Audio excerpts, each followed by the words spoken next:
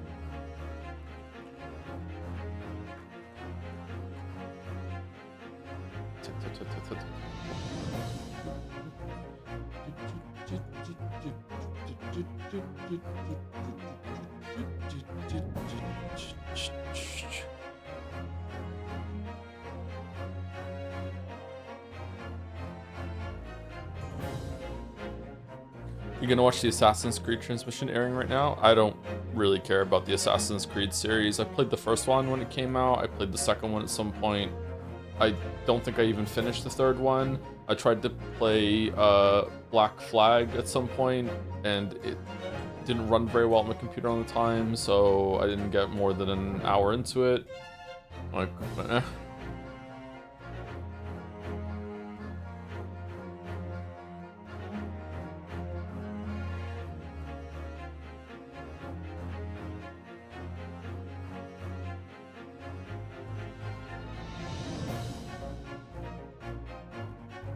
There's something about those games that makes me sleepy. I don't know if it's like the ambience or something, the atmosphere has like a soothing effect or something, like an ASMR effect. It just kind of makes me sleepy for some reason. Too cozy? Might be too cozy, yeah.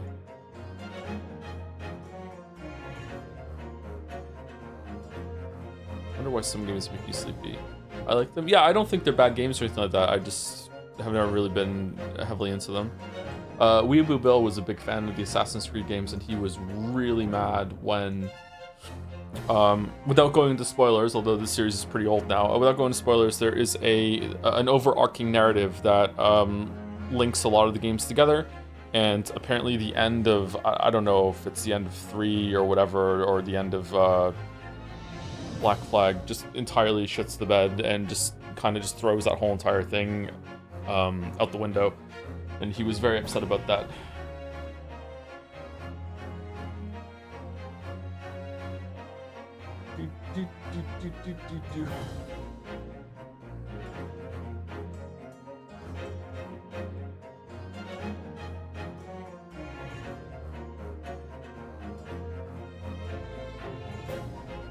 Nobody cares about the overarching stuff. I did, says Masterelia. I did. I like that thing. I like that thing.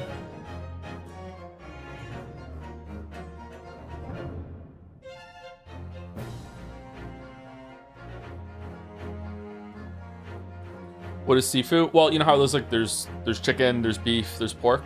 There's also Sifu. Not a fan, to be honest, but sometimes you want some variety.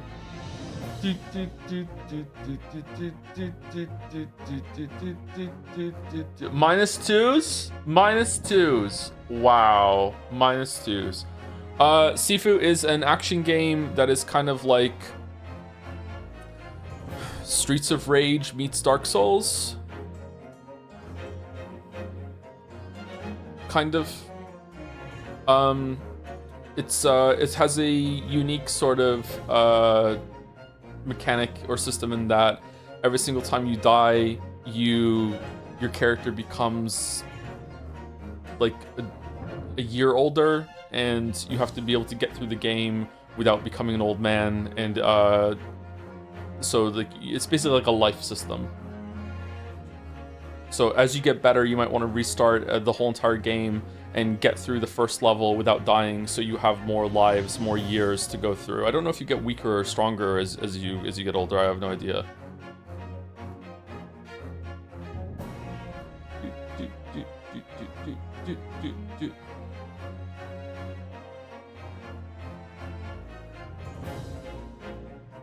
I played it on stream once for 5 minutes as a joke, but I've seen a bunch of people talk about it.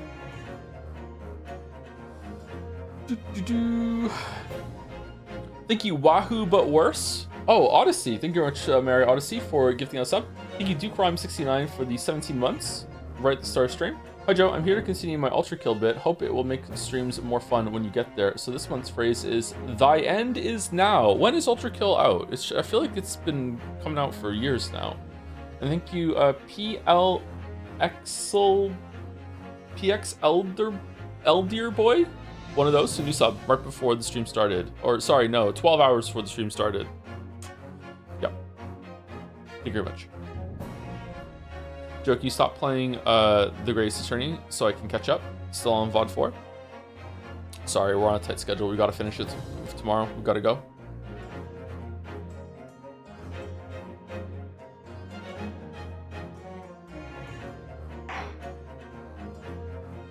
We gotta go.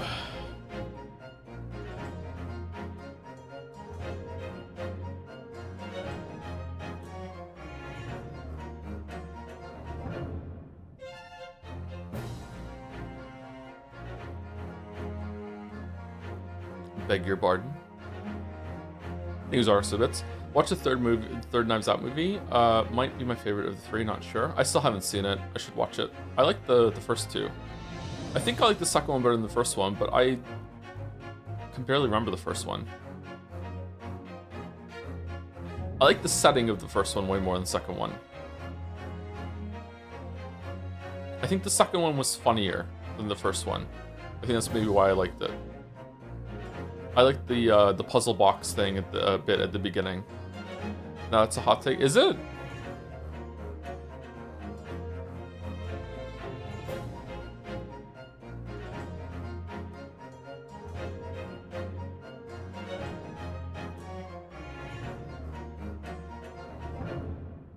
No, Ana de Armas amount. I do like her a lot, yeah. A lot of people just find the second one. Really? I really enjoyed it. I thought it was good.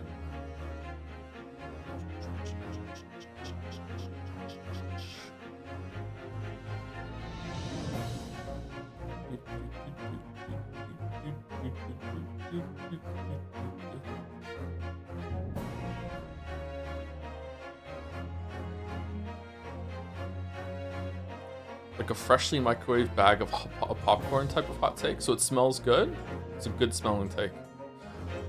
All right, so let's talk a little bit about stream etiquette. Maybe I don't know. So I went and read some of the feedback from the Pathologic stream, Pathologic 2 stream. Someone on Naja's comment said that I have a Reddit viewpoint of not wanting the stream to become an echo chamber, which is weird because Reddit is an echo chamber. I don't disagree with the criticism. I just don't understand why they're labeling it Reddit, because Reddit isn't really like paranoid about becoming an echo chamber. Reddit is an echo chamber. Like I don't understand the Reddit label there. Reddit equals bad, so yeah, maybe it's just coming from that, yeah. Not becoming an echo chamber is really important to me. I think there should always be pushback, not just on here for my stream, but there should be pushback everywhere. And one of the harshest things that I criticize, or not criticize, one of the harshest things that I feel badly about and view badly about in other people's communities around the internet is how much they all become echo chambers, sometimes hug boxes. No matter what, you're always going to get accused of having that, but I know for sure that my chat isn't that, and I would like to keep it that way. I think there should always be pushback. I do hear a lot of people saying that they prefer it when there's stricter enforcement of backseating. However, in my view, backseating isn't the problem. First of all, it's really funny to me that there's a bunch of backseaters advocating for themselves to be banned because they're backseating how the stream is ran. So if they're backseating that, I mean, they want to ban backseaters, then I guess they're first on the chopping block. Let's go. Second, I don't think backseating is the problem. Like people screaming in the chat, do this, do that, do this, do that, doesn't really bother me as much as when something happens in a game that I think is really either unintuitive or it's really unclear what the game is trying to convey, and then some super fan or visiting tourist just lights up the chat with, streamer, you're just dumb, just read, why don't you understand it, no, it's clear, this is on you, blah blah blah, that to me isn't backseating, that's just toxicity, right? I don't know if I agree that backseating is the problem. Like, I don't mind people saying, like, hey, like, I still like this part of the game, obviously push back on it, but when it's something that is pretty much close to objectively, like, this is not very clear, right? And then I'm having a very, like, fair, like, honest kind of like, whoa, okay, that was a bit unclear, like, huh, I didn't really know I was expecting that from you there. And I'm having a very, what's the word? Ordinary, expected, completely normal reaction to something, and then suddenly chat lights up with just like, oh no, the barest glimmer of criticism, here we go, and just like, that's when I feel like I get triggered the most. I don't think it's backseating, that's the issue. But now people are saying that backseating isn't just about me, it's about chat themselves. Some people in chat are annoyed from backseating because people in chat also reading chat as they're watching the stream, and they see the backseating and it pisses them off. So maybe the backseating should be more enforced just for the sake of chat. Like, I don't know what to do here. I just, as the first comment said, and I agree with it, I don't want this to become an echo chamber. Apparently that chatter thinks that an echo chamber is fine. I don't know why, but like, that is one of the reasons why I really do not want this community to become an echo chamber.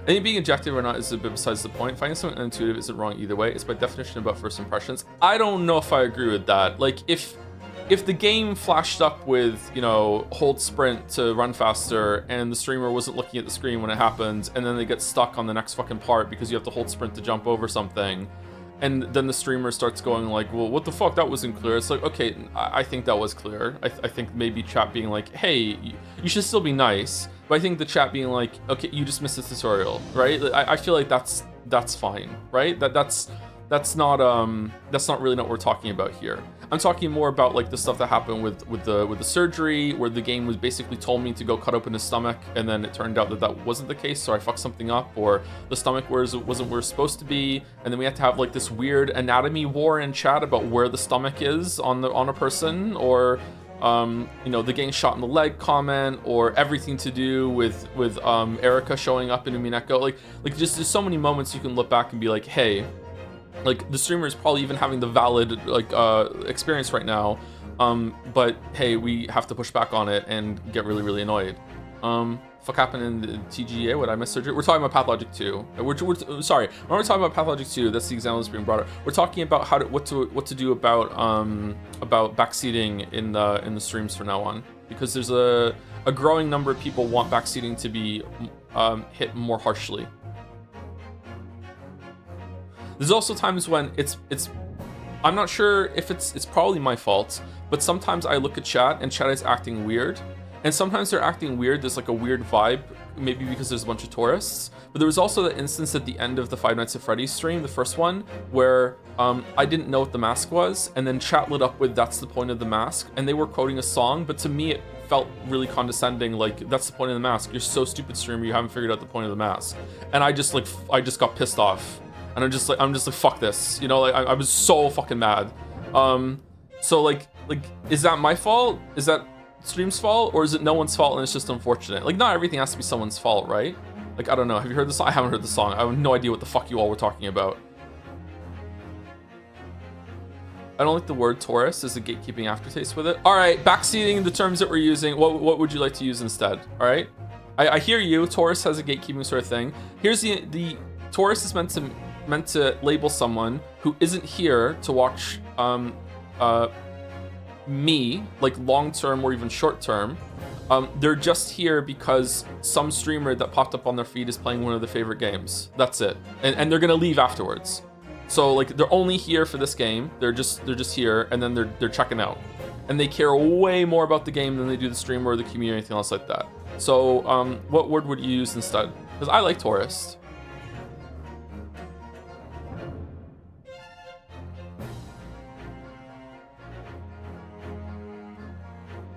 Temporary immigrant. Target for ICE. There we go. That's what we're going to call them from now on. Is that better than tourist chatter? Is that better? So we got a bunch of targets for ICE that are coming here for Pathologic 2. And I don't know what to do about them.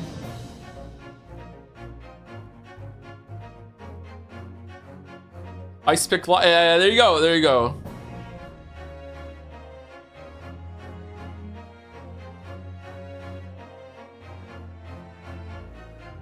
Irregulars? I think irregulars is even worse.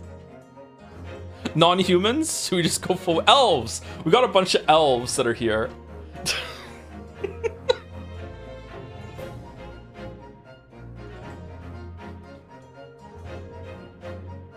Expedition 33 elves were the worst elves, weren't they? Holy shit.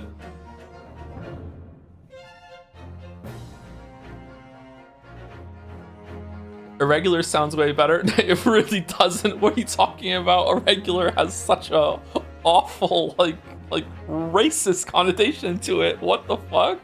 I don't like that at all. Taurus is way better. Elves would be pretty fun though.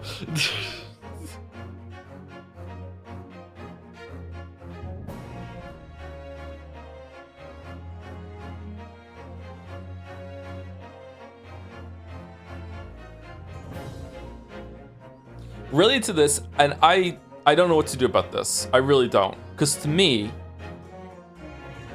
it's obvious when I am asking a rhetorical question. How is it not clear that the streamer is just thinking out loud and being like, how do I get over there? Like when I'm going through a place and I'm like, I wonder how I get over there. How do I find the door? Does this unlock later? Like how on earth are you being like, oh shit, fucking streamer calls for aid. Like fucking I need to answer. Like I don't get it. I don't understand. Like how I really don't understand like how I can make it more clear, but apparently I do have to make it more clear. I don't know.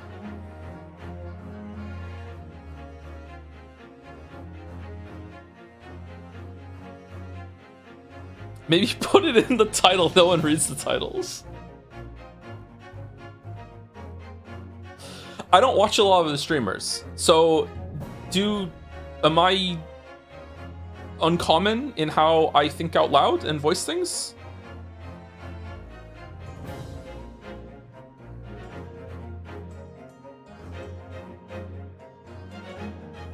Because I don't think so. I'm a regular? Fucking hell.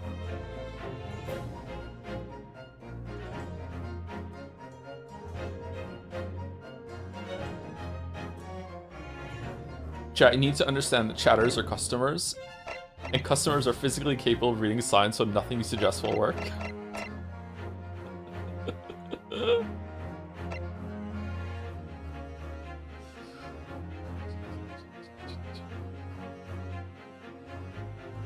I have some feedback on that. During the Pathologic 1 playthrough, while you did ask rhetorical questions, you sometimes answer and thank the backseat. I think you create a situation where people are comfortable backseat. Pathologic 1 was a special case though, because Pathologic 1 was such an old game that backseating was a lot more welcome and asked for.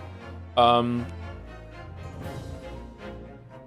don't know if we need to recalibrate after that, but toward the end of it, not a lot of people were showing up for the Pathologic streams, which is fine. Like it's just something I'm playing for myself and I'm streaming at the same time. How much are you willing to do in order to avoid the issue? What do you mean? Like, I don't think I'm not willing to say this is rhetorical, by the way. Like, I have to say, you know, in my opinion, every single time I say something that is an opinion in a video. Like, I'm not doing that.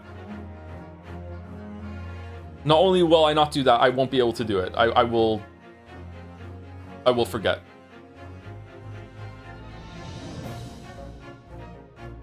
On topic of the game, how are you feeling about Iris? Mayo, we're doing something. I didn't like her as much at first, but warmed up to her over time. In this case, helped with that. She's all right. I don't know. I don't like child genius characters. I don't know. I feel like anime games and anime adjacent games usually don't handle child characters very well. For many reasons, some of which I don't want to get into. But they're doing something with her. She's not just here, you know what I mean? It's a part of the story at least. So, you know, better than at first. Maybe it'll get better as it goes in. Better as it goes on, maybe.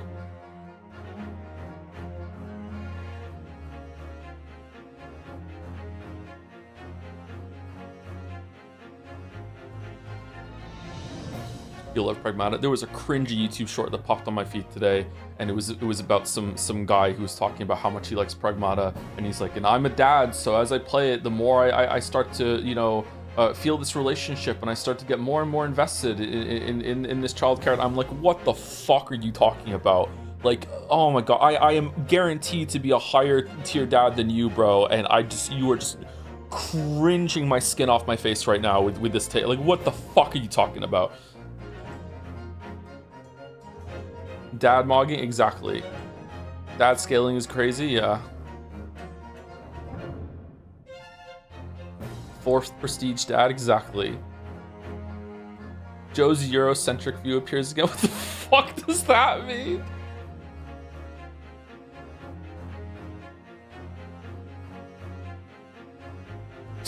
We need Joe to start every sentence while streaming Pragmata with as a dad. As a dad.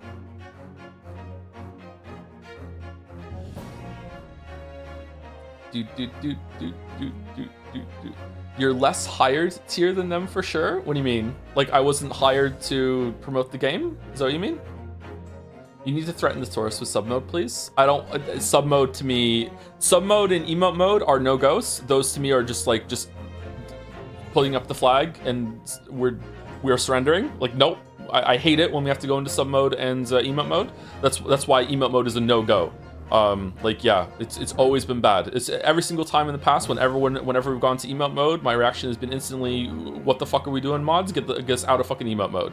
Okay, I think maybe there's only ever been one time that slow mode was useful, because there was like, chat was going like crazy when we did some, like, the biggest stream that we ever did or whatever, and there was like fucking like 5,000 people here or something like that. Those days are all behind us for sure, but like, that has its usage, but anything else is like, yeah. It also doesn't work with sub mode. Yeah, sometimes it's the subs that are saying shit. I'm not sure it's a your stream problem. I think people on the internet are just naturally rude, and it's helpful for us to stomp our foot down and say that's not allowed here. A rude chatter can survive a 10-minute timeout. If they can't survive, then they don't need to be here. I guess so. Just like, I don't know, man. I just don't want to make an echo chamber. That's all. But I guess let's try it. There's going to be some growing pains here. There's going to be mods that are just like limiters off. They're going to ban or timeout some people that aren't really backseating as they get to know it. So I guess we'll try it.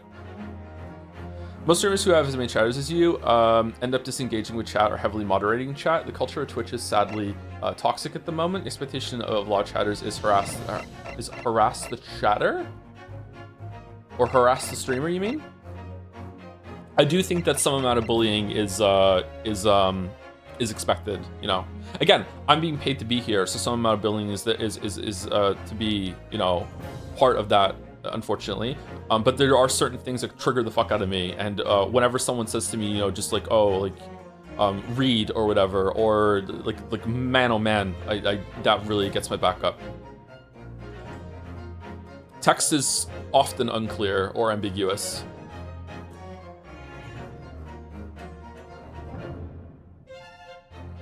Wait, so it isn't your king? No, that's why I said I wish I had a humiliation fetish, because then I would enjoy it at least. I don't have one. I'm not into that yet. I don't like it. Bro, can you read went wild? Yeah, really it's back to Ace Attorney. The reason why I stopped engaging with Bobby Bob 188, and it's really funny because Merrick picked up on it. I wonder if Merrick's gonna watch the VOD and know this. Bobby Bob 188 was one of the original chatters that said, like, bro can't read and is blaming the game or something because something was unclear in Ace Attorney, and it really was unclear. And then we had to make him main character chatter or whatever like that, and we made it into a joke and we turned it into a fun thing. And then, like, I don't know, like a week or so later, there was a Reddit thread about it on the subreddit, and Bobby Bob like showed up again there and was like, well, to be clear, Joe really was reading poorly in that time. And then Merrick just replied to them with like oh lol, like just reading that with Merrick, and you're like, oh, you're going down with the ship, Bobby Bob. What the fuck is your problem, dude? It's really, really funny. Like, yeah, and now, like, fuck that guy, seriously. Like, what are you talking about? Like, I don't know, man. Like, streaming is not a hard job, okay? It's really not. It's really not a hard job, okay? I get to sit, I get to play games.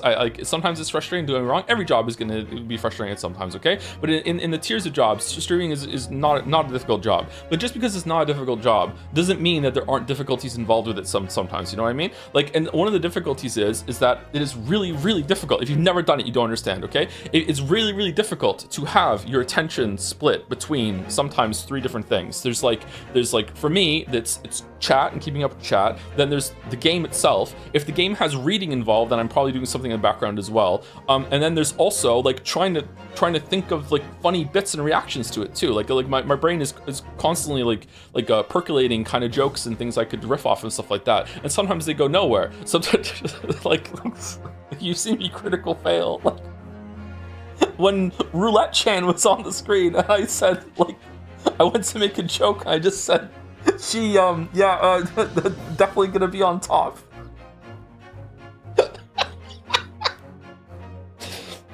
You Can Cure Me. Well, You Can Cure Me was a good one. You know, like sometimes that becomes the funnier bit, right? So yeah, I don't know. It's difficult. It really is difficult. Like yeah, UI blindness, and people come up and be like, it's like Game Grumps all over again. You don't understand what it's like to have to, even just talking out loud. I guess that's the 4th one too. There's 4 different things. Like there's reading chat, there's picking your moment to glance at chat. Did a new sub come in? Like what's the dog doing? Stuff like that, you know? Like, and then there's the game itself, and then there's talking out loud because you want to fill silence. I don't like it. Streamers. There's some really popular streamers on the platform. I don't understand how they have an audience where they just sit and they don't talk for like 10 minutes straight at some point. They're just sitting there just playing the game. You're just watching a dude play a game. Like what's the point? I don't get it.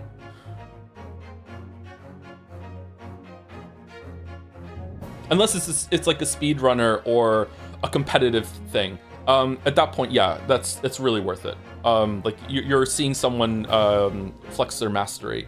But if it's just like just a regular person just playing the game, it's like, I don't know, man. I think moderating chatters who are being rude and condescending is entirely different from having disagreement. Like a minimum bar has to be clear. It's really subjective though, and sometimes the mods have crossed the line, man. Boulder once said something to me that was so rude that I didn't log on to Jads for 3 months. Okay? Like, it's like... So, like... It's like... Who knows, right?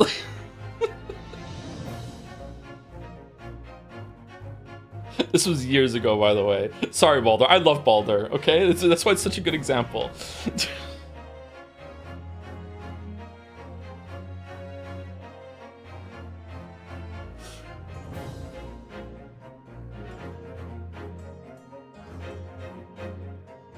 Anyway, that's it. Let's just move on. So new. I don't know if anyone wants to type this up for the Twitch mod chat. So there's like new standing orders.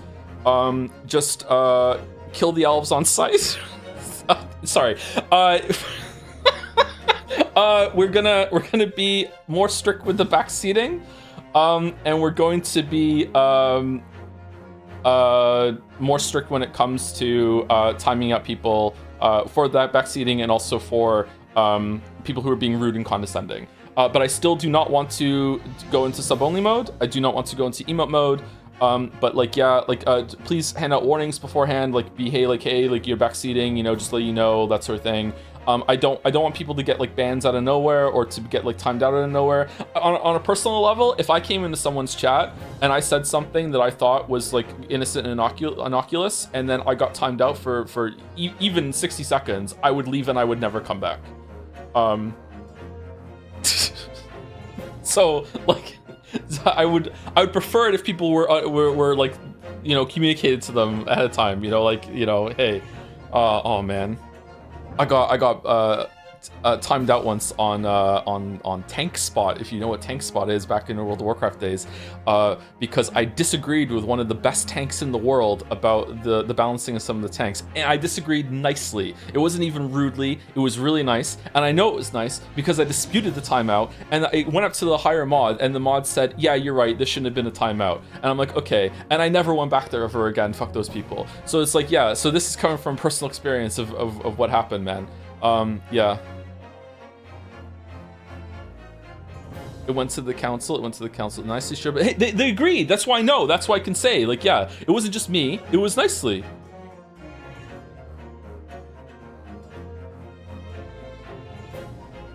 I got confirmation, I shouldn't have been timed out for it. Were you right in the argument? I think so, yeah. It was during the end of the Wrath of the Lich King days, and they were basically arguing that warriors were still the best tanks, which was just absolutely not true. Paladins and Death Knights were outclassing the warriors so hard. It was on purpose too. Blizzard, I don't know why we're talking about World of Warcraft now. Blizzard, for the longest time, warriors were the only class that could tank, okay? That's it. They were only class that could tank. There were some times that a druid tank was worth it, but they were the only class that could tank. And then Wrath of the Lich King came out, and they did a big balance sweep with all the classes, and they also added Death Knight, which was a new class. And in order to make it so a lot of people would switch off of warrior and be having other tanks and diversified tanks, they made it so paladins, Death Knights, and to a lesser extent druids had just better tools and gave you an edge over the warrior tanks. Warriors were still better in some places. They had spell reflect, which was a really big deal. But like the survivability of paladins was just so much higher. Paladins had an extra life. Paladins could be killed once and still come back to life. There were so many times that I was tanking, and I would just say to the healers, I just died. And they'd be like, what? I'd like, yeah, I just died. If I was on any other class right now, this would be a wipe at this moment. Like, can you please focus on healing me, please? Like, I just died because they had a talent that made it so they could withstand a killing death blow. I think it was on like a 3-minute cooldown or whatever like that. Yeah, and Death Knights were even more broken because they had so many anti-magic shell, frost form, whatever the fuck it was. They had so many cooldowns they could cycle. They were like Final Fantasy 14 before its time. Yeah. Oh god, you were that kind of tank? What do you mean? I was an amazing tank. The how I tanked in dungeons and raids and while coordinating raids is how I can stream. It was an amazing tank. I'm auditioning potential guests to come on my Danganronpa streams. Can you do a Duke Nukem impression for me? I have balls of steel. Balls of steel. Anywhere close? Okay, don't call us, we'll call you. Wow, okay.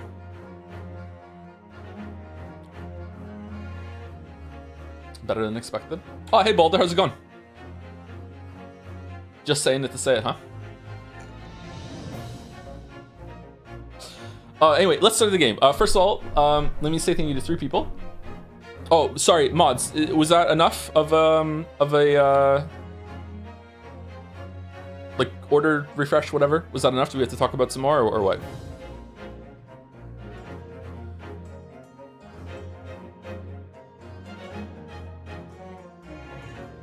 I'm already making guidelines in Twitch mod chat. How do I give you the hammer, Naugus? Let's just get that over with. How do I just like / hammer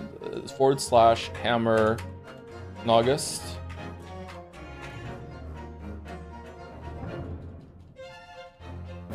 Mod of lead? Mod of lead. Fresh orders? Yes, thank you. Community roles manager. That's just too much work. You're just not getting it, I guess. Thank you. Deal 7 for the 3-4 months. The optimal thing to avoid getting banned for backseating is never playing video games so you can watch every stream like Old Man Juror number 6. Woo! And going, sorry? What? What's this fight about? Live the experience as a chatter who's only ever been in spoiler chats for this, FNAF, and what a spread! I imagine this is also how Joseph streamed. I didn't even plug it back in. I thought it was crashing my computer, so I unplugged it, and I never plugged it back in. Fuck it. Naja and Baldur solved that problem for me, man. No, someone else in chat too was helping me in stream discussion. I forget who it was now. I'm sorry. Rolling back the drivers fixed it, man. That's good. How do you think you and Finn playing Peak together would he's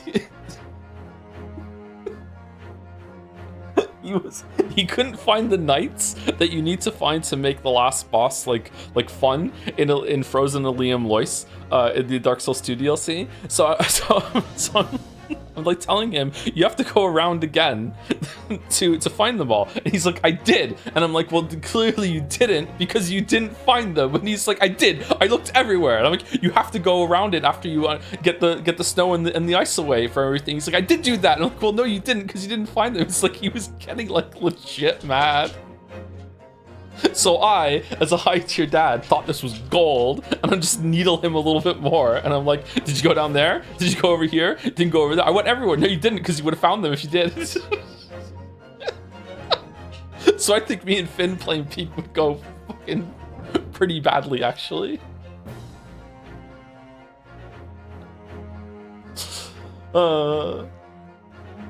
Thank you, Zelfenko, for the 32 months. For the new standing order, I want to confess all my sins and be forgiven before the order party. 1, 9 souls. Was 2 pro talismans in chat, probably. 2, yeah, see, how do you handle that? Because I think that was funny. I don't know. 2, I felt the need to proudly defend my unwashed European eggs. May my sins be forgiven. Love you, Joe. I think these are, like, what? These are -4, -2, and then, like, what? Did you do anything good to get a +8 so we don't have to take years away from you, or what? What job do you play in Final Fantasy 14 and what expansion are you on? Just the first one. I was a warrior, I think. Thank you, Nero270, for the bits. Thank you for the extra moderation of Sad on Saturday. Pathologic 1 streams have been some of my favorite stream series of all time, and I really hope to see you cover all 3 games and really enjoy seeing your reactions. A lot of elves are going to die on Saturday, yeah. Hopefully it goes well. I can just minimize chat, though, to be honest. Thank you, Nero. And thank you definitely me, by the way, for the 34 months as well. Thank you very much. Does he like Dark Souls 2 more now? Do you still think it's bad? He likes it more. I'm really proud that he finished it, actually. I told him that too. I'm not the kind of dad that's going to be proud of his kids and not tell them. Yeah, so I'm proud that he stuck with it. I think he's done. Yeah. So Dark Souls 3 is going to be next. Did you do Dark Souls 1 before? Yeah, he's playing them in order. I don't think I'm going to make him play Demon Souls remake though.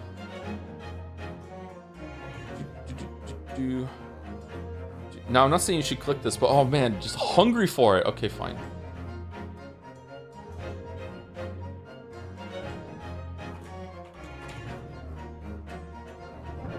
Okay, I searched for Naugus and it didn't show up. No results found.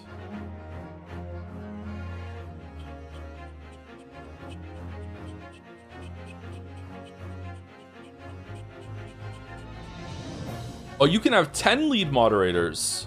Doesn't that kind of go against what even is a lead moderator?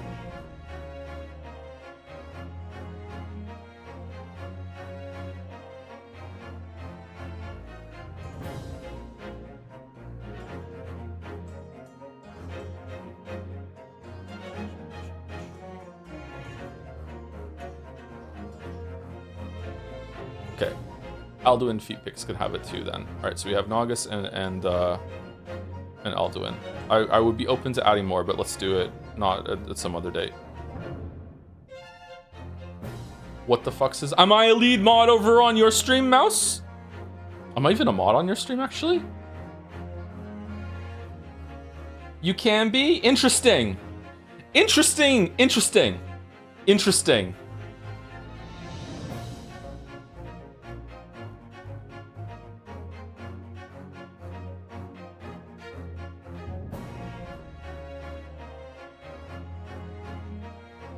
Nova Canoe. Oh, how's Nova Canoe doing? Oh man, I haven't spoken to Nova Canoe in fucking yonks. Holy shit. I hope he's doing well.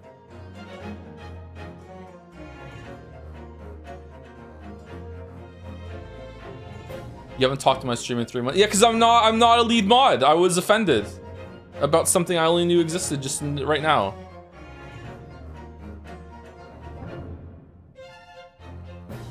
Yeah, no, August is right. Look, give August a hammer and suddenly just on your side. He has been on the stream though. That's true. I've been on the stream.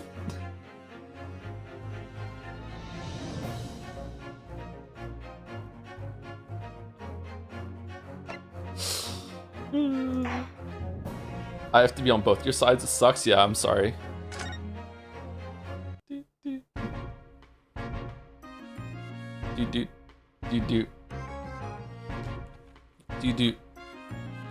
Do we need more mods? We probably don't. Viewership is down, if anything, so I don't think we need more mods right now.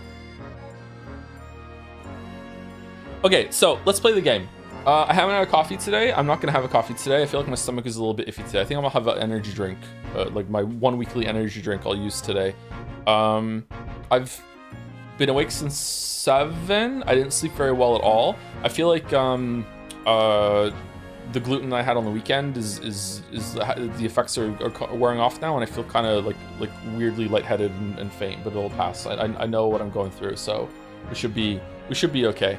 Anyway, so what happened? I'm gonna get a drink like maybe in like half an hour or so, or during the one break. So we might go a little late today because we need to make sure that we can finish the game tomorrow. We might not do fan art tomorrow, so we'll see.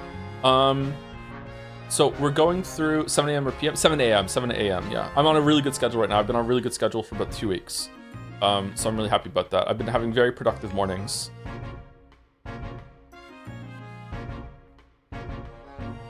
So I've been happy about that.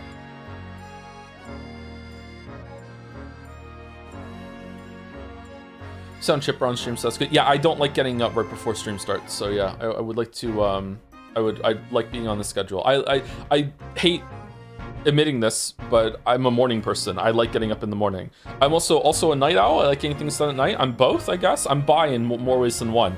But in terms of like how I function better, I like getting up before most of the world and getting a lot done and just starting the day off properly.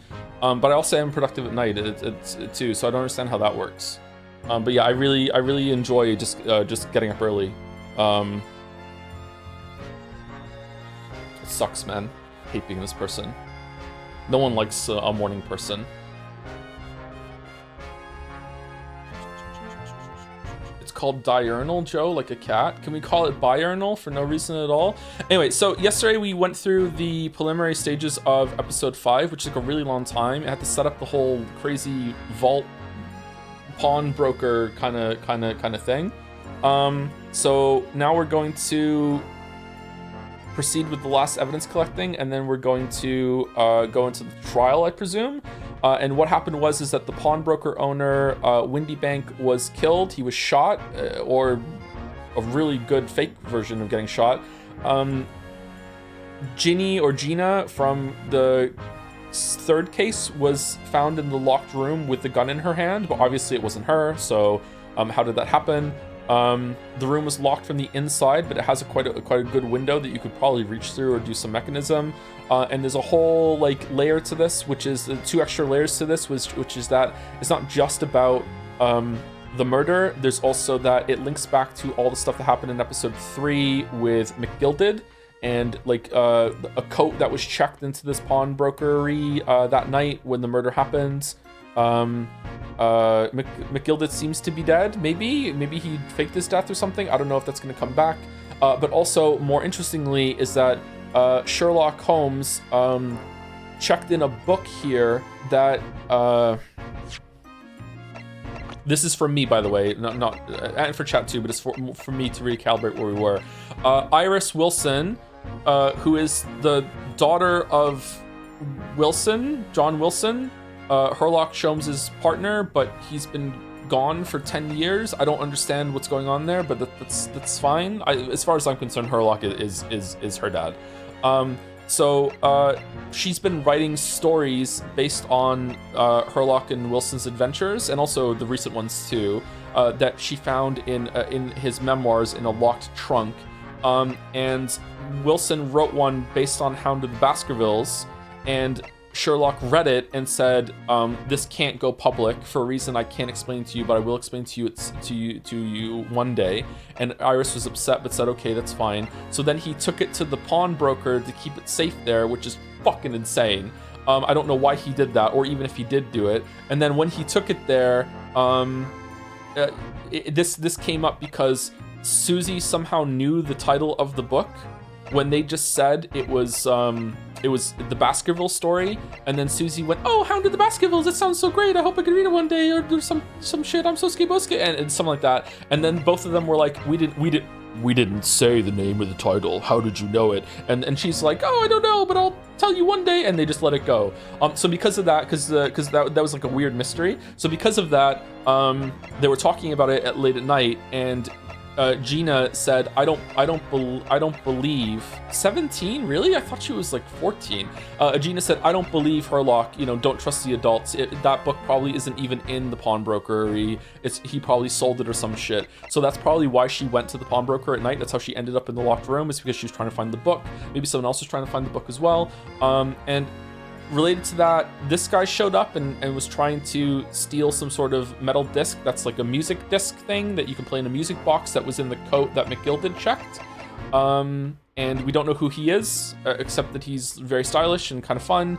And the last point that last 2 points is that during the night when the murder happened, Herlock got shot and he's in surgery. And it's confirmed that he's a drug addict because the anesthesia wasn't really good on him, but it's a lot of coffee, air quotes, so that's fine. So there's that, and he is out of surgery now. It's a success, but we can't see him. And also, Susie got a message from Japan that was delivered by Mail Strongheart and said that,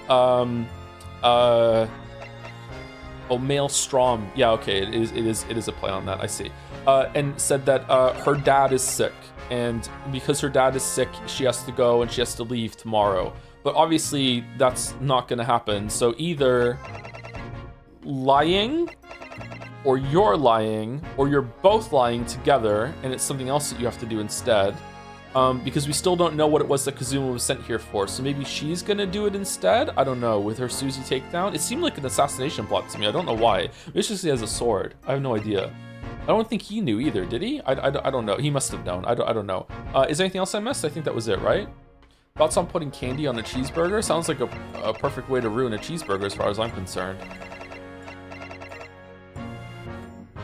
Didn't she say Kazuma never told anything about school? Yeah, but maybe he found out and told her about it, and then she's like, fuck it, I'll do it instead, because she doesn't want Ryu to do it? I don't know. Gregson is here too. Gregson is here too, yes. Bro, he looks fucking great for 52. Thank you! I'm only 40, but thank you. Pop Windabank. His name was Pop? Kazuma is dead, yeah. Alright, I think that's it. Alright, so now let's look around the rest of the room. Oh, also, this will probably be recapped in the trial, but just so I know, we have some forensic sci-fi tech, which when we spray blood, it changes a different color and tells us if it's the same blood or not.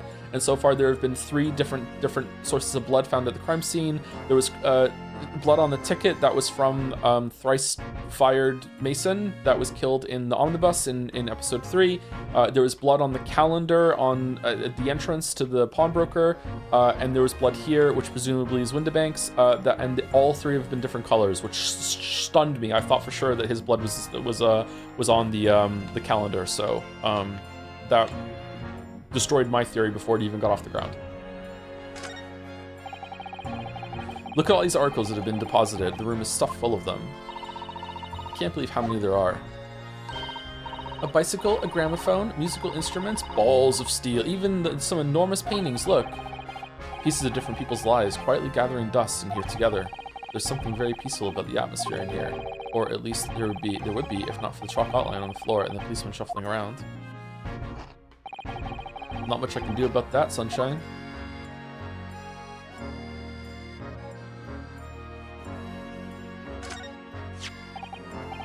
This is a revolver, a real one. Is that the gun that he was putting to his head? And quite possibly the murder weapon used to take Mr. Windabank's life. What's the matter, Susie? You and Runo look like you're about to faint. Well, it's just that I've rarely seen a gun in the flesh, and I've had issues with guns in the past. But anyway, we saw Mr. Windabank with this yesterday, didn't we? Never seen a handgun in the flesh. I shall have to take my own life. Which is an amazing bit. I hope it happens every single episode. It must be the same gun.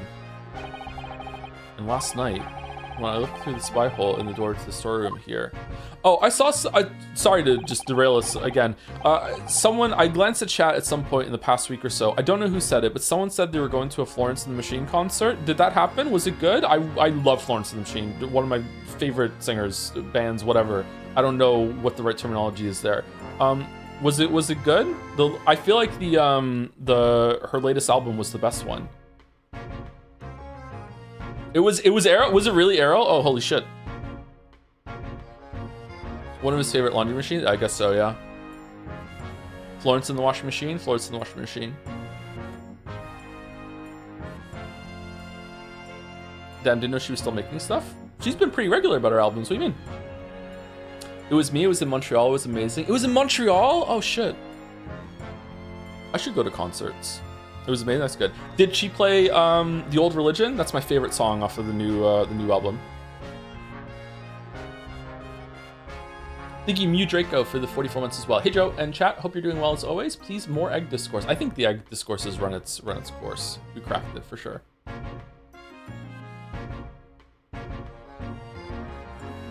I'd like to go to Montreal.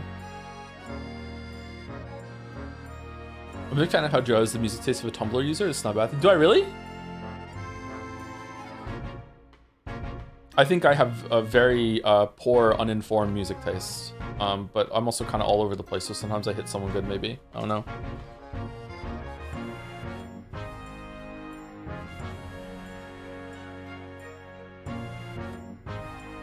She opened with Seven Devils, and she played Howl, which is my absolute favorite. Those two are really good. Seven Devils is so good. Oh, man, that was a good album. Oh, fuck. I need to rank her albums. I should start a music review channel, just to piss August off.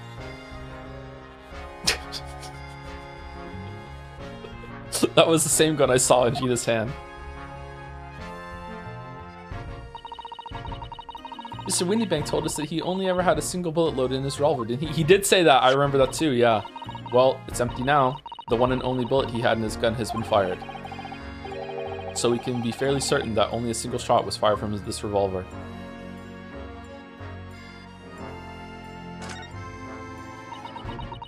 Make it so August has a role that only he can't type in there. So I was looking at more as what was the fan art that had Jelly and I doing the podcast, and every single episode Baldur was calling in like the unofficial like third fucking person host of this podcast that has to call in to be on the show. That's how I'm imagining August there. Banging on the window. This is Joe, this is my take. No, this song's actually good, Joe. Iris? Don't worry, I'm alright. But we must find the true culprit. Yes, absolutely. Carl Pilkington, XFM.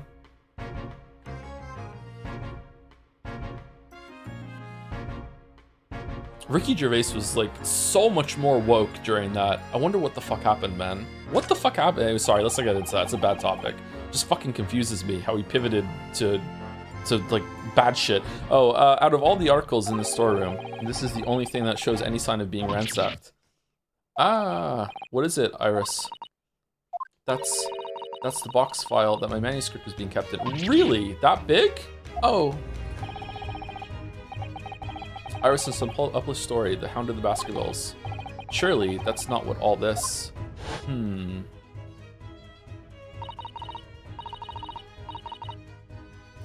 What could possibly be in this story that is...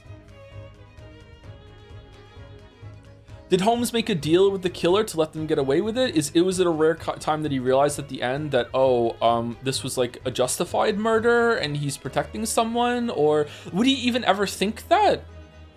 Would he ever get ethically involved? Sorry, Arias, but if you ask me, he sold it. Without telling you. Have you read the real? No, I haven't. I wanted to get into reading them, but I did other shit instead. That it turned out to be way more important, so it's good. But like, yeah, I've been busy doing other stuff. I still want to, but yeah, we must check inside the box at once. Yes. Oh, they're there. Ah.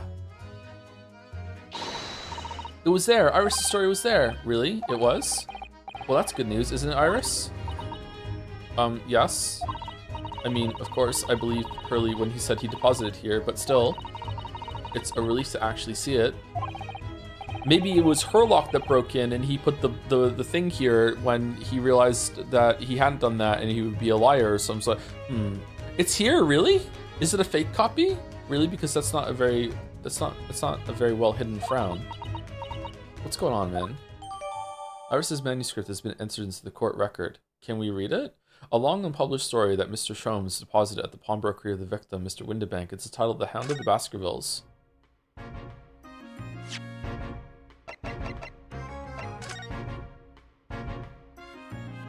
Oh. Holy shit. That is quite a part 1 of the Witcher 3 video right there. Holy shit. Can't find anything out of place. Really? The Hound of the Baskervilles? How did Suzato-san know the exact title of this unpublished story? I suppose I'll just have to wait until she's ready to explain it to me. I'm so sorry. Hound of the Baskervilles. Why is no check mark?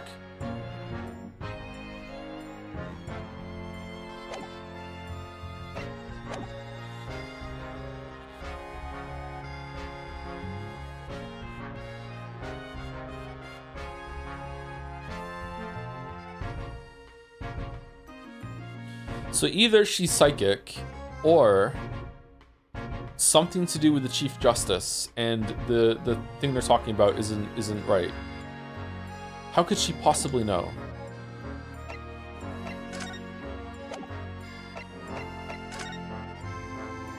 Okay, now what? We're going to the prison? We're going to the hospital? Let's go to the prison.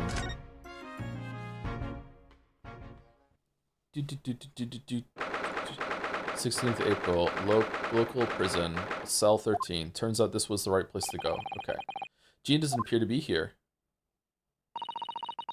I believe she must be in questioning at the moment. Oh, but wait a minute. What is it, Iris? Well, if you examine the scene here carefully, there's another possibility, isn't there? She's solid snaking under the fucking bed? Ginny could have slipped the key from the jailer when he was looking and escaped. Oh my!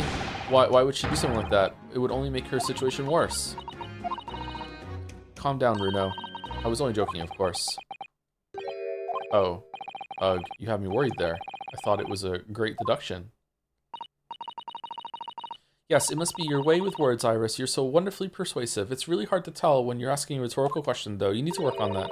Perhaps you don't fully understand the weight your words carry. Yeah, fucking make it clear. Oh dear, I'm sorry. I suppose a light-hearted great detective is a contradiction in terms. Well, in the same situation, I'm sure Mr. Sholmes would just have thrown his head back and guffawed. Good word. I'm not entirely sure that's helpful, Mr. Naruhodo. Well, anyway, it looks like we won't be able to talk to Gina for a while. We should try to make progress with our investigation in the meantime. Yes, come along then, Runo. Come along, Susie. Come along, Pond. Matt Smith was the best doctor. I will fight you. David Tennant was good. Chris Eccleston was even better. Matt Smith was the best one. I don't give a fuck.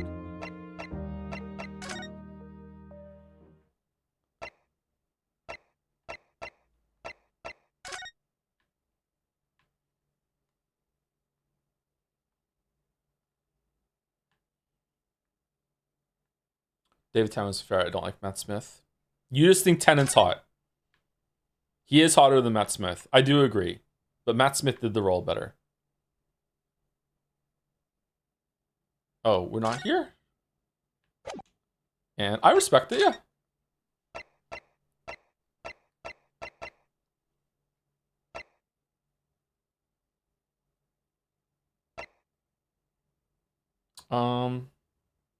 No, yes, the episode of Rose on the Beach, and I'll never get over it. I thought you didn't watch Doctor Who. Did you watch Doctor Who since I asked you about Doctor Who? Or were you hiding your Doctor Who power level? I distinctly remember, have you watched Doctor Who and you saying no? What's going on? Thank you, Doge Wow, for the 2 months as well. Ooh, both Iris Wilson and Iris Sagan are oomphy. Oh, fucking hell. They are kind of oomfies, aren't they? Where are we going? I'm being slandered? Maybe my memory is going. I'll concede. But, Those giant suits of armor are still facing each other menacingly across the room. I just can't understand why anyone would wear things like that in battle. They must be so heavy. I expect you to invent some special lightweight suit if it was down to you, wouldn't you? Wouldn't you, Iris? I think if it was me, I'd invent a world where people didn't need to fight each other in the first place. Nah, Iris, you're a champion. Well, what do you think? That was a model answer, wasn't it? She's 10, Ryu, 10, and she's leading you around by the nose. Big child genius vibes. Oh my goodness, just look at all these books. Yes, there are books about the judicial systems of all different Western nations. And even for someone like me, it would take at least 10 days to read all of these. Just 10 days? Oh, I was only joking, Bruno. I thought it would be fun to play up my genius. It's scarily believable with you. That's the trouble.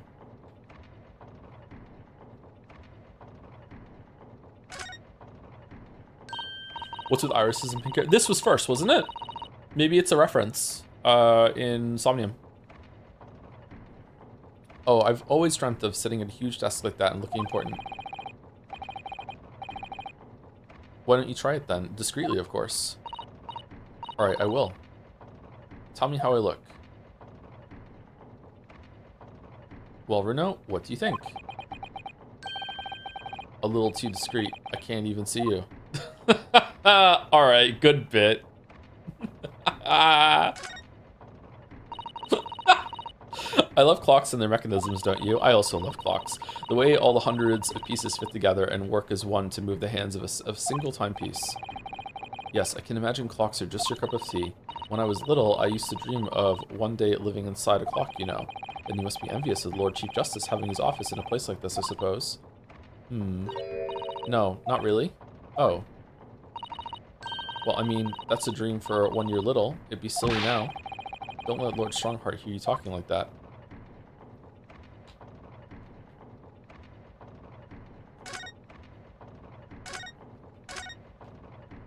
Okay, I don't know what to do. Did I miss a clue in the storeroom? Let's just go to all the areas and see. Sholmes is sweet. There's something you have left in the back room of the pawnbroker shop before you can progress, but I can stay quiet on that unless you want to know exactly what to do. Man, getting banned because of Great Ace Attorney, Errol. It's a shame. It was good while it lasted. Couldn't think about, I haven't seen you doing much writing recently, Iris. But there's paper already set up in the typewriter, I know, as if you're about to start. Well, it's stuck for a new story idea, actually. Well, you could consider what happened to Mr. Natsumi, perhaps? Oh yes, that's a fabulous idea, and a great title that just popped into my head as well. The Adventures of the Caddy Man. How's that, Runo? I don't know, the cat and the man would go harder.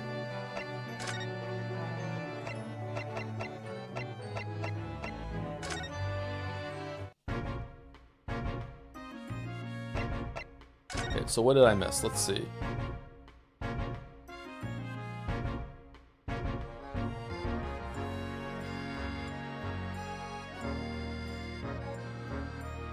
Can I move it? Is there something back here?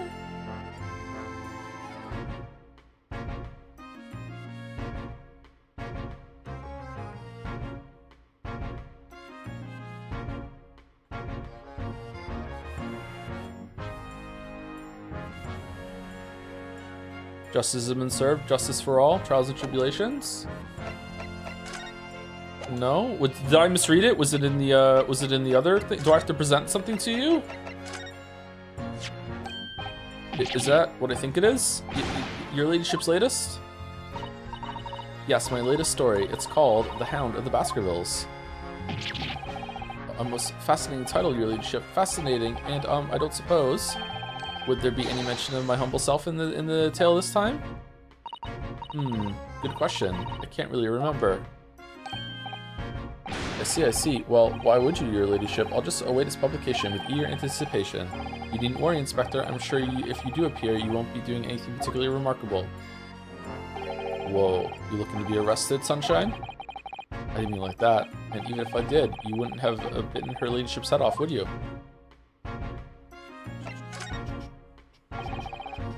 Inspector Gregson, could you give me your opinion on this, do you think? No, it's not that. For sure, Sunshine, the general public. In that case, Gregsy, how about some herbal tea? Oh, for fuck's sake. Glug, glug, glug, glug, glug, glug, glug.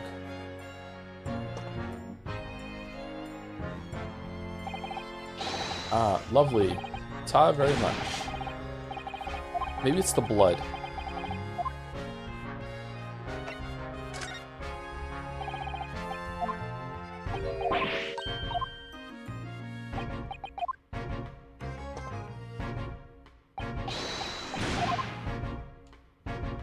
Okay, if we keep giving him evidence that he doesn't want to, eventually he'll have to go pee, and then we can look around the place without him looking over our shoulder. No, I don't think it's doing that.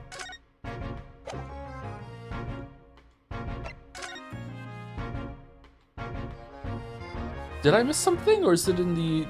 Did I misread Errol's message and it was outside in the other? Since we've gone in here, we can go back into the other room. Let's go there.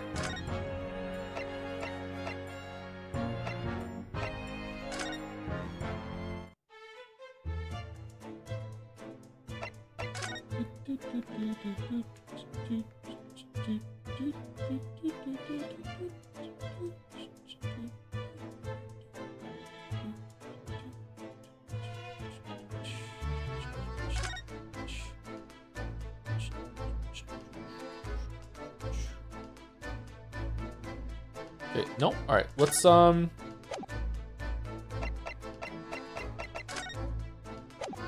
present the manuscript to you and see if you want to talk about it.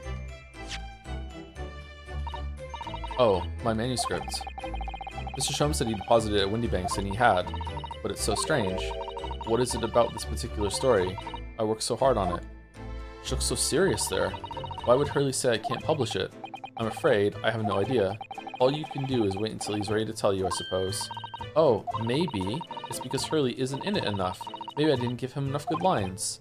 Yes, maybe. Wish I could say that definitely isn't the reason, but I can't. No? We gave her this to look at the blood, right? We did that already. Excuse me. Oh, it shows you green, purple, blue, and this one we don't know. Oh, that's really good. I like that.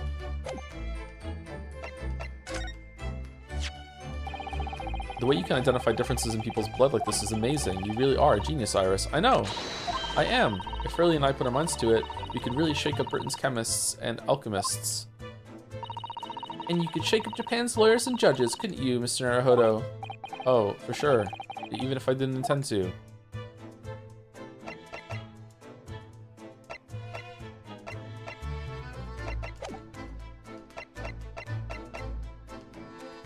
Okay, so I talked to you, I went through, I looked at everything. I feel completely stuck. I'm gonna have to go through every single screen now and go back and forth. I talked to you, I looked at everything, I presented everything to you, right? I went through here and nothing, this is not gonna be that. There's no way. But what if it is? What if it is?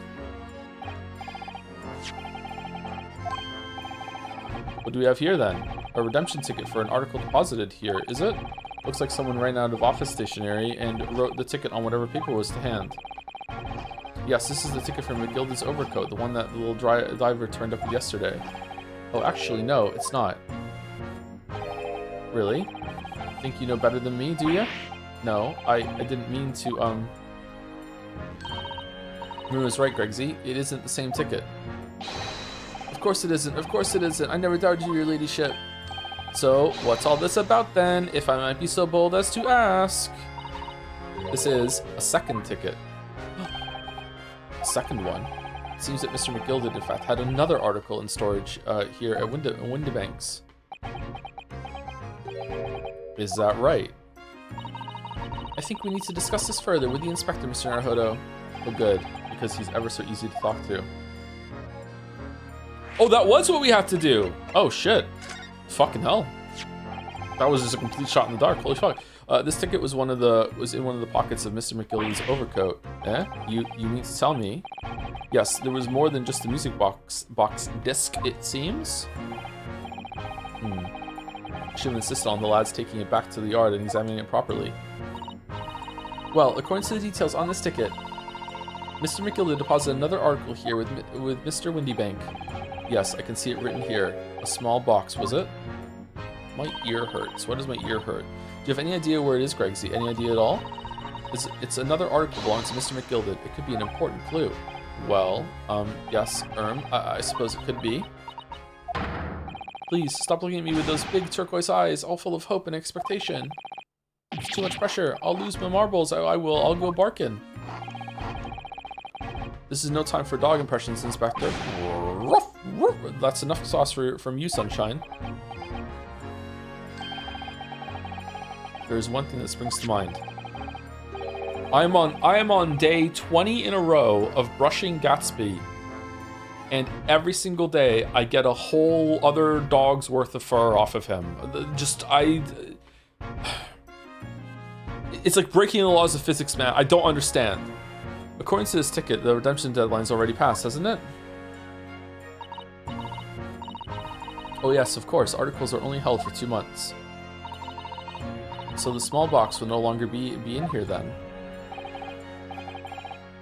That's right, it's been forfeited. House of Leads, but for dog fur? Yeah, the back rooms, yeah.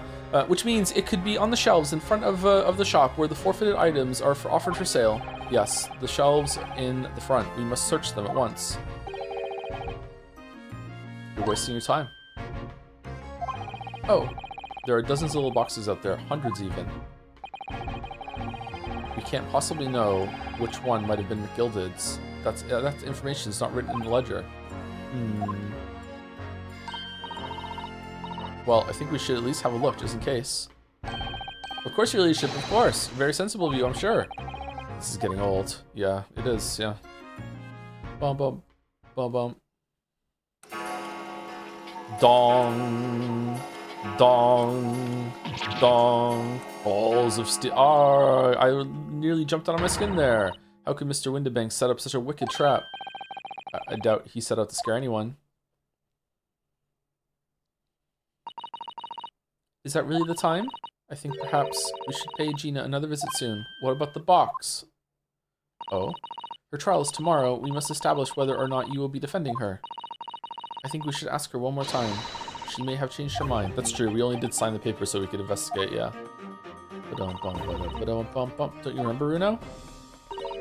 You told her she could rip up the representation papers if she didn't want you to be her lawyer.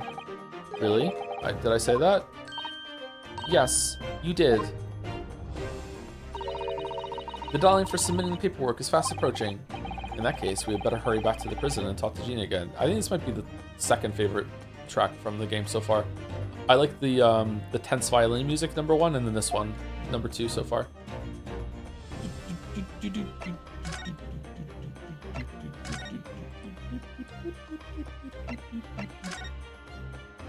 So we can't look for the box? Makes sense. Was the second part made concurrently with the first part? Like, did they just make like one big game and split into the 2, or was there like a time skip in development between 1 and 2, and it's kind of like a refresh sort of thing, or what?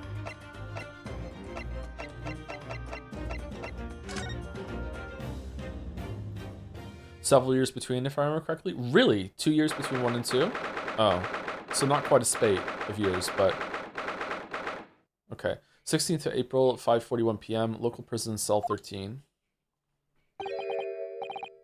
Ah, Gina, good, you're back. Ah.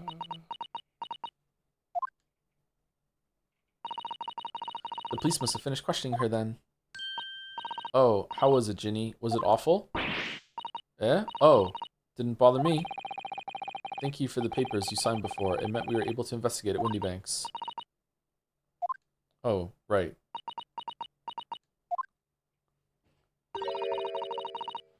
Don't you want to know how we got on? We've been ever so busy.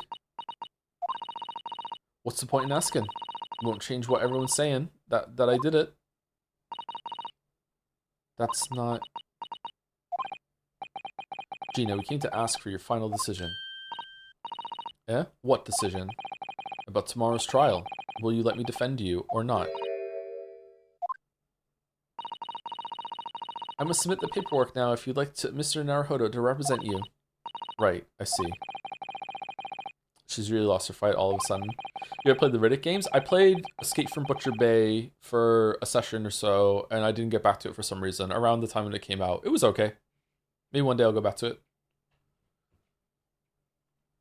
Think you delete TF for the 16 months? Is every child genius character an Oomphy Boomfy, or is every Oomphy Boomfy a child genius? Definitely the first one. There are Oomphy Boomfies that are not child geniuses, yeah. Fucking Oomphy Boomfies. But I know what that feels like. The worry is just so hard to bear. I've seen those movies too. The movies are alright.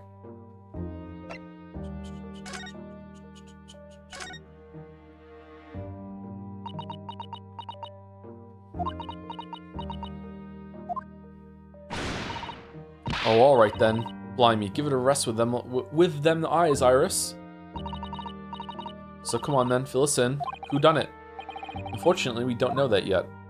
That's what the trial is for. Don't say. We don't know yet, Gina. But Mr. Naruhodo and all of us, we know that you are innocent of this crime. You are innocent, right? Right? And while we haven't yet managed to work out who the real culprit is, there are a number of interesting facts that we have managed to establish. Oh yeah? Like what? Well, for example, the reason for you being there in the first place. I think I know why you broke into Windy Banks that night. For money. It looks like I'm going to have to take some evidence that clearly reveals the reason and thrust it in Gina's face. Or I could present it to her calmly, I suppose.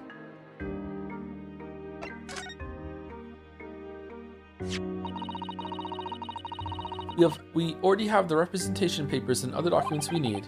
All we have to do is hand them to the court clerk. That is, if you allow me to represent you in court tomorrow.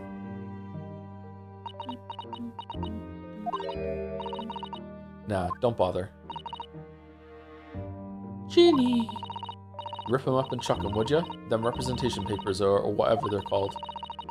The cell ain't fancy enough to have a bin. So, what will you do in court tomorrow? I'll be fine on my own. I don't think you will be. Look, it don't matter. What's gonna happen is gonna happen. This is one stubborn pickpocket. This is gonna be one crazy summer vacation. How do I present?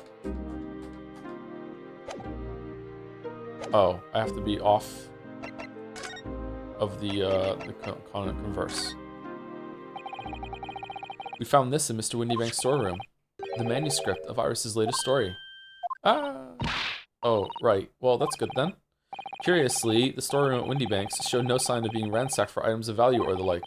With one exception, the box file that housed this manuscript.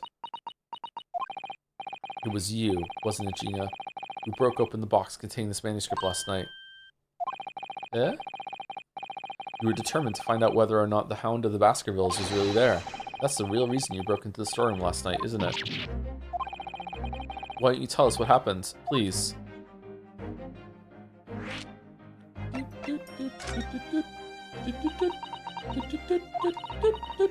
Alright, yeah, this Baskerville story, it's the latest Sholmes adventure, right? But it ain't been printed yet. It's not the latest one.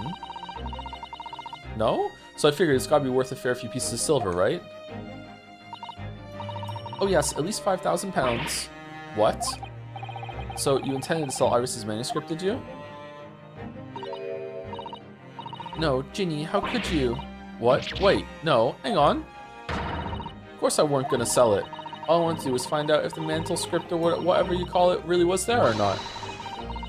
That's the only reason I was in the place. For Iris's sake, isn't that right? Ah, we knew why'd you done it from the start, Gina. Of course we did. But I knew you wouldn't do anything like that, Ginny. I just knew it. Well, when I saw the manuscript in the storeroom, it reminded me of what you said the night before. Grown-ups do a lot worse than that, believe me. Barefaced liars, a lot of them. You just ain't realized it yet.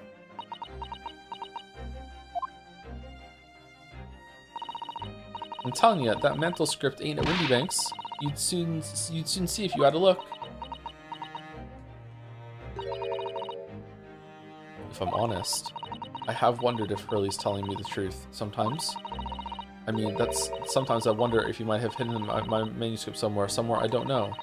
Even though it's wrong of me to doubt him. Aww. Doot, doot, doot. Oh, Ginny, that was so sweet of you. Alright. I'll tell you why I did it. Just stop looking at me like that, Iris.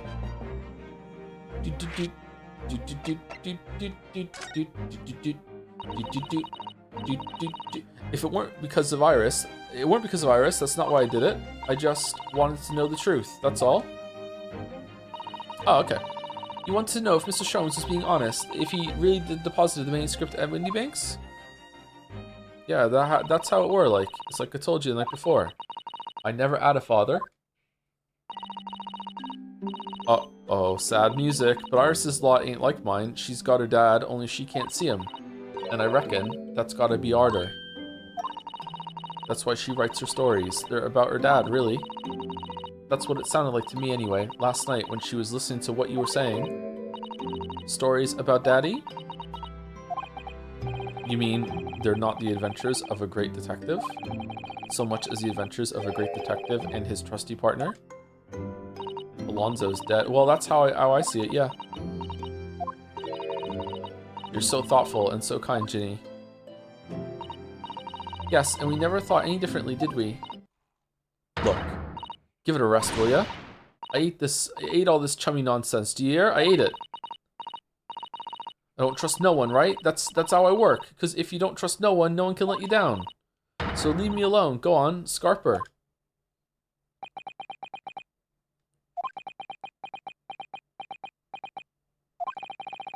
I hadn't noticed until now, but it's unmistakable. Right there on both sleeves of that overcoat are some very suspicious red stains. What? Why are you looking at me like that? I think it might be worth presenting some of our other findings in that area to Gina now.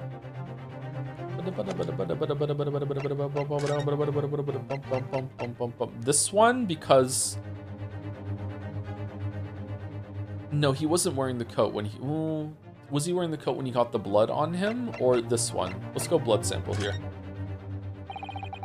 Those stains on the sleeves of your new coat, Gina. They're blood, aren't they? Not that I know whose blood yet. What? But blood, Mr. Naruhodo? You don't appear to have any obvious wounds yourself, though. So it could be blood that spattered from Mr. Windybank when he was shot last night. Let's not beat around the bush here. This trusty friend of mine will get results much faster than anything else. Eh? Take it easy, Iris. Don't move, Ginny. I'm going to shoot.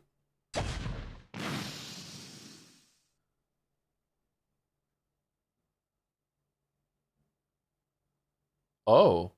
There's way more blood than that. Oh, it's the Danganronpa character that got killed. Oh. Oh my. What the? Forget the sleeves. The whole coat is covered in blood. Of course. The black color of the fabric was masking the stains. That's why we haven't seen them until now.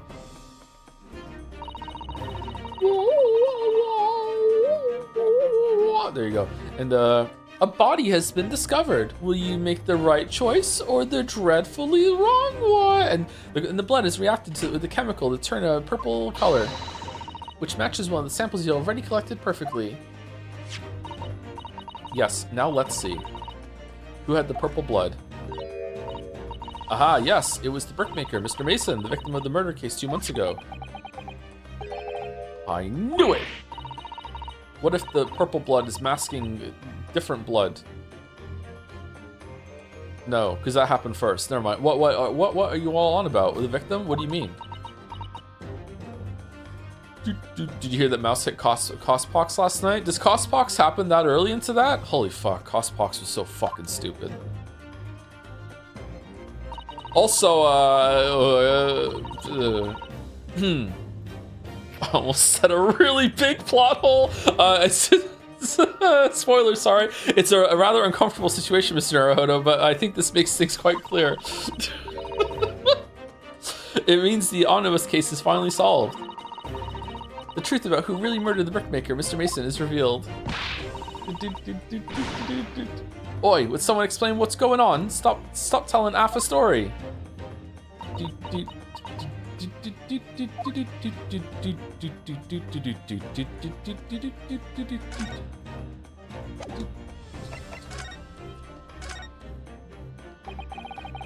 We can see now that the victim's blood is all over Mr. McGilld's overcoat. But in the trial 2 months ago, the defendant said this in his testimony. Now I ask you, what good-hearted soul wouldn't rush to help a fellow bleeding from his stomach? I wasn't about to start worrying about my gloves now, was I? I reached out to give the man a hand. But if you look at this overcoat now, it's clear. These stains couldn't have arisen from Miss McGill trying to pull the victim to his feet. I mean, they could have, though? Yeah, absolutely, yes. No, if that was what really happened, the blood wouldn't have splashed all over the front of his coat. I think it might have. The only explanation for this pattern of blood, maybe it hit an artery like in Sekiro and it sprayed all over him when he was like pulling him out, when the knife came out, is that it splattered all over McGilld's coat when he stabbed the victim in the stomach. I tried to run for the truth for long enough, but there's no escaping it now. The true culprit in that case, Mr. Mason's killer, was Magnus McGill. Yeah, we know! Yeah! Thank you for the appropriate resub, dumb idiot. Thank you very much for the 27 months. It keeps on giving me this prompt a day before I resub. It makes me feel very rude when you read my name 2 days in a row. That's all right. Thank you very much, dumb idiot, for the 27 months. And thank you to that girl named Hannah. Hannah's a good name. Thank you very much for the new sub. Welcome.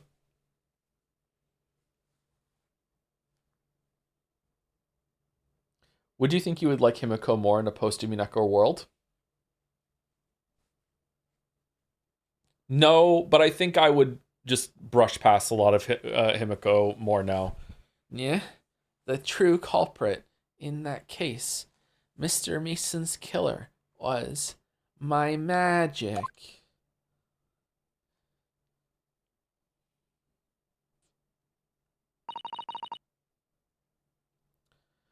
Mr. Naruhodo,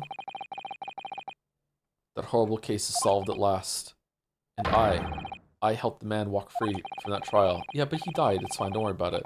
I used all that twisted testimony and all that sham evidence to prove his innocence. Being way too hard on yourself, bud. How could I have let that happen? Kazuma's ghost being like, you have to believe in your client. No, not like that. Bruno, did you believe him, though? Did you believe Mr. McGilden was innocent? I believed, or rather, I think I was trying to believe. I wanted to, because believing in those you represent in court is a defense lawyer's greatest weapon. A weapon? I would have made an awful lawyer. I would have ended up arguing with the jury every single fucking case. Every trial. Shut up, Judge. We're gonna do... What do you say? What do you mean? What do you mean, read? What the fuck are you talking about? You! Come here. Come here. Tell the whole court what the fuck you just meant. Before we came to Great Britain, a great friend of mine taught me a valuable lesson. What's that? You mean Kazuma-sama? My only friend, yeah. Listen, Ryo-Nosuke. We lawyers are only human. We can't know for sure what is the truth and what is a lie.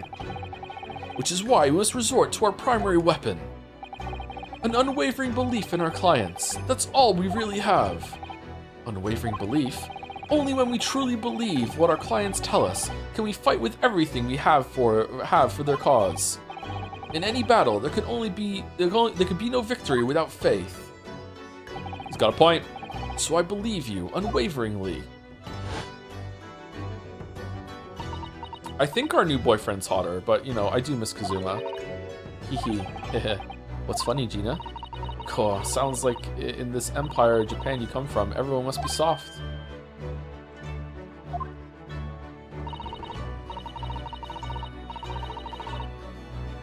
Well, come on, look at the mess it's got you into. Believe in that bog trotter. Yes, I inadvertently helped a murderer walk free. Oh, are they actually going to address it? Okay, interesting. Well, at least you've learned your lesson now, eh? Believing in people's never worth it. Someone always stabs you in the back in the end. As soon as you let down your guard, you've had it.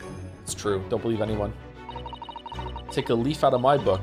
Believe no one. Get hurt by no one. Gina, may I ask you something? What? I'd just like to make absolutely sure. What would you like us to do with these representation papers for tomorrow's trial? Also, did you eat the food last night when you came to the house? Well, of course I did. Free meal. Oh, so you believed that we hadn't poisoned you and you believed that you were safe when you ate the food. Huh, interesting. What do you mean by that? Oh, nothing. I'm just making conversation. How many times do I have to say it? Rip him up and chuck him away. Are you really sure that's what you want? I bet that's what he wants and all now. Mr. I'm a believer lawyer over there. Don't forget it was me in that trial 2 months ago. I led everyone up the garden path, didn't I? Reddit. Is it Redditor? Is it Reddit? It just fucking annoys me when someone is like anti institutions and yet they trust other institutions they haven't just thought of yet. You know, like the food safety's fine. They get in their car and they trust that it's gonna drive. They get into an elevator and trust that it's not gonna fall down. But no. It's a word I probably shouldn't say on stream today. That's the industry that's out for a fuck. Do your own research. Do your own research. Yeah. And you're telling me that you can believe in me after that? Not likely. Well, Mr. Naruhodo, the lawyer's primary weapon is an unwavering belief in his clients. Ultimately, it comes down to whether or not I feel I can trust Gina after everything that's happened. I trust her. They're called libertarians? The people that want a license for toe? Hell no. Gina, let me say it again. Please allow me to represent you in tomorrow's trial. Are you half-baked?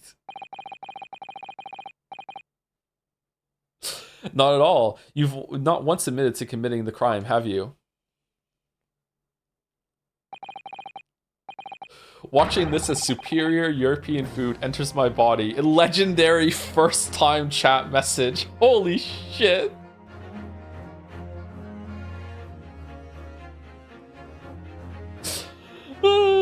What's more, I believe that you're telling me the truth. Bum. Seriously, Mr. Naruhodo. Didn't you hear all what I said before? I'm a born liar. Fibs just trip off my tongue, and I'm a diver, don't forget. I pulled the wool over your eyes 2 months ago and got you into all sorts of trouble. Why would you ever trust me now? I just don't get it. Consider yourself at home. Consider yourself... Gina! I do understand why you chose not to put your trust in others. But I assure you, there is more to this life than you yet realize. What do you mean? The world we live in is full of people you would do very well to trust. People who won't ever let you down. Oh yeah? Name more than 5. Eh? It's true that I'm just a student of law and I'm certainly lacking in courtroom experience, but I can promise you this. Whatever happens, and until my very last breath, I am completely on your side.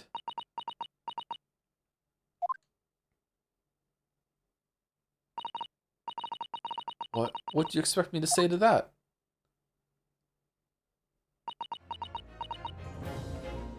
When Eggert was wearing the coat and you inspected it, could you have seen the blood? Like on the sleeves? Or were the sleeves rolled down when he was wearing it? Then it's decided. I will take these papers now and carry out the necessary preparations for tomorrow's trial. It would be a shame to throw them away now after it's been penned with your name so beautifully. Do what you like. You Eastern lot are... I don't know what you are. I don't get ya.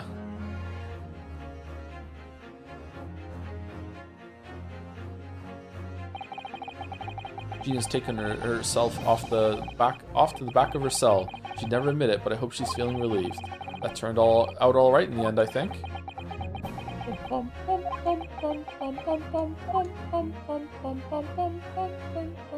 Save time. Whoever's hiding there, show yourself at once. Eavesdropping is the height of cowardice. Miss Susato? Somebody is there in the shadows. I can sense it. Somebody who wasn't there before. Psychic? What? Pancakes. Blimey, you're sharp, eh? Gregson? Oh, it's Gregson. I suppose you were using one of those mystic Japanese arts, like the art of stealth I've heard so much about.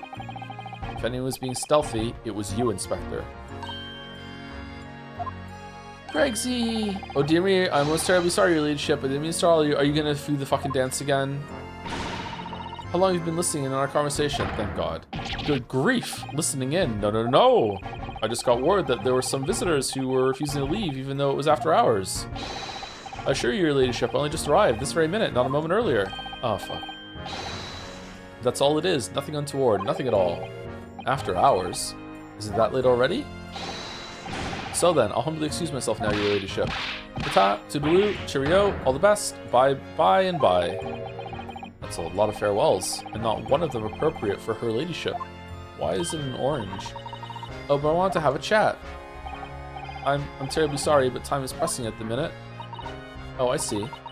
That's a shame. If I don't get this emergency at the Supreme Court dealt with sharpish, Lord Strongheart will, well... Emergency? Lord Strongheart? Under the nothing. Forgot I said anything. Anyway, ahem, I'm off. Alright, Gregsy, if you have to, but let's chat soon. What's this emergency? Delighted. Charm. Can't wait. If you please. My pleasure. This is very Zelda. That's a lot of pleasantries, and not one of them sounded sincere.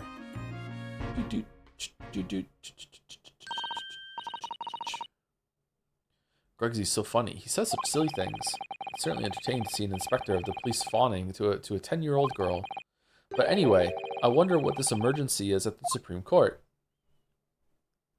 For another game! I must attend the court clerk's office now before it closes. Yes, of course. Thank you, Miss Susato. No, why can't we just show up to the trial tomorrow and be like, yeah, we're representing. Like, it's fine. Kindly escort Iris home now, Mr. Naruhodo. I shall meet you there later. And then she died. And so our investigation came to an end. Susato-san went to file the necessary papers for my defense of Gina the following day. And then it hit me.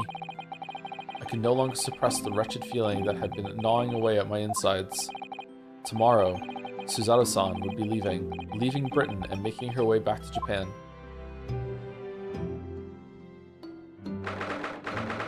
16th of April, 11:13 p.m. Naruhodo's legal consultancy. Oh, okay. We split up for no reason. Okay. Naruhodo-san, it's been a very trying day, hasn't it? I do hope you're not too exhausted. What about you, Susato-san? Today has been even more trying for you, I'm sure. Mr. Sholmes was shot before our eyes. Gina was arrested, all on the back of the news that her father has fallen ill and that she must return to Japan at once. I hope your father recovers soon. Thank you for your kind words.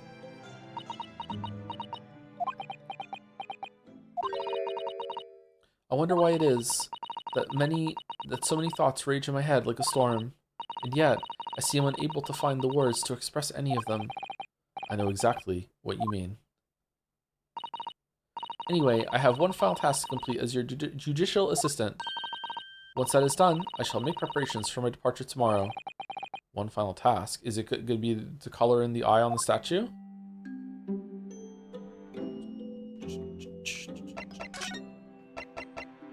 I'm a lawyer?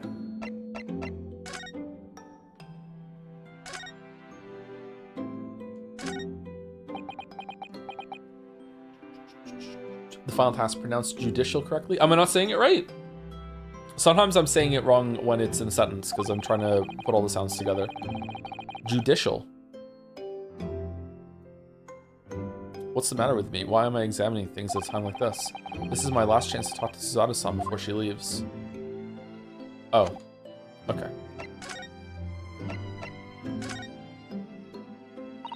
Judicial? It's just 2 months since we arrived in London, but we've managed to establish this office. It was finally feeling as though we were settling in. I would be lying if I said I felt no regret. I'm so sorry, Suzato-san. It's just so sudden. I really don't know what to think. I've had no time to gather my thoughts. Okay, have you asked Iris if she's invented teleportation? Because maybe she has, and we just didn't ask, and you could just, you know, boop, back to Japan, and then, oh, you okay? All right, boop, back to London. Maybe she's done that. We don't know. I know we've only been here a short time, but in my limited experience of the courtroom, I feel I've learned something.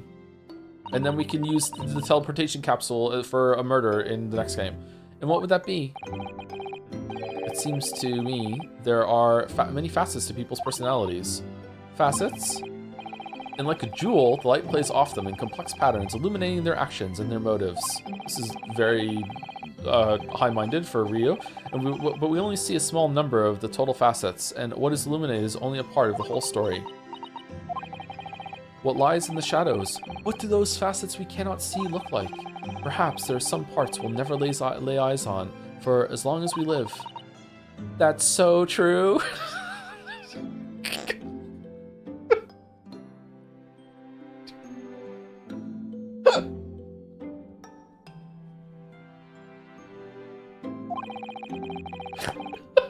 Sorry, I just snorted. Sometimes I feel so I'm blind to so much. But I keep hoping that one day it will all become clear. That all the facets will be illuminated and I'll finally understand how everything fits together. Naruhodo-san! I suppose what matters. God, someone beg their pardon right now. Is that we keep our eyes open and keep moving forward, even if the way sometimes seems dark. It's amazing to think it's been just 2 months. You've grown so much. Sorry? I've what? Oh no, it was nothing. Unimportant. Oh, are we doing some romance between the two of them? Because I don't get that vibe actually. I would prefer it if they just stayed like partners. Do you know what time you will leave London in the morning? Yes, I picked up my ticket earlier. I should be leaving here at 4 a.m. Good time to wake up. I see. We'll escort you to the station. Absolutely not. Sorry. I'm sure you realize why I couldn't possibly let you do that. You have a very important day ahead of you tomorrow. Gina's trial. Yes, I know, but every word you utter will have the potential to determine Gina's fate. You must get as much rest as possible. Even though, like me, I'm sure you will find it hard to sleep. But please, for me, do try. Aww.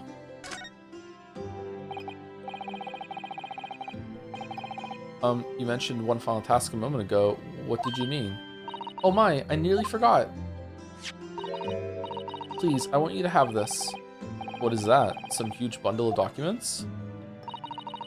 It's my notes from the case 2 months ago.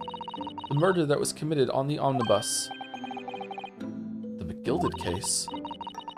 It seems to me that the case of Mr. Windybank's murder, of which Gina is accused, is very much tied up with that omnibus case, in ways that are not yet completely apparent. I hope we have the same judge then. So I took the liberty of consolidating my writings about the case for you. With everything else she's had to think about, Suzato-san still managed to do this. And all neatly laid out for me in her beautiful handwriting. It was my pleasure. I can only hope that it will bolster your case tomorrow for Gina. Thank you so much, Suzato-san. I will do my best to use it wisely. You really are the best judicial assistant in the world. Judge Judy and executioner. Well, that's extremely flattering. But I'm sorry to say that I've been a complete failure. Sorry, I didn't quite catch what you said there. Oh, ignore me. I was just mumbling to myself. Oh, that's not suspicious. The McGilded notes case had been entered into the court record. Notes collated by Miss Suzato about the McGilded case that we worked on 2 months ago, and we haven't had a job since. Oh no, we did. Well, it's getting rather late. I think you should go to bed now, Naruhodo-san. I must finish packing up my things in my room. Hmm. Suzada-san, I wish you the very best of luck tomorrow.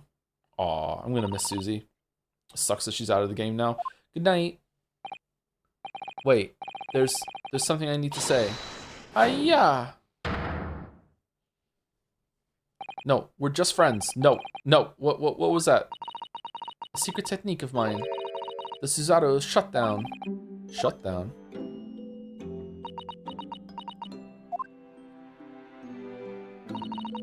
Please, I implore you.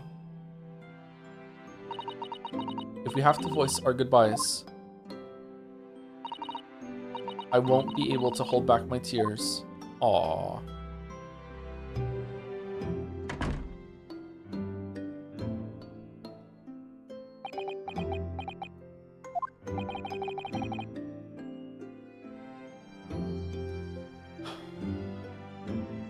Suzada-san.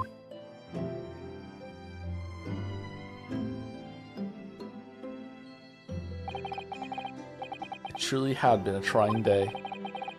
On our feet for hours, getting Gina to open up to us, and learning the truth about that nemesis of a case. Physically and mentally, I was exhausted, and yet the idea of sleep seemed impossible. But I forced myself to close my eyes, and as a cacophony of scenes of our lives here in London played through my mind. The Akihiko emote in the rain is still around?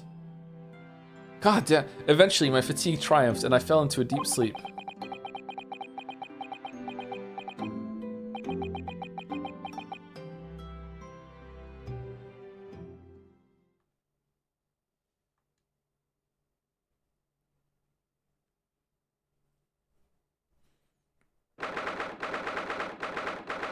No save there because it would have ruined the moment? Interesting. 17th April. The Small Hours. St. Siner's Hospital, Ward 3.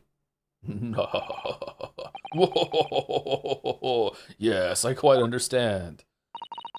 That is a great weight off my mind. Evil Herlock. Rest assured, I shall put everything in place exactly as we have discussed. Thank you so much. It has been an honor and a pleasure to be acquainted with you, Mr. President. Mr. Shaw. Oh. On the contrary, the pleasure has been mine. Bro, your stitches. I bid you farewell and Godspeed. My dear madam. Yeah, they're definitely up to something. Was he even shot? Did they do some shit and then he's like, no, it's gotta have to look like I was shot. Pull out the gun and shoot me. No, Mr. Herlock, I can't do it. You shoot me, goddammit. Ah!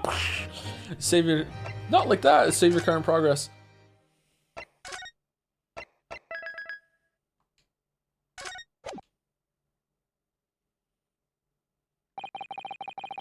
When I awoke the following morning, Suzada-san was already gone. Outside the window, the rain came down in sheets. And so I began an even longer day than the last. One that I would remember for the rest of my days. The rain is down, and so am I. 17th of April, 1932, 9:32 a.m. The Old Bailey Defendant's Antechamber. Alright, let's take early break because we're probably going to go late today. So we're going back to the old schedule for a bit. I already need to use the bathroom and I want to go get my energy drink. So I was supposed to go sooner and get it. So short break, like a couple minutes, go use the bathroom. I'll be back in like 3 minutes or so.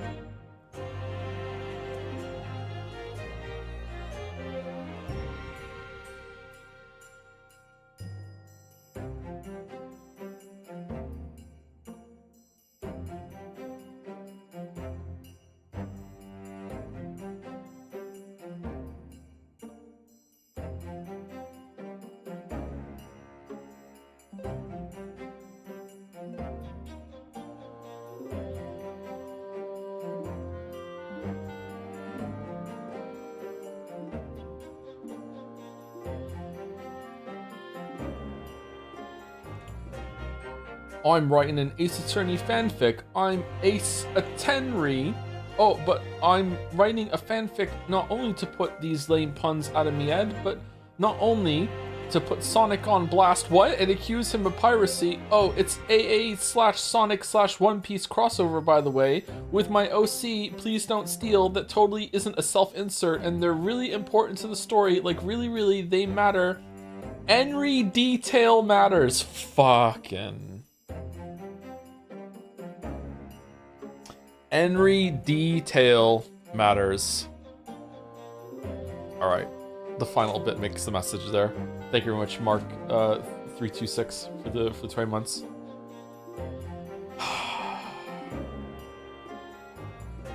I've got balls of steel. I'm Duke Nukem-Ree. Thank you, Mouse. Thank you, Mouse. Tanking cost box takes a toll, yeah. Any for Prez is eating good right now. The Henry is it's coming back. It's coming back. 6 more months. Can we make Spate Chan that is just twins? Oh, for fuck's sake. Okay, let's just keep going. Good morning, Gina. Have another. I'm determined to prove your innocence today. I'm sure we can do it. I want to play Hades 2 to see how they updated Poseidon, getting more excited. So where's your friend then? Sorry, you know, her in the fancy dress. Suzardo, or however you say it. I don't know. Miss Suzardo had to leave early this morning. She was already gone by the time I woke up. You alright with that, are you? Forget about me if you like. Go and see her off. It's fine. It's not as though Miss Suzardo and I won't meet again. One day. Don't know when. Even so. But you, Gina, you only get one chance. One opportunity. This trial today is all we have. Gonna postpone it? Good morning, you two. How are you feeling, Ginny? Did you manage to sleep? Bum, bum, bum, bum. Iris, what are you doing here? A cat in the courtroom. It's a witness. What do you mean? When a friend is in need, we show our support. Isn't that right, Waggy?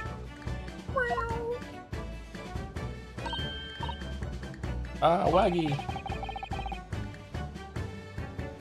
Great way to show your support, kitty. Let him have a nose around. What harm can it do? Oh, that reminds me.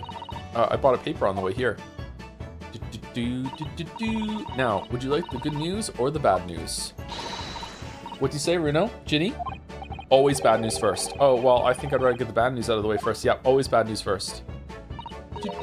Anyone mentioned giving the new Metopia game a shot? It seems to be a chaos simulator, and making a ton of chance of characters would be awesome. Metopia? The kids like Metopia. Is the second one like a JRPG thing too? I didn't know there was a second Metopia. I should get that for the kids. No plans to give that a shot, sorry. Tomodachi Life? Oh. It's a different sort of thing? No, always take the good news first. You might not live to hear the bad. Interesting. Yes, that question always gives away people's personalities. Let's not go there. Alright then, I'll give you the bad news first. A record amount of rain has fallen this morning, and carriages all over the capital are struggling to move. So has the boat been postponed? Huh? The bad news was a weather report? So I hope that Susie made her train to Dover and that the train isn't delayed on its way to port. Gosh, yes. Alright then, so what's the good news? The train was delayed. Well, the rain is forecast to subside this afternoon, so even if the train is delayed, it should be able to make up the time later. Well, this is good. That is good news, isn't it? I couldn't give a monkeys, really.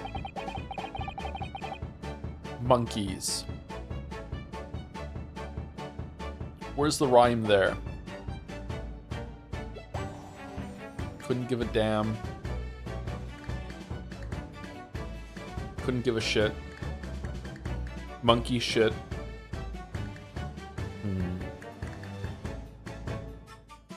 We should have a one-off Tomodachi live stream. Creating channels for the island would be so good. I have no idea what it's about, sorry. Maybe it'd be a good time, I'm not sure. Thank you, Slap Tap, for the 7 months with a heart. Oh, thank you. Hope you're all Slap Tap. Monkey D shit. Okay, Monkey's uncle. If only all good news cancel out the bad. When are we gonna play Pocopia? Because it's gonna get nominated for Game of the Year, right?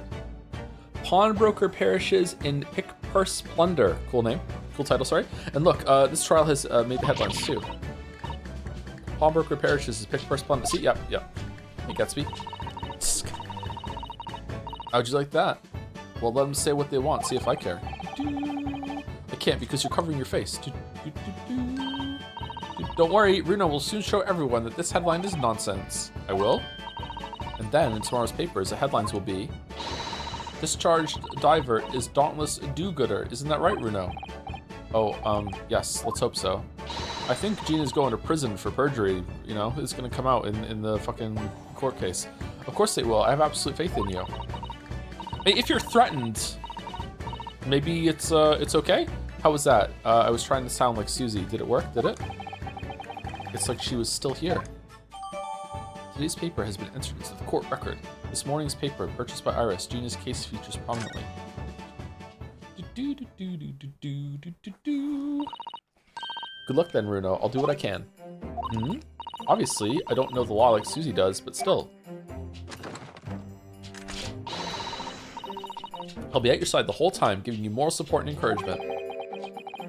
No.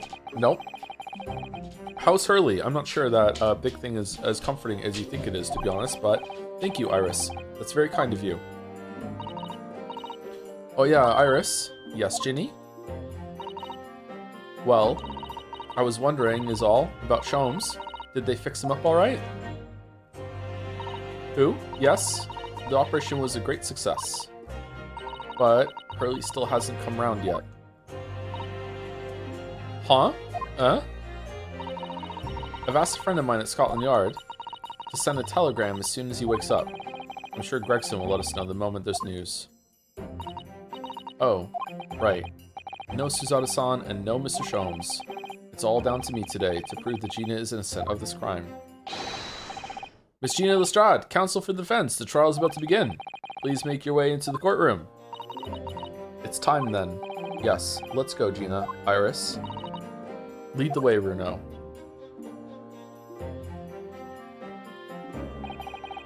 Poor Gina. She's trying to put on a brave face, but I can tell she's worried and scared. I have to believe in her from start to finish. That's the weapon that will secure our victory here. If I learned anything from my great friend, it's that. But that got us in trouble last time. 17th April, 10 a.m. The old Bailey courtroom. It's Van's. Why is he only going up against us? Oh, in the name of Her Majesty the Queen, I hereby declare this court to be in session. This trial should determine the guilt or innocence of Miss Gina Lestrade. I now call upon the counsels for the prosecution and defense to declare their willingness to proceed. The prosecution is ready. Defense is ready. Lord Van Zeeks, what the fuck are you doing here? My lord. Remind me, how many years ago was it that you withdrew from the Public Prosecution Service? It was some 5 years ago, my lord. Yes, and then 2 months ago you resurfaced somewhat unexpectedly, and here you are again today. Are there some circumstances of which the court should be aware of that have led to this erratic behavior? Flirting, my lord. I really like the Nipponese guy across the fucking court. In what might describe as your former life 5 years past. You dealt exclusively in matters concerned with the highest echelons of society and government. Really? Yet today, you choose to try a simple case of burglary and murder. I confess I find it more than a little befuddling, Counsel. There are 2 types of person I cannot abide. Firstly, those wealthy scoundrels who hide behind a mask of philanthropy to cheat the public at large. He means Mr. McGilded, who you defended against 3 for 2 months ago. Yes, I just managed to work that out, thank you. Oh, that's how it's gonna go, huh? Magnus McGilded. Had I known what a monster he was, I never would have defended him. Believe, Ryu, believe in your client. And secondly, even more lonesome. Dongi, those wily scoundrels who masquerade as allies, only to effect total betrayal in the final hour. In other words, Sumari, the confidence tricksters from those tiny islands in the Far East, the Nipponese. What? What? Did he really just say that? He means you now, Runo. I actually managed to work that out too. Thank you, Iris. Total betrayal? What are you talking about? That torrid look of hatred in Lord Van Zeke's eyes. Was that directed solely at me, or was he talking about all Japanese people? An alarmingly scathing explanation, Lord Van Zeke's. Still, the judiciary welcomes the return of the so-called Reaper of the Bailey, feared by all London's malefactors. Well, we're happy to help you. Sure, whatever. Your lordship is too kind. Now, jurors, the 6 of you have been selected at random to represent the will of the people in this trial. Oh, I'm back. I'm a doctor now. I got my medical license. I knew that the moon guy was going to be back. Are you ready to hear the evidence placed before you and determine the guilt or innocence of the defendant? Former lieutenant in the British Army here, don't you know? Chaps like me were born ready. Clean crockery, clean cutlery, and a clean conscience. His lordship's motto is very appropriate here, I think. Everything will be stereoscopic in the future. Absolutely everything, and I'm ready for it. Oh, I don't understand it. I can't have left it in there. It's not possible. What could I have? The fuck are you talking about? Women indispensable in society. Stop. Female-centric future. Wait. Stop. Wait. That's the guy that was leaving. That was trying to stow away on the boat. Good day. I am visiting London for sightseeing. I would like to take bus to Crystal Tower, please. Is something wrong, Runo? Oh, no, exactly. It's just... I'm fairly sure I recognize these jurors. Almost all of them, in fact. Really? Funny coincidences like that do happen from time to time, don't they? But it is quite strange. The jurors are chosen at random from London's 6 million inhabitants, you know? So I've been led to believe, but something tells me I'm being duped. Very well. Now, Lord Van Zeeks. The court calls upon the prosecution to introduce the facts of the case. As you wish, my lord. Allow me to begin with a word of warning to the ladies and gentlemen of the jury. In short, there has never been a more self-evident case of cold-blooded murder. The victim, Mr. Pop Windebank, proprietor of a pawn shop on Baker Street. You know, the kind of store that we all know and love and use every day. Yes, he's got a point. Yeah, me too. Had to go and pick up my gavel on the way here, actually. Between trials, I just stored it in a pawn shop, you know, for a little extra cash on the side. Like, why wouldn't I? Was shot from behind and died instantly. The prosecution presents this photographic print of the crime scene. As the court will observe, there is a single bullet wound just below the gentleman's left shoulder. The evidence suggests that the bullet pierced the man's heart, resulting in near instant death.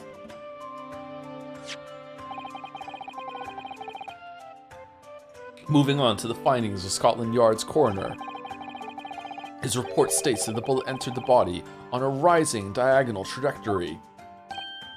And what's that supposed to tell us? It means the victim was likely shot by someone significantly shorter in height than himself. Someone like the accused, you might say. Oh. The prosecution wishes to present the autopsy report and crime scene photograph as evidence, my lord. Indeed. The court accepts. Hand them to the bailiff, please. The autopsy report has been entered into the court record. A report prepared by the Scotland Yard coroner that confirms instant death due to a single bullet wound from the back. There are no other signs of trauma. The trauma llama. The photograph of the victim found murdered in the storeroom. It shows a single bullet wound in the man's back. Alright, any other photographs? Don't want to get surprised later. I now ask the court to turn its attention to this plan of the establishment where the incident occurred. The proprietor was found in the storeroom where he kept articles pawned to him. A windowless room with a single point of entry, a door to the main shop that was found locked. In this sealed chamber, there were only 2 persons present. The victim, Mr. Windybank, and the accused. Oh. It may further interest the court to know that when the accused was discovered at the scene, she had in her hand the gun used to fire the fatal bullet. Well, that's that then, isn't it? Nothing more to say. Isn't that grubby little girl a pickpocket anyway? She's one of those filthy drabs that live in the slums in the East End. Oh well, it was only a matter of time before she got blood on her hands then. What are the jurors waiting for? The girl's guilty as hell. We can't jump to conclusions here. We mustn't assume her guilt because of what she has to do to survive. Time for the chalice bit. Objection, it's way too straightforward. There's no way that could be the answer. My learned Nipponese friend, it is you who mustn't jump to conclusions. The prosecution has barely begun presenting its case. Conveniently, this appalling act of murder did not go unobserved. There were witnesses. Good gracious! After their testimony, this girl's true nature will be exposed. Pitiful picked purse or cold-hearted killer. You decide. Here's to establishing the truth. The court will take the floor plan and the firearm as evidence. Hand them to the bailiff, please, Lord Van Zeeks.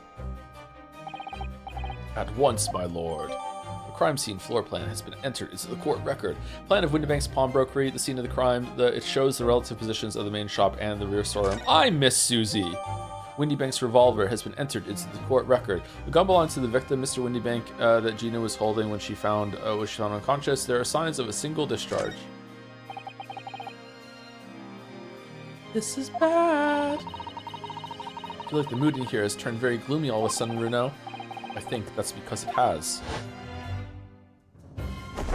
Whoa, getting this out of the way early. Does that mean more is going to come off later? Let us begin. Bring forth the witnesses to the foul murder of Mr. Pop Windybank on 16th April of this year.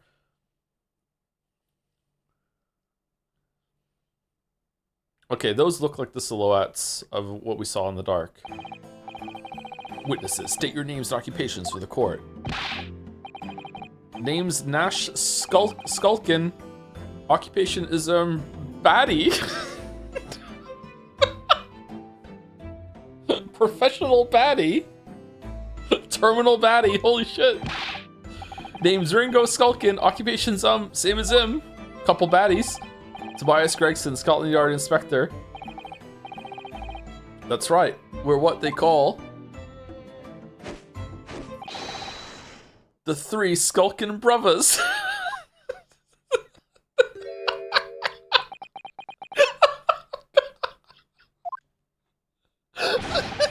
What are you looking at me like that for? Don't love being with you a lot. God, blimey, that's cold. Don't you know what we're going through?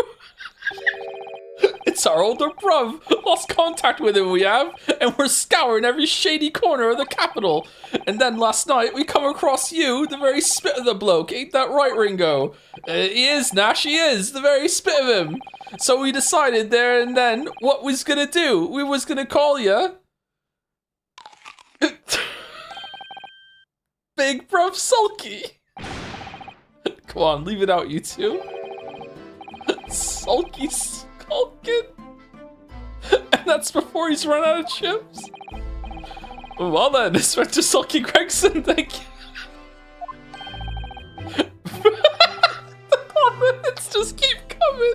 Begging your pardon, my lord, but the name's Tobias. What would I like to know, Inspector, is what you are doing in the witness stand.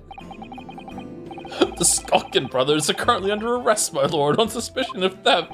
Even Gregson? Humph, thieves are they, these three? No, my lord, begging your pardon, but please don't let me in with this lot.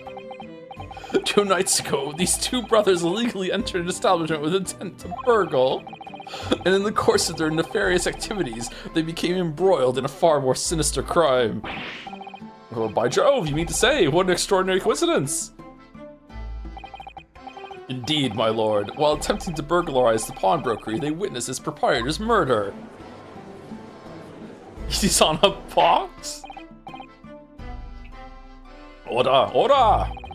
The various trespasses of these brothers is not the subject of today's proceedings, though they will naturally face trial in the very near future. With your lordship permission, I'd like to remain in the stand to keep these gents on the straight and narrow. Of course, Inspector. Skeptical as I am about the caliber of these witnesses, I will permit them to take the stand. Mr. and Mr. Skulkin, you will now testify before the court. Describe the events of the night in question and what exactly you saw. Happy to? Cause a Skulkin's never skulkin'. What?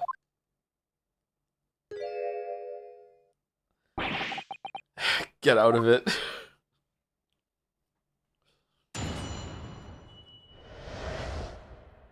Illegal entry. We was walking down Baker Street in the small hours, and the gaff store was ajar, see? I'm not sure about this voice, by the way, it's probably gonna go. It was like some kind of sign begging for us to go in, it was. But once we got inside, God blimey, Lemmy, we heard a gunshot from the back room. We went to see what was what, but the door was locked from the inside. We never done nothing, governor. We never took nothing. We just left after that, nice and quiet. A terrible coincidence, it would seem. At the precise moment these miscreants entered the property, an even more sinister crime was afoot. The witness's testimony is consistent with the crime scene in every detail. The door providing access to the storeroom from the main shop was indeed locked from the inside, and within, only the victim and the accused were found. I must say, it does appear to be an overwhelmingly simple case. Still, the defense may cross-examine the witnesses now, of course. Counsel, if you please. Counsel? Yes. What's the matter, Runo? Sorry, I was just stunned into silence for a minute by the blatant lies being told by that pair in the stand. I know that it's all nonsense because I saw it with my own eyes. Yeah, let's put ourselves on the stand. Hand up. Yes, counsel, what is it? I'd like to call myself to the stand, please, and cross-examine myself. Unorthodox, but sure, go for it. I'll just have to expose their testimony for the pack of lies it is. Dude, cross-examination. Illegal entry. It was walking down Baker Street in the small hours, and then the gaff store was ajar, see? Alright, let's press them. Hold it! The front door of Windybanks was ajar, you say? What time of night was this? Must have been about 1, right, Ringo? Yeah, I'd say so. Right, Sulky? How would I know? The place would have been shut at 1 in the morning, just like every other shop in town. Well, it was pitch black inside, it's true. Ain't that right, Ringo? I'm not so sure, Nash. I seem to remember a little light burning inside. What about you, Sulky, me old mucka? Leave me alone. There definitely was a small lamp burning inside. That's what alerted us to the situation in the first place. And when these gentlemen ventured into the open establishment, the accused, Miss Gina Lestrade, already had the muzzle of her gun trained on the unfortunate victim. No, misleading. It's not misleading. Fucking, what is it when they're conjecture, whatever the fuck? Yeah, pure conjecture. Yeah, it's pure conjecture. Yeah, thank you. Perhaps, but it changes nothing. Just leading. Yeah, these brothers inadvertently wandered into the middle of a cold-blooded murder, simply because they found the door of the victim's establishment open and ventured inside. Right, that's what happened.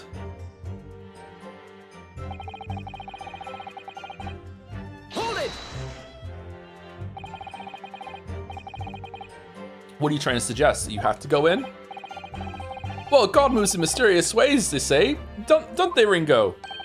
They do, Nash, they do. Must have been some sort of providence, I reckon.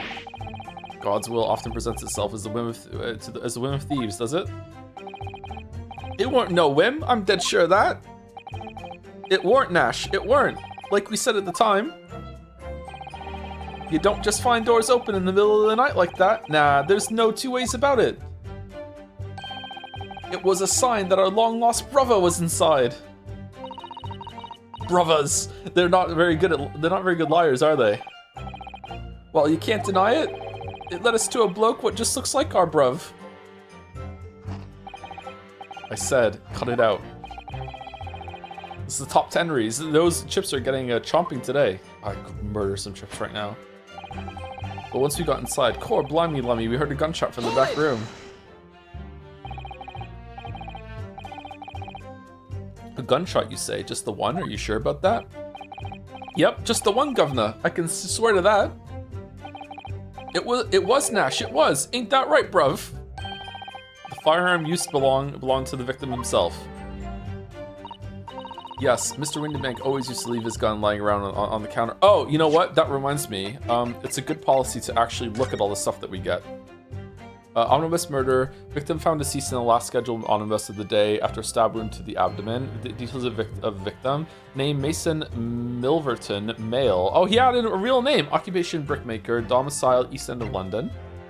Trial summary. Defendant Magnus McGilded. Prosecution attorney Lord Baron von Zeeks.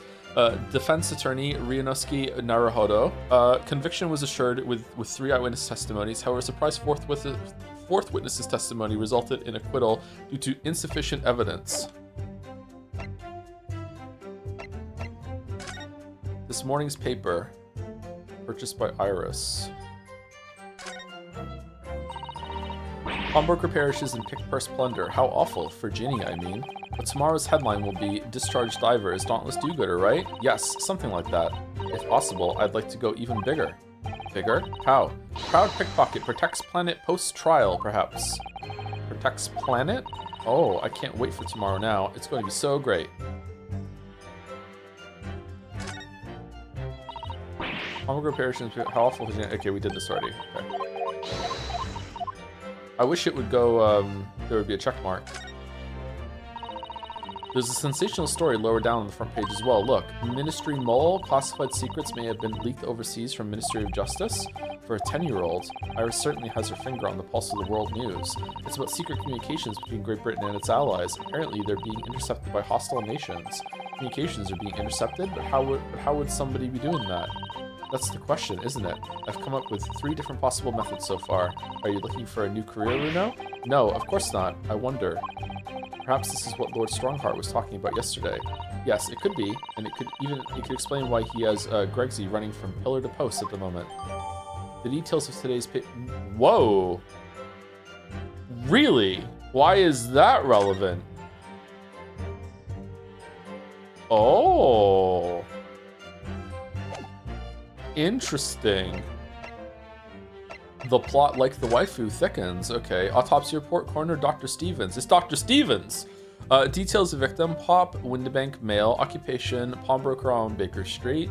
Time of death, 16th of April, 1 a.m. to 1:30 a.m. Reporting a party, Naruhodo.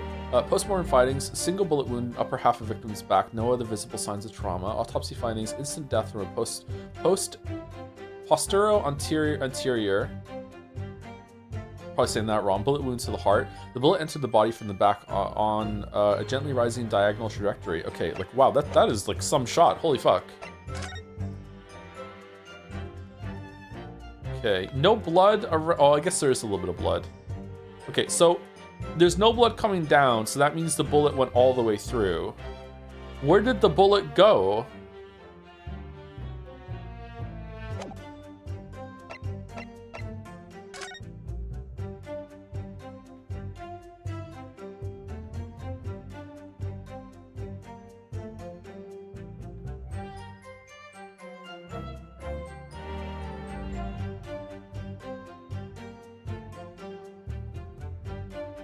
Okay, so there's gonna be something about maybe someone shot him through the window, and then it's gonna be like, no, that can't be it because it was from below him. So and the window thing was high up. No, the killer put his whole entire arm down through the window and then pointed the gun up from in there, and then shot it. Oh, implausible as it may seem, it's certainly possible. We can't rule it out.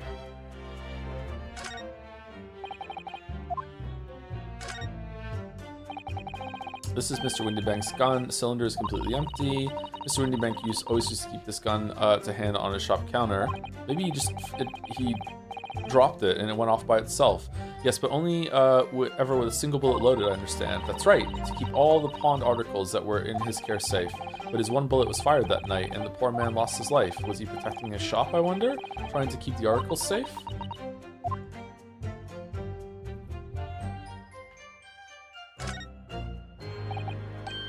Okay.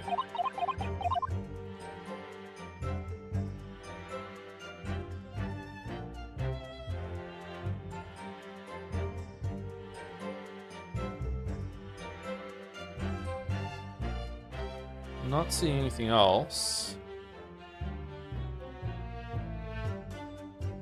Okay.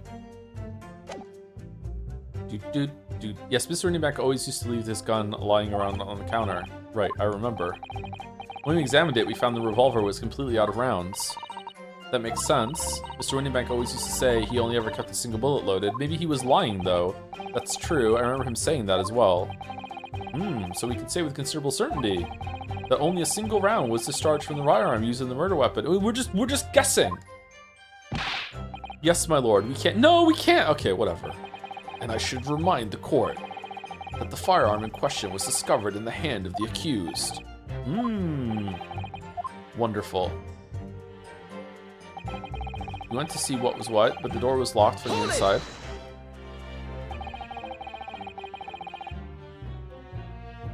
Do you mean the door between the main shop and the storeroom?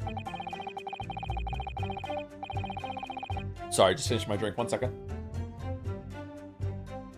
Oh, also thank you, Scorpio Zero, for the bits. Bits for the old man Joe voice. That's just my voice now, sorry. Thank you, Quizlixly T, one of those maybe, for the 16 months. I'm not sure if the joke is going to land. Is this Henry thing? Fucking scouting out the Henry jokes now. Thank you, Quizlixly. QT. We're just gonna go with QT. Thank you, Dominic, for the bets. I went to the zoo the other day. They only had one cage. It was full of Shih Tzus. It was a dog Henry.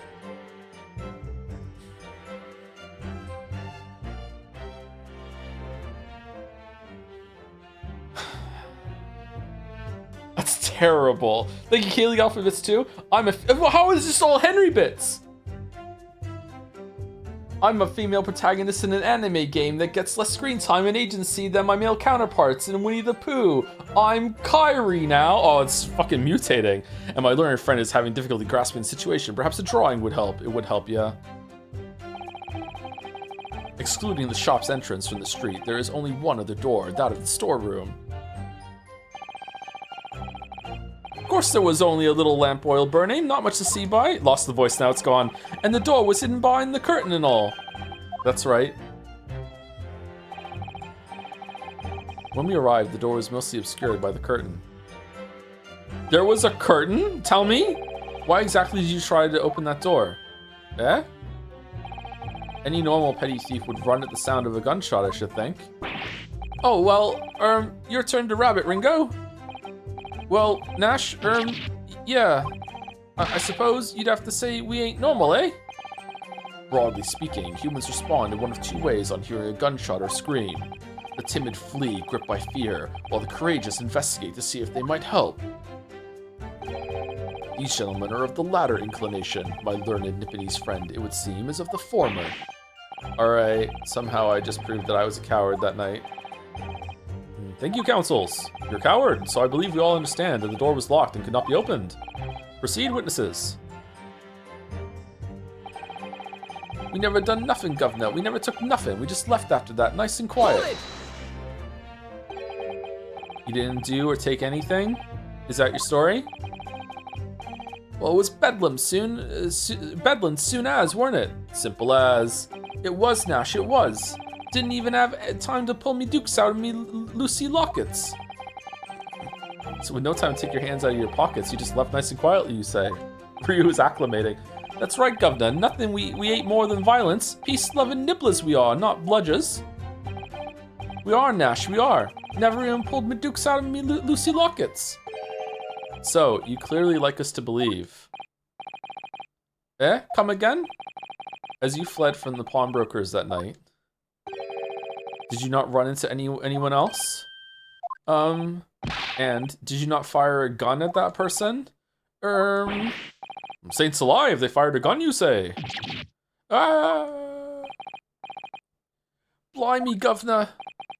You ain't telling us it was you in the doorway. It was.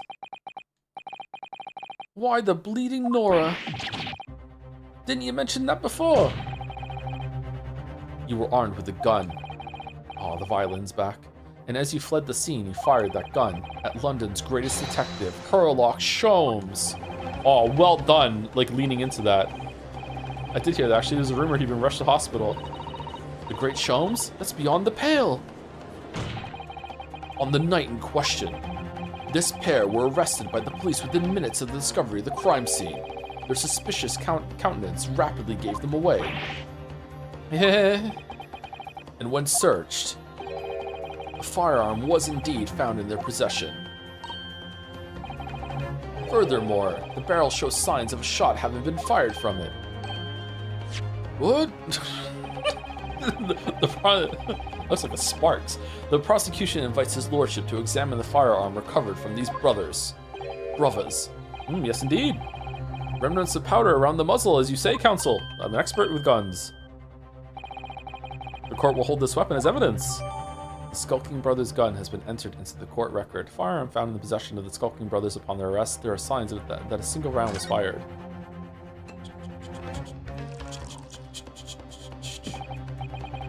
Now, my learned Nipponese friend. Yes? Here's to you successfully presenting the evidence. For yes, there are telltale signs of spent powder on this gun and a single bullet missing from the cylinder. But the prosecution demands evidence that it was fired at the scene of the crime under scrutiny in this trial. Well, I don't need evidence, because I was there. Objection.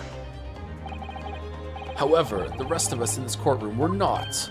Well, then what the fuck is the whole point of fucking eyewitness testimony then, fucking, Big V? What the How do they get to just say shit on the fucking, if the defense fails to provide evidence in support of its rash claim? We shall have no choice but to toast your incompetence and move on. Evidence that these two fired that gun before they left Windibanks that night. The court demands that all claims are affirmed with clear proof. What evidence shows that these witnesses unloaded a firearm at the pawnbroker shop that night?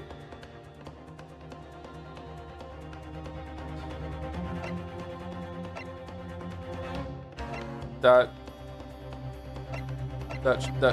Sherlock is done?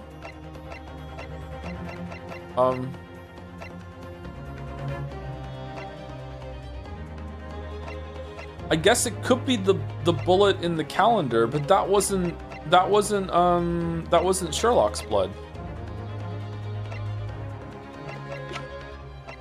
I guess it has to be that. Can we just present that? Take that!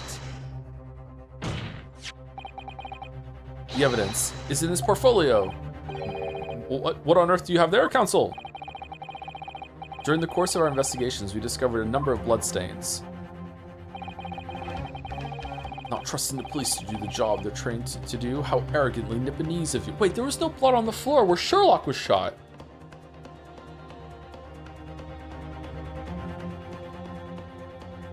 Ooh. Well, anyway, we analyzed all the blood samples we found and recorded the results in his portfolio. And you claim to have the evidence the court is demanding therein. Yes, my lord. Where was he shot, though? I mean, no matter where he was shot, surely he would still... How thick are his clothes? Like, pressure on the wound the whole time, maybe? I don't know. Gotta be some blood on the floor, right? There's no way you can get shot and not bleed a little bit. Something... I don't know. No more dallying then, counsel. Present the pertinent evidence at once. What do you have in your portfolio that proves these witnesses unloaded a firearm at the scene? Okay, so it's gotta be that one, but I mean that's not true. Take that! What does that explain? It's a photographic print taken at Windybank's pawnbroker on the day of the incident. From the scene of the crime, is it? Is that a bullet hole? And if my eyes do not deceive me, it appears the bullet is still lodged in there. Slam dunk, well done, counsel. Yes, well done. Yes, as your lordship noticed, the bullet pierced Mr. Windybank's calendar. The date shown being the 16th of April, the very day of the pawnbroker's death. The incident occurred at 1 hour after midnight. This indicates that a separate shot had been fired sometime after the calendar had been set to the 16th. Okay, but like maybe he doesn't do that until the morning. Like I don't know about that. That's right. And while it isn't irrefutable, the defense believes that this is credible evidence that the witnesses did fire a round from their gun in the pawnbrokers that night. Ah!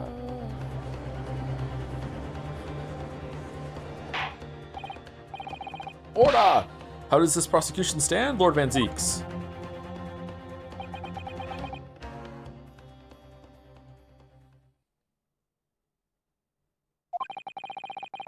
If that is the direction my learned friend wishes to take, the prosecution has no objection. What? But you'll forgive me for flinging my hallowed chalice aside in disgust at the repugnancy it exposes. Yes, on the night in question, these brothers entered the pawnbroker illegally. And like the bold baddies they claimed to be, opened fire on the new arrivals before fleeing back onto the street. Take it easy there, governor. You're gonna land us in the soup. We had a deal. You weren't gonna get into them details. Tell him, Sulky. Set the bloke straight. I have nothing to add. So he knew, did he? Van Zeeks knew their testimony would almost certainly expose the extent of their crimes. It would seem now that I owe my learned Nippese friend a word of gratitude. Oh, 1 trial, 3 arrests? Nice. 3 sentences. What do you mean? What I mean is that you have helpfully confirmed an important fact. To what fact do you refer, Laura Van Zeeks? Share with the rest of the class. As has been established at the point of their arrest, a single shot had been fired from the brother's gun. Uh-oh. However, if that shot found its target in Mr. Sholmes, then clearly these witnesses cannot be accused of the fatal shooting of the proprietor and victim. Ah! In other words, sumari, these 2 men have no material connection to the murder of Mr. Windybank at all. So that's it. Well, they still could have fired the other gun and then placed it in Gina's hand. Nice. Are they meant to be kind of like Mario and Luigi in a weird way, or that's it? We didn't have nothing to do with it. We didn't, Nash. We didn't. That's why, I reckon. Your crimes include unlawful entry, intent to steal, perjury, and let us not forget attempted murder. Quite a catalog, eh, fellas? We're in for it now, bruv. You'll be in the jury fucking next game. Don't worry about it. Now then, let us take a moment to consider the aforementioned great detective, Mr. Herlock Sholmes. It would seem the man patronized the pawnbrokers in question somewhat regularly. in a bizarre need to just store things, even though he didn't need the money. Where's he going with this? Mr. Sholmes appears to take pleasure in tinkering with eccentric machinery. Eccentric? Says who? Not me. Don't give me that look. He installed a pair of machines like this one in the victim's shop. Oh, God. Oh. That's one of Hurley's red-handed recorders. What is that, Counsel? It has the appearance of a photographic contraption. Fucking Windibank was spending more on photographic print than you were on your fucking hallowed chalices, Van Zieks. As your lordship has surmised, this is indeed a camera attached to a small timing device. Every half an hour, it automatically photographs the interior of the establishment. The idea being that if a thief were to break into the shop, he would be caught red-handed on the red-handed recorder. That's why it's called that. Okay, I like it. Good naming convention. The prosecution has... There's so fucking many of them. The prosecution has obtained the photographs taken by the device on the night in question.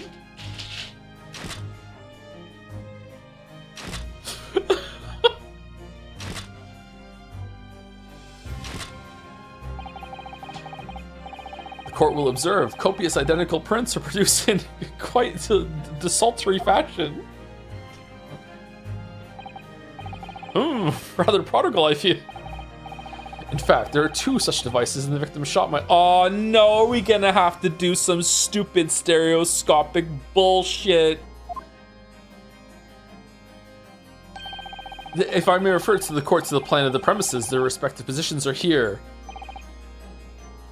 And here. You say these cameras produce a print every half hour. I'm afraid I fail to see how that would help if the anticipated thief conducted his activities in one of the many 30-minute intervals. One could only pray that the would-be criminal lingers, my lord.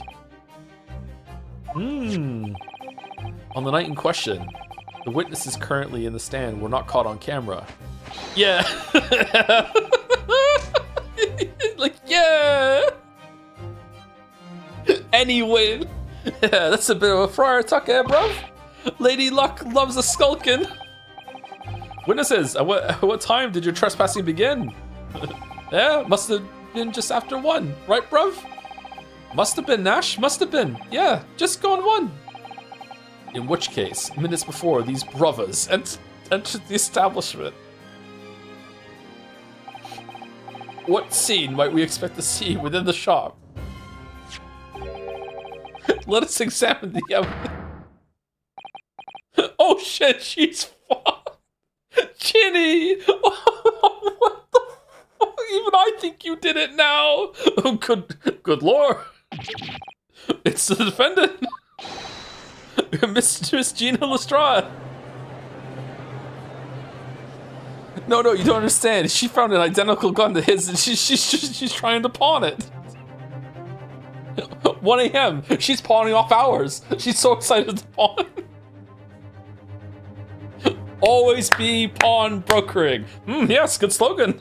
I live by it myself. Prosecution, you have to do better than that, as the court can clearly say. See. The accused is pictured, gun in hand, facing the victim over the shop counter. No doubt coercing the proprietor to open the door to his storeroom. Quite. One can only too easily imagine the events that have unfolded. The court will take this photographic print as evidence, if you please, counsel.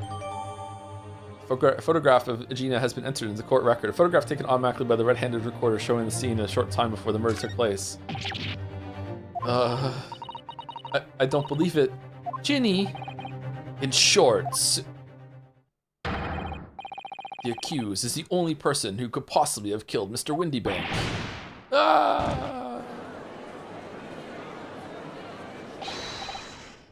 I say, my lord. What? Wonder if I might put a word at this point. Go ahead, Mr. Foreman. Took a bally bullet to the knee in the Battle of Maiwan to 1880, don't you know? Decorated for it and all that, but forced to retire from service, sadly. What? Of course, a medal can never outshine the exploits of chaps like us on the battlefield. Yes, Mr. Foreman, and what exactly is your point? Oh, nothing, I just like talking. Carried on the battle after retirement, you see? The battle of daily life, if you like. And here I am now, leading this small squadron. 6 men, all good and true. And we'll go down together, you mark my words. One for all and all for one.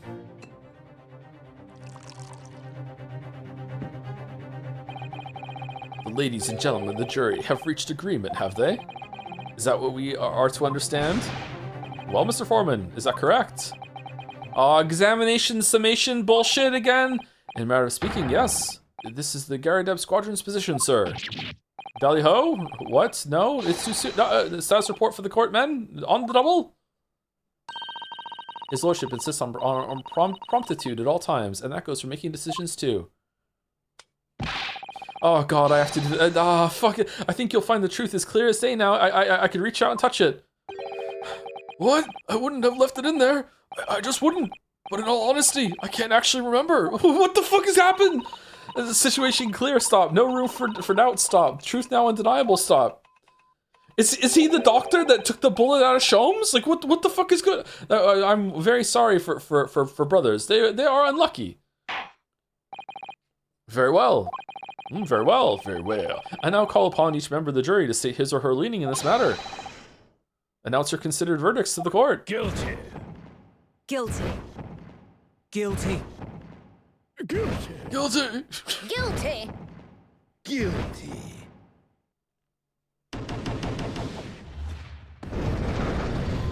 Lead for me.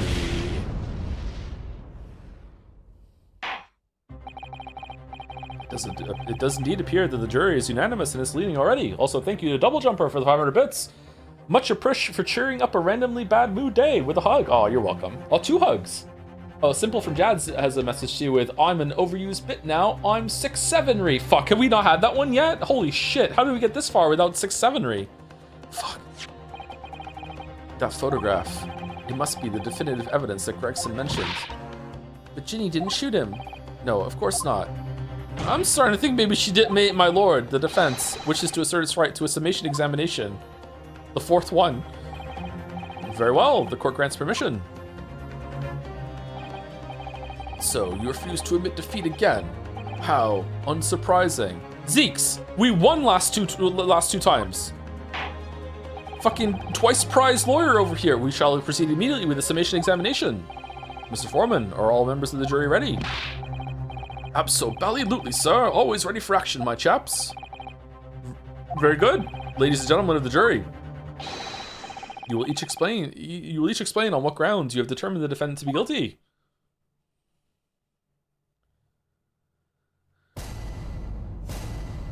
Judicial findings. The jurors' contentions. Oh, fucking hell. All the evidence clearly points the finger of guilt at this young pickpocketine. Okay. As a housemaid, I should like to see all filthy eyesores promptly and rigorously eliminated. I think you'll find that if you look at that photograph in stereo, the truth will just pop out. If I have left it in there, I should think there'll be repercussions by now. Mind made up, stop. Global radio transmission, a verdict to follow, stop. In Motherland, we say never judge by clothes, judge by head. I am convinced brothers are innocent. Alright. Dr. Nanjo. The circumstances of the crime and the evidence do indeed implicate the defendant rather comprehensively.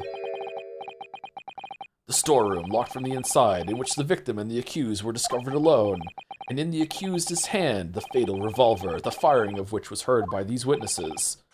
Not to mention, this print. I'm the judge now. Take it from a chap who's seen action on the battlefield. That young girl's on the verge of pulling the bally trigger. Thanks a lot, Mr. Sholmes. Oh dear, Hurley's cameras were supposed to help, not hinder. I'm afraid I think you have an uphill struggle ahead of you, but I'm rooting for you. Shoot, Mr. Windybank. Which means there's more to the situation that we get to see. Agreed.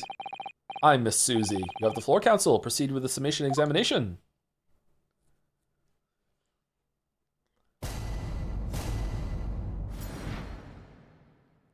The defense's rebuttal.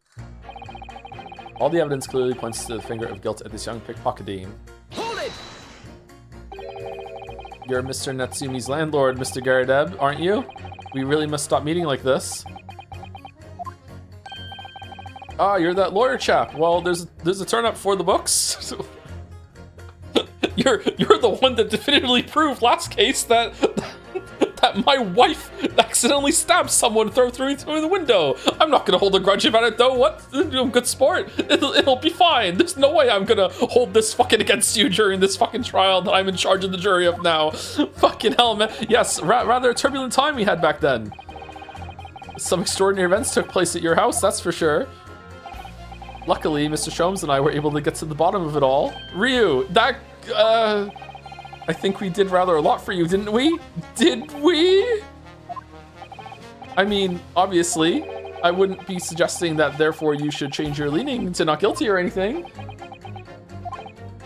Humph. Can't be denied, I suppose. The curse of the Garadeb house was the talk of the town after that business. Lodgers moved out, and I couldn't get a bally soul to take up the tenancies. Oh. Haven't had the heart to break the news to Joni yet. Bad enough that the old girl's clapped up. Yes, can't be denied. You did do rather a lot, but not for us. That's for dash certain. Also, now everyone knows I'm lower class because I don't have a pretend maid living with me now. That was so important. I suppose not. Of course. There could be no suggestion of that being the reason I'm leaning toward guilty here, obviously. Obviously, but honestly, I really wish you'd pay more attention to the trial and less to juror number 2. Oh, I got the eyes for another maid, huh? Okay. As a housemaid, I should like to see all filthy eyesores promptly and rigorously eliminated. Polishing the bench, I see. Again. A maid's work is never done. Not a blemish must remain. What exactly do you mean by filthy eyesores? On my way to market for his lordship, I have to pass through the East End. The place is full of beggars, pickpurses, and crossmen, the scum of the earth. A little harsh, perhaps. Let me be plain. If it were up to me, all those back slums would be made spick and span or eradicated. Ooh, at least we have people like the great detective working to achieve these important goals. You're referring to Mr. Herlock Sholmes? That's right. I like to keep abreast of his exploits by reading Rance magazine in between my duties. He does wonders cleaning up London streets. In my opinion, he should be declared an honorary maid of the capital. Mr. Sholmes, a maid? It's really quite unforgivable. Gutter scum having the audacity to shoot our very greatest detective. Minor detail, it was the 2 brothers in the stand who shot Mr. Sholmes, not the defendant. A minor detail indeed. They're all gutter scum as far as I'm concerned. Whoa, well, it just might be an idea to get our facts straight anyway. Yes, alright. I shall amend my statement. Oh, okay, do we press her on that then? Those brothers are the scum of the earth. They should swing for shooting the great detective. They're not even on trial! Juror number 2! Like, what the? That's not the guilty... I agree with you, the shooting of Mr. Sholmes was an unforgivable act. But the purpose of this trial is to determine who shot the pawnbroker, Mr. Winterbank. Oh, I was not aware of that. I'm afraid you're splitting hairs, sir. Sorry? Whether it was the thieves or the pickpurse, it was still gutter trash that shot the pawnbroker in the end. Filth that should be cleaned up and eradicated, in my considered opinion. Juror 1, are you hearing this? You still in? Desperate times, old sport. Yeah, thanks so much for sharing. Changing this maid's mind isn't going to be easy. Bruno, it was one of those 2 brothers that shot Hurley, wasn't it? Yes, without question. Well then, I'll never forgive them. Oh, Iris. Perhaps we can use this maid's statement to help us somehow, do you think? Yes, maybe. Let's listen carefully to what each juror has to say first. Okay, so that's a hint. Okay. I think you'll find that if you look at that photograph in stereo, the truth will just pop out. What do you mean, look at the photograph in stereo? Sorry, what? Don't you know? If you look at the photographic print normally, it looks as though the pickpocket girl is about to shoot the victim, obviously. But if you look at it in stereo, she's actually not even in the fucking room. Yes, okay, thank you for the update, but there's no indication the defendant ever fired the gun. All I'm saying is that if you look at the same print in stereo, it could reveal all sorts of new information. By any chance, are you a fan of stereoscopes? Oh, how did you know? Let's call it a lucky guess. It never gets old seeing the two prints merge into one before your eyes. It's extraordinary, it's captivating, it's the height of modernity. Of course. Oh yes, I think you'll find that the stereoscope is here to stay, giving us new perspectives we could only dream of before. It's the greatest invention the world has ever seen. Okay, John Blow. If only it could give me a new perspective on this case, I might agree with you. Oh, fuck. If I've left it in there, I should think there'll be repercussions by now. Juror number 4, what the fuck are you talking about? What exactly have you been muttering about all this time, sir? You keep talking about having left something somewhere or something like that. What? Oh, so sorry. As you can probably tell, I'm a surgeon. You're a surgeon now? A surgeon that totally passed me by. Of course, people conducting surgery in this country aren't considered to be doctors. Oh no, wait, what? Even though me and my kind are at the forefront of medical science, the real brains are in the field. So what is it that you think you've left behind? Oh, a scalpel. Well, that's a little embarrassing to be honest. You see, I was operating on someone yesterday. Standard thing, went in through the abdomen. But when I'd finished the procedure, I couldn't find my scalpel. Oh, it is a scalpel. I couldn't find my scalpel anywhere. Oh shit, what? Did he? Surely not. Exactly, surely not, you say to yourself, don't you? Worrying, isn't it? That's what's been troubling me this whole time. Could I really have left my scalpel inside the fellow's belly? No, of course I couldn't. So, there you have it. Like I said, a little embarrassing really. Guilty.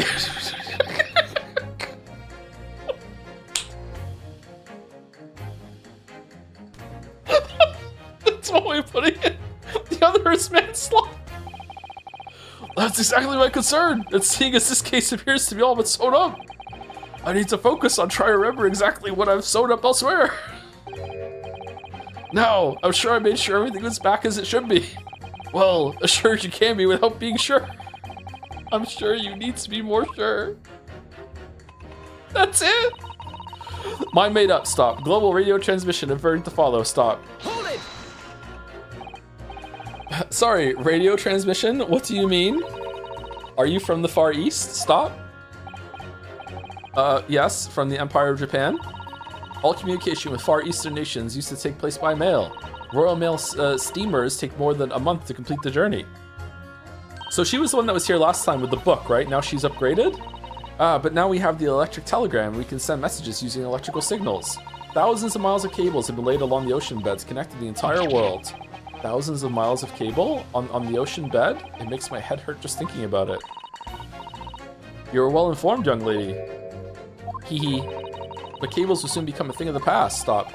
And yeah, okay. And just when I started to catch up. Radio transmission is the future. Stop. Messages carried all over airwaves to four corners of globe. Stop. Excitement growing. Stop. Atmosphere electric. Stop. Right. Try not to wear out your fingers. Era of wireless telegraphy. Stop. Driving technological revolution. Stop. I'm still using undersea cables to talk to people in Europe right now. Stop. And people say inventions like the stereoscope are the height of technology. What utter piffle. I can't understand it. I really can't. They're just silly toys. Oh. All right, let's continue and see. Don't spare any feelings, will you? It's not like there's anyone here who likes stereoscopes. So why exactly do you think the defendant is guilty? It's quite simple. We haven't been shown a scrap of evidence to suggest that she isn't the culprit. And just as radio waves dash through the skies faster than the eye can see, so we should dash to the conclusion of this trial and stop pandering to indecision. Maybe +2, not sure. Hold it! If I hold B, will it stop automatically on the interruption?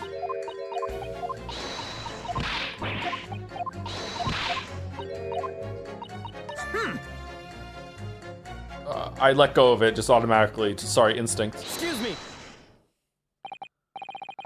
Juror number 3. Sorry to interrupt when you're obviously fuming, but... What? Do you perhaps have something to say about juror number 5's last remark, as if I couldn't guess? Oh, you bet I do. Say that again. Go on. I dare you. You know what would make her really mad? Changing your verdict to innocent, not guilty. Want to do it? Come on. Come on. Yes, go for it. Jury fight, yeah. Goodness, are you talking to me? I think he just might be, yes. You think stereoscopes are just toys, do you, huh? Absolutely, I mean really, a machine to view photographs in 3 dimensions? Why on earth would you not just use your eyes to look at the world around you? The Morse code markers are sometimes called dits and das instead of dots and dashes. Ah, okay, alright. +2 then.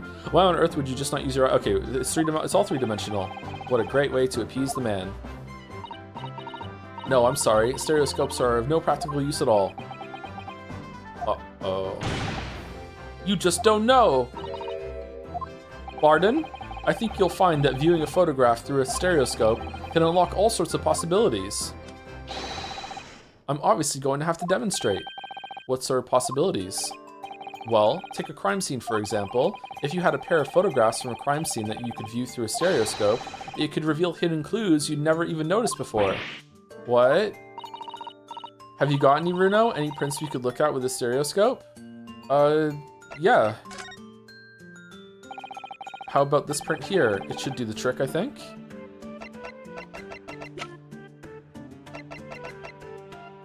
Photographic print of Gina? I thought where's the stack that was,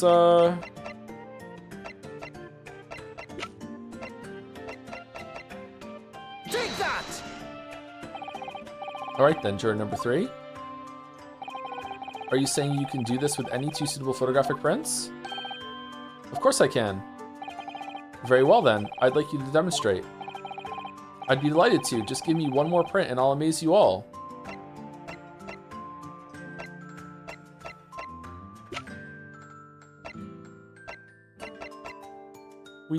We don't have them. Zeke didn't give it to us.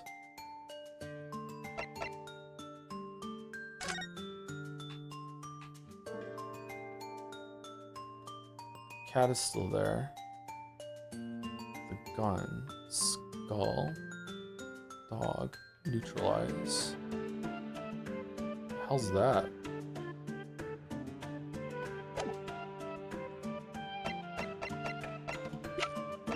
I'm gonna need 2 more photographic prints. That's true. That's true. Is there any in the blood? No.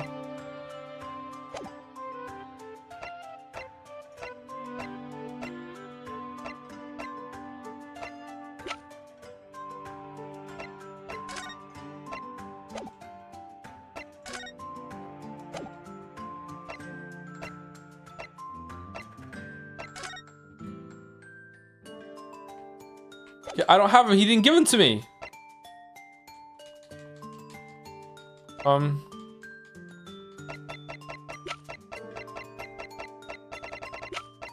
The same one, Lamayo. Wait, sorry? What do you mean, one more print? Oh dear, oh dear. Don't you have these in the Far East? Don't you know how a stereoscope works? Bruno? What? I explained this to you for 35 minutes yesterday. You've forgotten already? You need 2 photographs for a stereoscope, remember? You know, one for the left eye and one for the right. I am so scared that this is coming up in the trial. How could this possibly reveal something? What do you mean? I'm gonna have to go cross-eyed on 2 photographs and see something pop out that I didn't see before? What do you mean? Oh yes, I remember now. But the print we have from the pawnbrokery is just a normal photograph. No. I think you'll find that the clue is in the name. It's a stereoscope, not a monoscope. You always need 2 prints. Thanks for the friendly explanation. Well, if we obtain another print at some point later in the trial, we can always show it to this young man then. Aha! This is a cool way of using the present evidence bit. I think you'll find that that know-it-all expression is really starting to annoy me. Let's get things back on track, shall we, Council? All we need is another shot from a slightly different location, and we can see the scene in 3 dimensions. Alright, let's press him on that and see if we can get like it from Zeke's. Can it really show up new clues, though? Don't know unless you try. How about this print here? It should do the trick. No, I don't have one! I did. Take that! Alright then, jury number 3. You see, of course I can. Very well, I'd like to demonstrate. Related to one more print. Take that! Thank you, Hermit with a banjo for the 15 months with a Joms. Thank you very much. Alright, so we have to get it from somewhere else then. How are we getting that? It feels like we have to do this right now. So can we press Zeeks for it?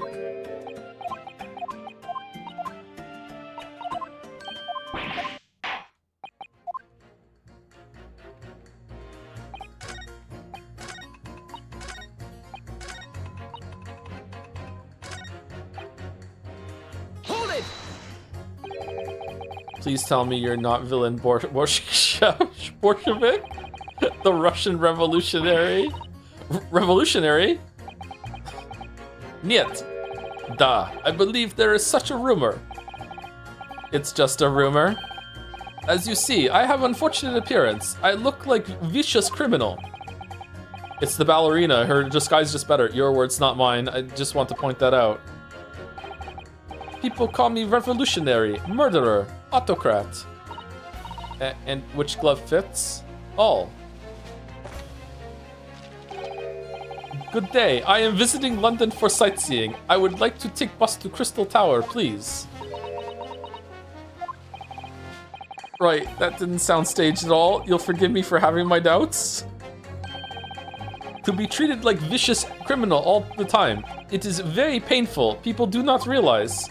So I have much sympathies for these brothers. People say they are criminals only because of how they look. The Skulkin brothers? Da, maybe they went inside pawnbroker's shop, but they have done nothing wrong. That is all what I want to say. The Skulking brothers did nothing wrong that night? Alright, well, first of all, you're wrong. Second of all, maidenless, that's one not so little misunderstanding I'll need to clear up straight away. Tell me something, Iris. Alright, so we pit the maid against him, I'm guessing. What is it, Runo? The jurors are chosen at random from the inhabitants of London town, aren't they? Yes, it's amazing, isn't it? In that case, how is it that there's a Russian tourist sitting among them who looks for all the world like a revolutionary? I wish I knew. If I can't change the minds of more than half of these 6 jurors, the trial will be over. But we know that Ginny would never shoot anyone. Yes, so we need to find the contradictions in what these jurors are saying and pit them against each other. I must be ready to go to whatever lengths I have to convince them of Gina's innocence.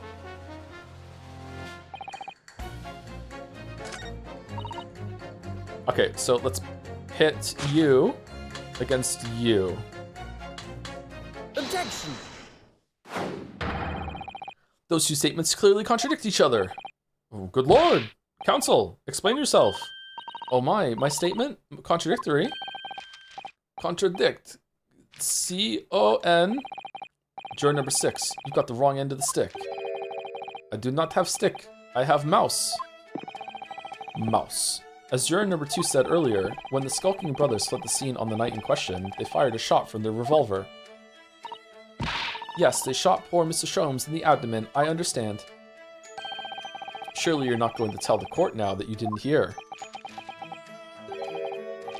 Abdomen, abdomen, A-B-D... B-E, sir? Sorry, my English is still learning.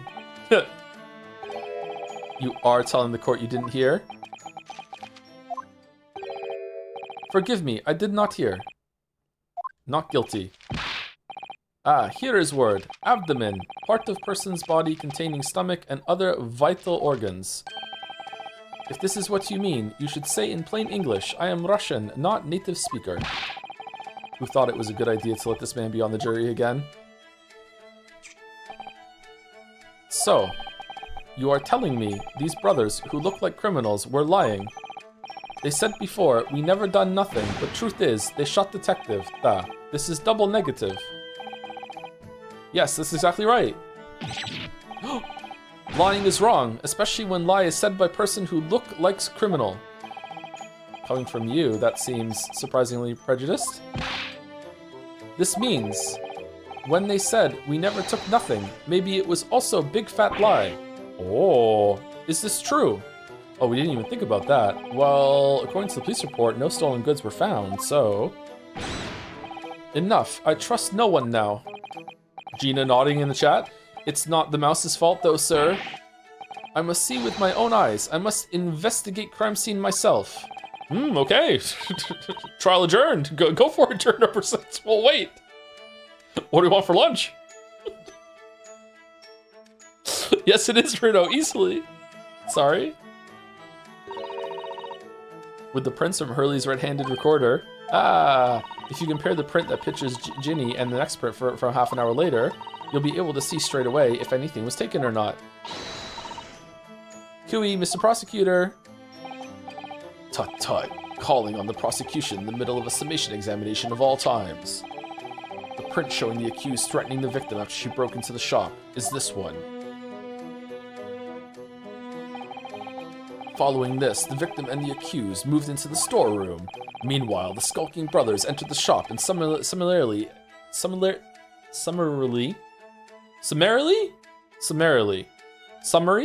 heard the... I was right the first time, yeah, heard the fatal gunshot ring out.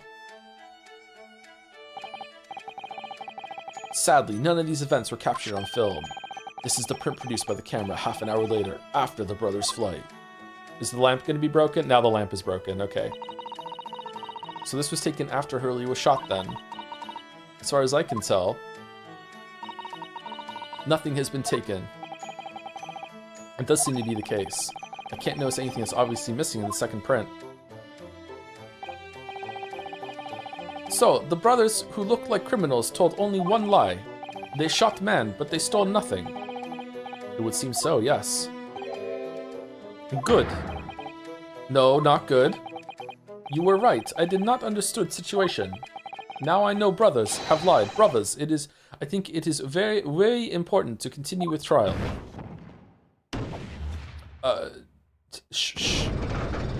Sure. Yay! Well done, Runo. The balance is shifting. Okay, yay. Well, it's a start, I suppose, but there must be more in what these jurors are saying that I can use to expose the truth. If I can do that, we might just turn the situation in our favor still. Thank you, counsel. Continue with the summation and examination. And kindly hand that new photograph for print to the bailiff to be filed as evidence. The post-shooting photograph has been entered into the court record. Photograph taken automatically by the red-handed recorder showing the scene after the murder had taken place. Another print in the court record. I wonder if we can make use of that. In the lake of lies are many dead fish. We must find truth. Therefore, I say not guilty verdict. Verdict. Okay, how do we feel about the fact that because it doesn't want to tell you the answer, that hey, you can now use the photographs, that Ryu comes across as a fucking idiot that has like the memory of a goldfish and just forgot something. Sometimes it's kind of frustrating, right? Like sometimes he's just so stupid because like the player is the one that has to figure it out, and it's kind of leading you to that solution, right? So there's ammunition still loaded in 5 of this revolver's 6 cylinders. Yes, which tells us only a single shot has been fired from it. Exactly. The bullet hit Hurley, in fact, isn't it? Yes, it happened almost as soon as we walked in, though through Windibank's door. I'll make those brothers pay.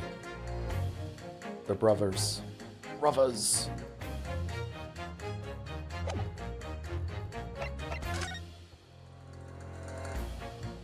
Okay, that's different. Yeah, that's... Can I switch between them? Like, if you go here, you can see in the small one. Like, the thing on the desk is moving for some reason? Why the fuck is that moving? And the lamp is broken for sure. But we knew the lamp was broken already. Hold it!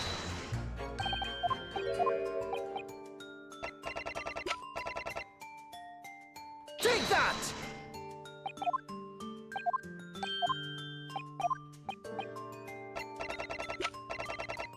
Take that! Alright, these 2 prints were both taken with the same camera at Windibanks on the night in question. Yes, I see. Tell me, Mr. Lawyer, do you know how stereographic images work? Do you understand the principle? Someone used some bits to say, "Hey Joe, can you make the I actually king Kokichi bit? This is an on-demand streamer bit service, right? Is that what it's called, bits?" I don't mind doing it on demand, but I don't think I can do the growl snort thing right now without killing my voice. My voice is already starting to hurt a little bit from doing all the voices today, and I don't want to push it. Sorry. But you can have a token for me to do it on another stream if you like. Yeah. Nor did. Well, I think so. I did have a lesson only yesterday. The left and right images need to be the same, only with a slight shift in the positions of some objects. And then when the brain merges the two images together inside your head, it notices the shift as if it were depth. Are we really doing all this just to see that the lamp is broken? Yes, exactly. It's that small shift between certain objects in the two pictures that's really important. So what happens if you use two photographs that are exactly the same then? No, obviously that wouldn't work at all. Not for seeing the scene three-dimensionally anyway. Oh, of course, now I see. Ah, I think the young girl has discovered the secret. It's a secret. I have. Can you uncross your eyes before you tell me? Have another look at these two pictures from Hurley's camera, Bruno. Go on.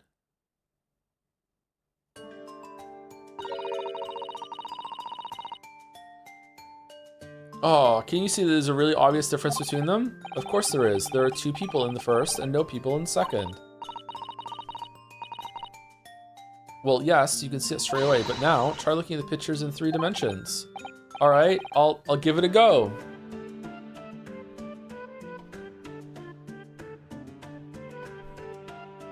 Okay, I see nothing. That just doesn't help at all. So to start with, you have to cross your eyes and then try to make the two pictures overlap exactly. Oh, my eyes hurt now from doing it. Let's see, if by crossing my eyes, I can make the quill and pens for each picture overlap in the middle. Wait. Well, did you manage to see it properly, Bruno? Yes, I saw it. Ugh, what's going on with these two pictures? Some of the things on the counter sort of jump out at you.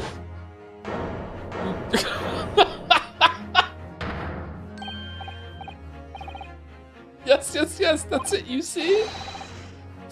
That's the other amazing power of stereoscopes. Other amazing power? Is someone going to explain this? Black magic, eh? Why the deuce do some things on the counter seem to jump out at you like that, I think you'll find that if you consider the basic principle of the stereoscope, you'll answer your own question. Basic principles of the stereoscope? As I said before, if you try to look at two identical pictures using a stereoscope, it won't work at all. It's the slight shift in the positions of certain objects that lets you see pictures three-dimensionally. In other words, Sumari, even though at first glance it seems the objects on the counter haven't moved at all between the two pictures, it shows that actually there must have been a slight shift in their positions. Yes, there must have been. Oh, the clutter's been moved! Now hold fire there, sir! Got a reasonable grasp of this whole cross-eyed business now, I'd say, what? But why the devil does this shift between the two prints exist in the first place? Well, what's the answer, fellow? Come on, you're the cross-eyed master. What? Me? I haven't the first idea. Sorry, I'm humbly deploying my one-time artist fast pass. This was cleared before? Oh my fucking god. Okay, give me a second.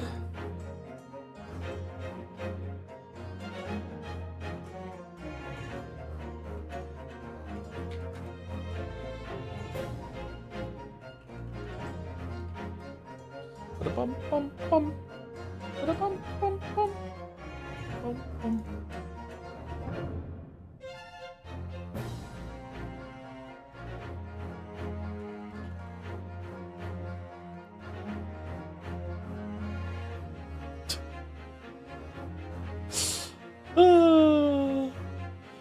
Victorians have no idea what lawyers go through. What's my favorite technological curio? Oh, that's elementary. Why, it has to be the delightful little apparatus known as the stereoscope. Seriously? You've never heard of the stereoscope? It's only one of the most fascinating modern inventions for novel home entertainment ever made. Oh, none of the evidence in your court record looks useful? Well, as a matter of fact, I just happen to have a pair of two nearly identical but slightly different photographic prints right here. Let me just pop them into my stereoscope and let's observe. Did you redraw the whole thing? Holy shit. The effort. Wow. Aw, Susie. I miss Susie.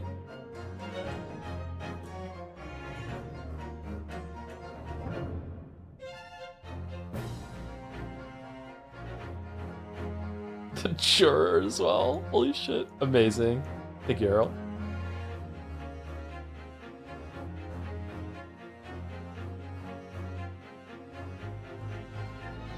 Fast pass attack.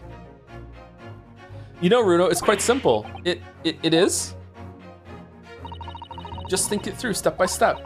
The first photograph was taken at 1 a.m. Then, 30 minutes later, the second photograph was taken. Is it because the door opened and swung into the doll and moved everything a little to the right? But the position of some items on the counter appears to have shifted slightly in the interim. So that means that sometime in the half-hour interval, someone must have tampered with the things on the counter.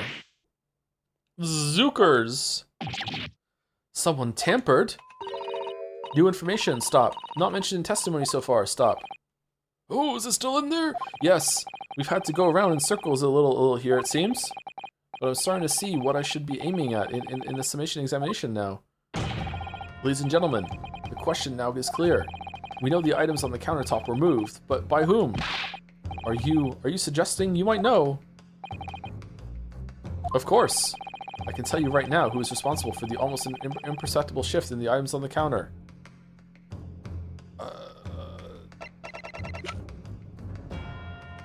I mean, I want to say it's these guys because they went rifling to steal. But I mean, it's probably Pop Windabank when he opened the door and he moved. I don't know. It was Barrack Von's. He's only 32.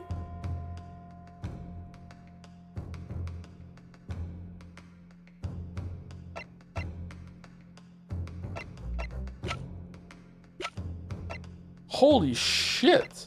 Younger than me? Yeah, that bodes well for me, actually. You know, that's one of my rules. Okay, I guess we go with, I don't know. My instinct is telling me that it was Pop Windabank that opened the door when they went to the storeroom after Ginny made him open it, and that moved it. But that doesn't prove anything when it comes to moving the trial forward or making him not guilty. It's like, yeah, of course, yeah, she let him in there. Of course, like that's what it was. So I guess we have to say it was these two to say that they went rifling for something. I guess I don't fucking know. I'm probably gonna lose a life here. Take that! It was the witnesses currently in the stand, the Skulkin brothers.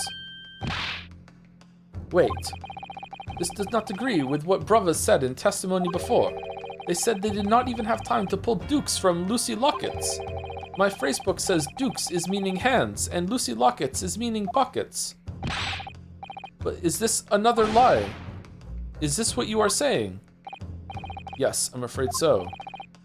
Hold on there a minute. You can't be sure of that. I quite agree. The accused is a common pickpurse after all. It's perfectly possible that she went through the things on the desk to see what she might steal. But they moved exactly back. There's no way that they put back everything exactly there. It must have been the door opened or someone pressed the doll. Oh, but he works there, so he would open the door not that far and know it. So it's like when they went in there, they opened the door further and moved it a little bit. It's gotta be something like that. I think that's unlikely. And why exactly? As you can see from this photographic print, the defendant was pointing a gun at the victim. It would seem, as my learned friend indicated, that she was coercing Mr. He's pulling that back. Mr. Windabank to open the storeroom door. In other words, Samari, Mrs. Stroud's interest lay within the storeroom, not in the main shop, giving her no reason to touch anything on the counter. All of which points to one thing. The Skulking brothers have omitted key facts in their testimony. But the accused is a pickpurse, common gutter trash. Why look any further for the wrongdoer here? Because the skulking brothers are thieves, madam. No better, in fact, worse than a pickpurse. Oh my God, you're right. I hate them even more. I believe that these brothers were looking for something on the victim's counter that night.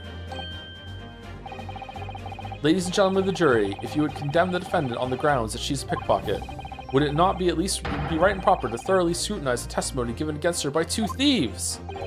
Well said. I, for one, would like to hear more from that shady pair.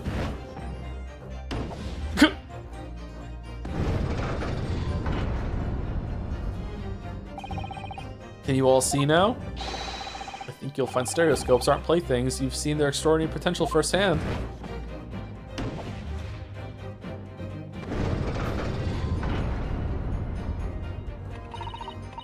Wholeheartedly agree, stop.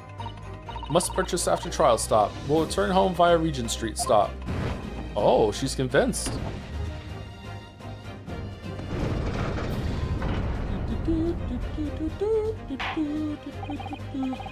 Well, it would seem this trial has yet to run its course. Ladies and gentlemen of the jury have declared their inclinations via the mighty scales of justice. I hereby call the summation examination to conclusion with the balance altered in the defendant's favor. 2 lean to guilty, 4 lean to not guilty. Accordingly, the judge is without consensus. And I order this trial to continue. The jury is without consensus, sorry. Yay, okay, yay, well done. Oh, by the way, what? You should hold on to this for now. You never know when it might come in useful. Twice in one trial would be unusual, surely, but alright. No, she's Iris, a folded device that allows anybody to enjoy seeing things in 3 dimensions simply by looking through the eyepieces. Stereoscope has been entered in the court record. I love that the Von Zieks is too dignified to cross his eyes and instead use the device. Lord Van Zieks, you will instruct the witnesses that the court demands additional testimony from them. Whatever, my lord. I'm sure it won't spoil the bouquet to do so, my lord.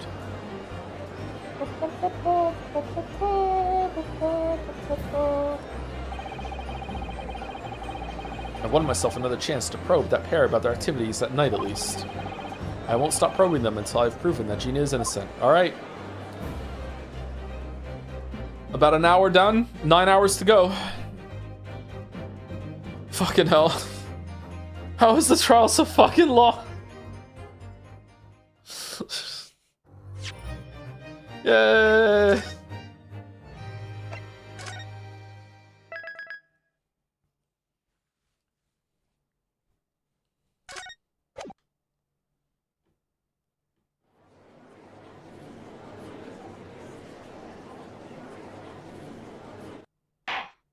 Order! Please, let's resume proceedings.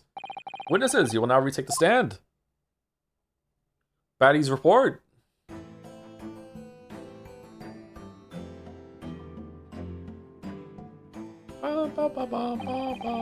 I presume you heard the defense's counsel summation examination. The defense counsel's. Oh yeah, governor. I did, Gov. I did. Mr. Skulkin. God blimey. This is going to be hard work. Earlier in this trial, you gave the following testimony about your actions after you entered Windibanks. Well, it was bedlam soon as, weren't it? It was, Nash, it was. Didn't even have time to pull me dukes out of me Lucy lockets. However, that was a lie. You actually can't, you brothers. Oh, cool, blimey. On the night in question, you rifled through the items on the victim's counter and then put them back exactly in the orientation that they were, but just ever so slightly to the right.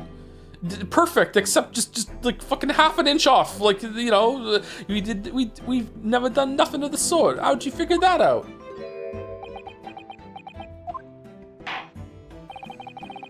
You will now give formal testimony once again. You will tell the court precisely what happened on the night in question.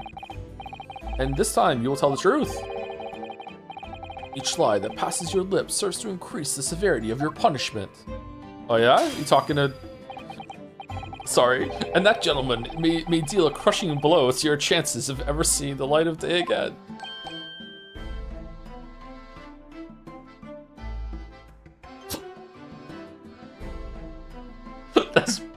possibly the worst D20 I've ever failed.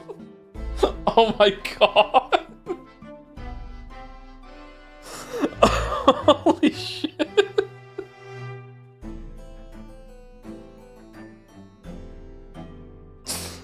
Oh man, thank you, Rouge Koala for the new sub. Welcome. Thank you very much. 7 minutes ago. Sorry I didn't still now. Hope you're well, Rouge Koala. That's a cool name.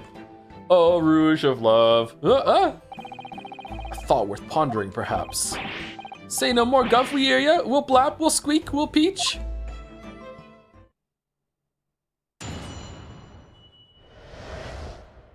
Illegal entry. The whole truth. Alright, we did knock a few things over, but we weren't rifling for nothing.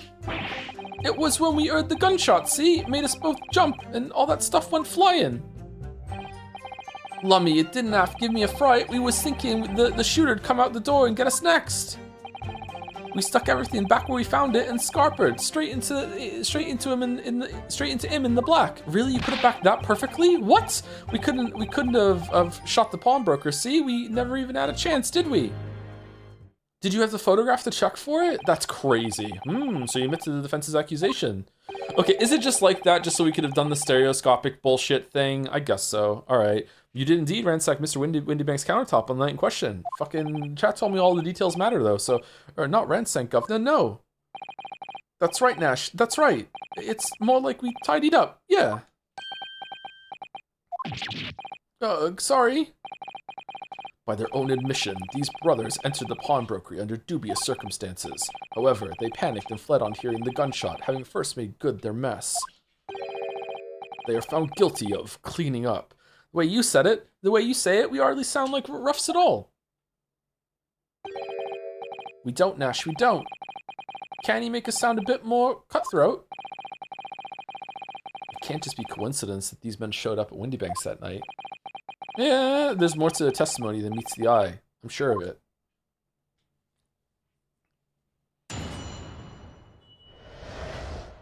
Illegal entry, the whole truth. Alright, we did knock a few things over, but we weren't rifling for nothing. We weren't rifling for nothing. If that's the case, then why didn't you testify to that effect in the first place? Well, you know, we ain't exactly squeaky clean, are we?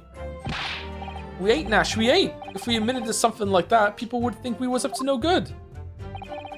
Well said, Ringo, me old China. We'd only land ourselves in even more trouble. And in fact now, as a result of lying in your previous testimony, that's exactly what you've done. Landed yourself in even more trouble. Ah, well, that's rotten luck, says the rotten apple eater. Ugh. Witnesses. Explain your actions to the court. Why did you ransack the victim's counter? We never ransacked nothing. Right, Nash, right. More like we tidied the place up. Sorry.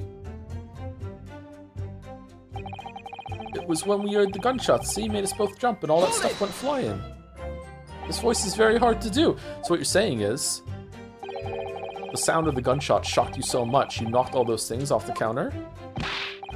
Well, it shocked one of us that much. Yeah, this bag of nerves needs to learn to keep his shirt on.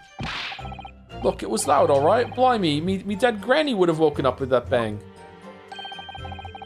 Big Bravia screamed like a bloomin' baby and fell over on the counter. He knocked over a load of books, a candlestick, and some skull whatnot. That got tangled in some marionette, what knocked over a picture frame, what knocked them scales on the floor. Not the skull. You've really mastered working quietly then.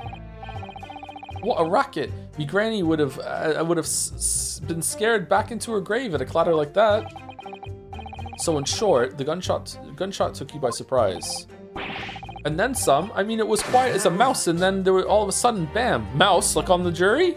Okay, I would like to finish the testimony before I come back and press it.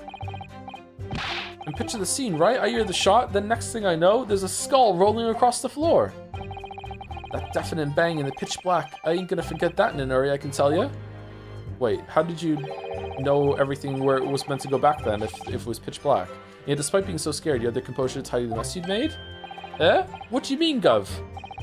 I would imagine most people would have left the rolling skull and fled without a second thought. Do you want to give the skulking bruvs a bad name? If nothing else, we're tidy. Well, pardon me for the slander.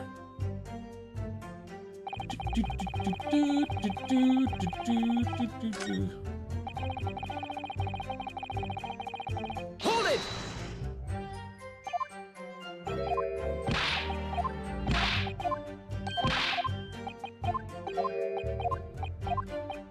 Is that right? Oh, I can't be represented with zeros and ones now. I'm non-binary. All right, I think we've had the non-binary joke before with Henry, binary, but not this version. So it has my blessing. Has my blessing. Inspector Gregson, do you have something to add?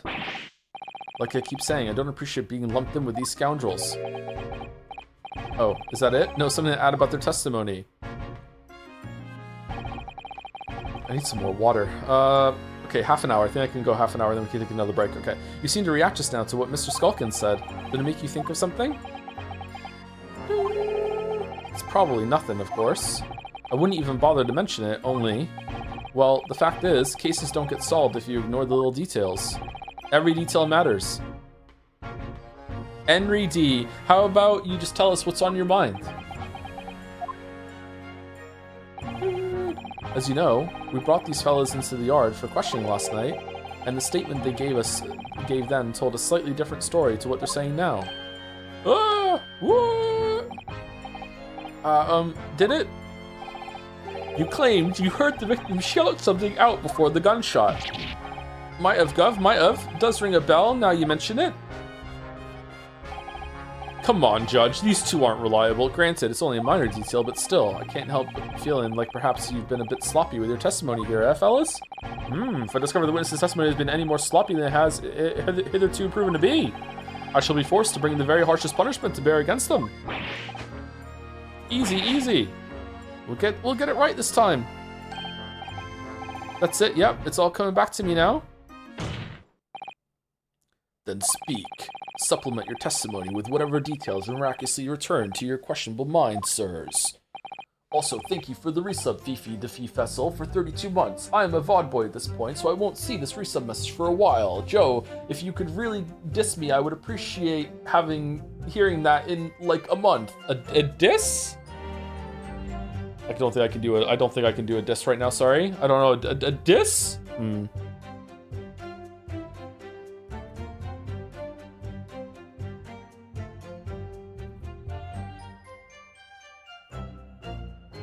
Talk about their mum, Gov? That's where my mind went. You can't do that nowadays. This is fucking bad.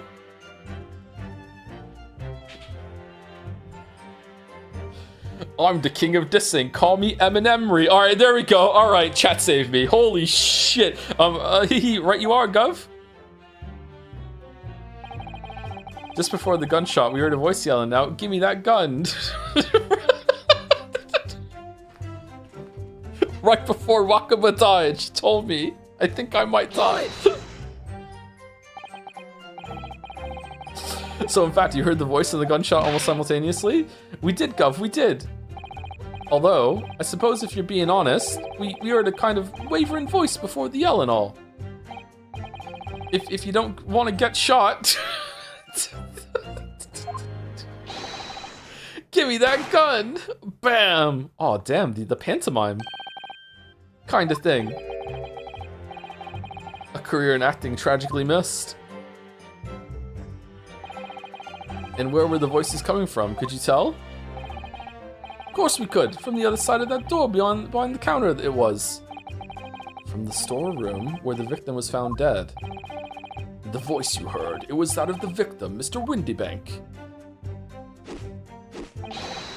On my granny's life? Of course it was. On his granny's life? Of course it was. So, that would mean... But you just said your granny's dead! That you both knew Mr. Windybank in the sound of his voice. So that would mean what? What, Nash, what? Any ideas? Yes, Counsel, indeed it would. Nah. We didn't know the geezer. How am I supposed to deny it when that bloke and all the fancy cobblers giving us the evil eye? If you value your lives, you will ensure your testimony is accurate and true.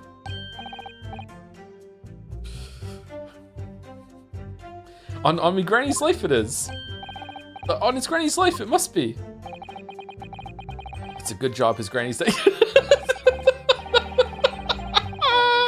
To summarize then, immediately after hearing the voice of the victim, you then hear the gunshot, causing you to stumble and upset the items on the counter, scaring them over the shop floor. You make it sound like we're clumsy.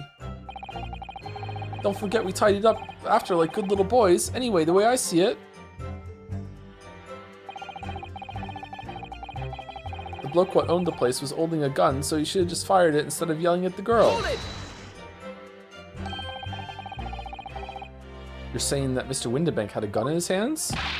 Oh yeah, bet that was a sight, eh? Two of them waving guns at each other. Must have got pretty heated. I mean, just before he shouted out, we heard the geezer say, if you don't want to get shot.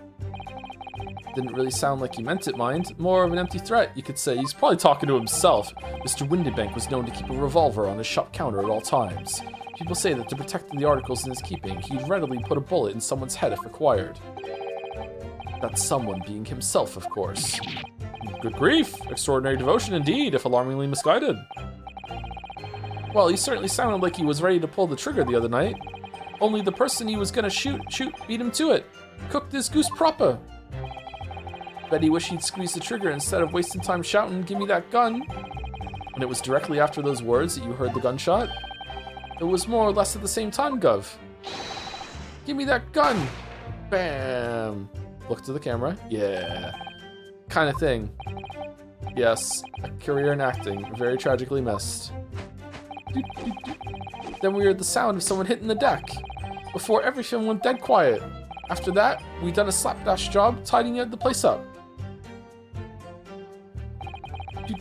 Lummy didn't even have to give me a fright. We was thinking the shooter'd come to the door and get us next. Fucking hell, this is a long testimony. What the shit? So, you didn't try to open the storeroom door then? Not on your life. Not on his life. It went deadly quiet after that, it did. Put the wind right up me. But anyway, the door was locked, weren't it? No way that was opening. How do you know? Yes, of course. It was locked from the inside, or so we've been led to believe. It was, Gov, it was, from the inside. Right, so we had no way of knowing what was going on in there, did we? Unless there was some other way to get a view of the inside of the storeroom. Like through the keyhole or a spy hole, perhaps? Don't ring no bells, don't light no lights. No light, no light. We had to cut and run before we noticed anything like that. We're still cutting our teeth in this game, see? But one day,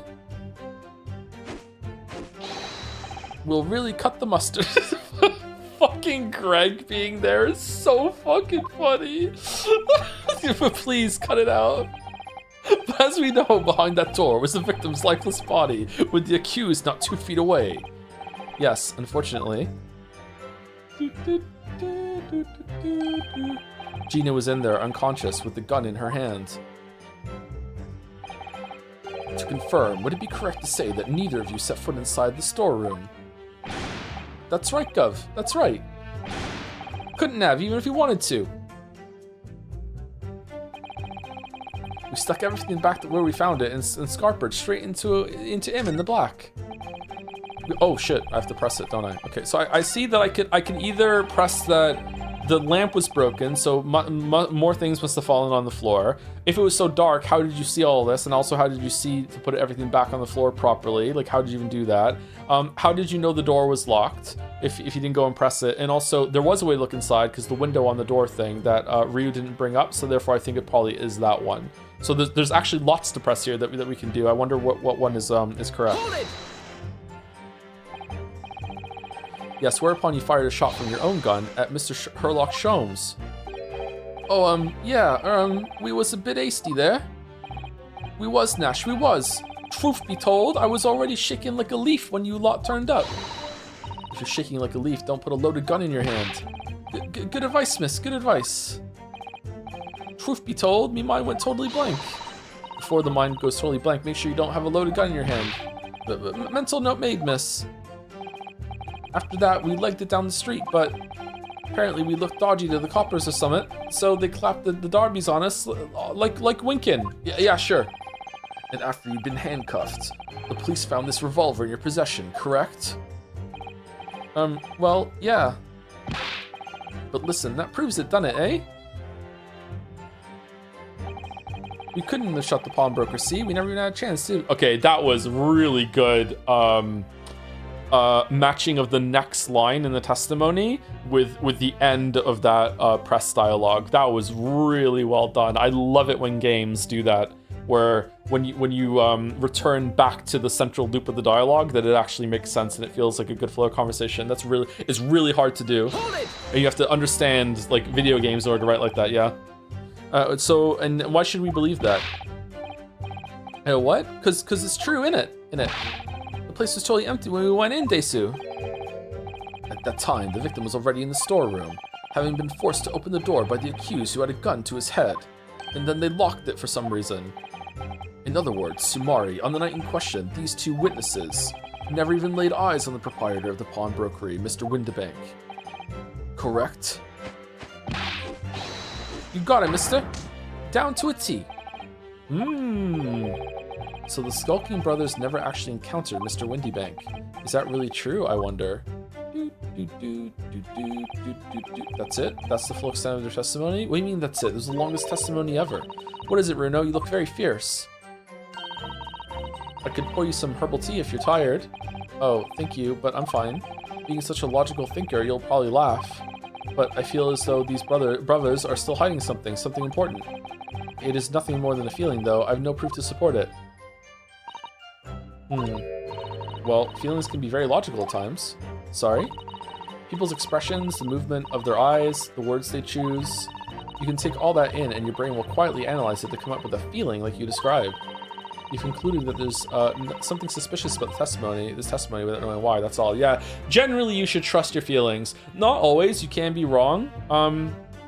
What's that saying, the gift of fear or something like that? If you ever get a really funny feeling, like, you should probably listen to it. If you're ever like uneasy, fearful of something, if your brain's telling you get the fuck out of there, or don't trust that person, or this person means to do you harm, your brain's probably right. Not always. You shouldn't be paranoid, but you should probably trust your gut when it comes to that sort of thing, yeah. I think you should trust your instincts. Iris, thank you. Sometimes I think if she's 10 years old, I must be 5.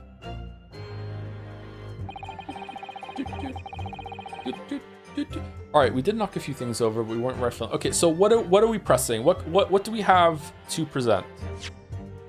We have I'm a lawyer. We have the pawnbroker thing.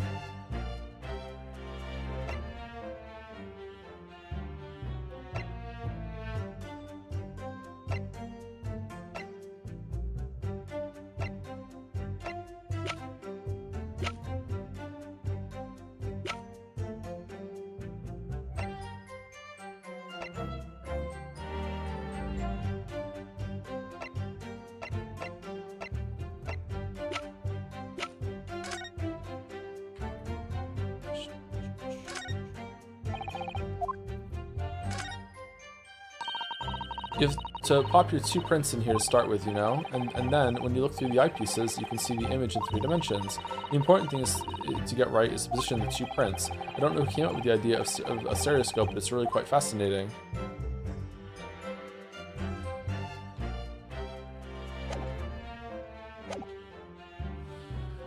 Knock things over, we weren't rifling or nothing. Just before the gunshot, we heard a voice yelling out, "Give me that gun." The bloke who owned the place was holding a gun, so he should have just fired it instead of yelling at the girl. Okay, how did you know he was holding a gun if you couldn't see in? How do I do that? Lemmy didn't have to give me a fright, because what we was thinking is shooter come to the door and get us next. We stuck everything back. We found it in Scarpa's right into the men in black. We couldn't have shot the pawnbroker, so we never had a chance, did we? That's it? Okay, hold on. Can I press him again for more information? Because sometimes you can do that, right? I feel like it's that one, but I don't have anything that can contradict it. Hold it!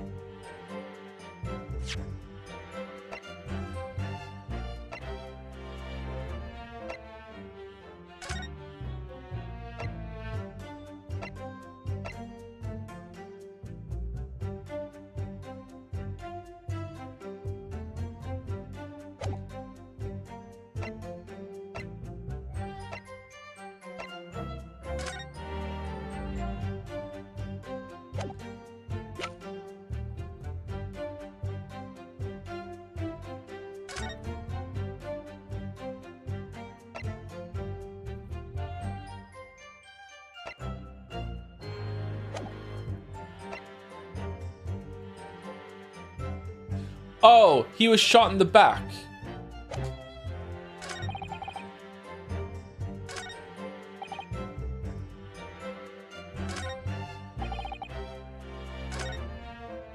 Shit.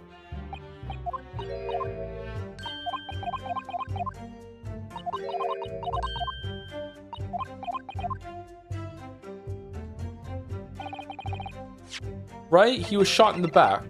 That's what it says? Single bullet wound from the... Due to a single bullet wound from the back. So he's shot in the back. So if he's shot in the back, how did they do this pantomime where they're standing in front of each other? Give me that gun. Is it this one? Maybe? I don't know actually. This might be a step ahead of what they want. Alright. Let's try it. Protection. So you're saying that on the night in question, the victim, Mr. Windybank, was wielding a gun. Is that correct? That's it, Gov. You've got the picture. Yes, Nash, he has, no question. And yet photographic evidence obtained immediately after the incident clearly shows that Mr. Windybank was not holding a firearm of any description. Okay. You what?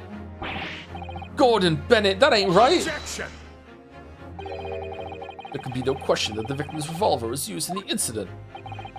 I would remind the court that Mr. Windybank's gun was found at the scene.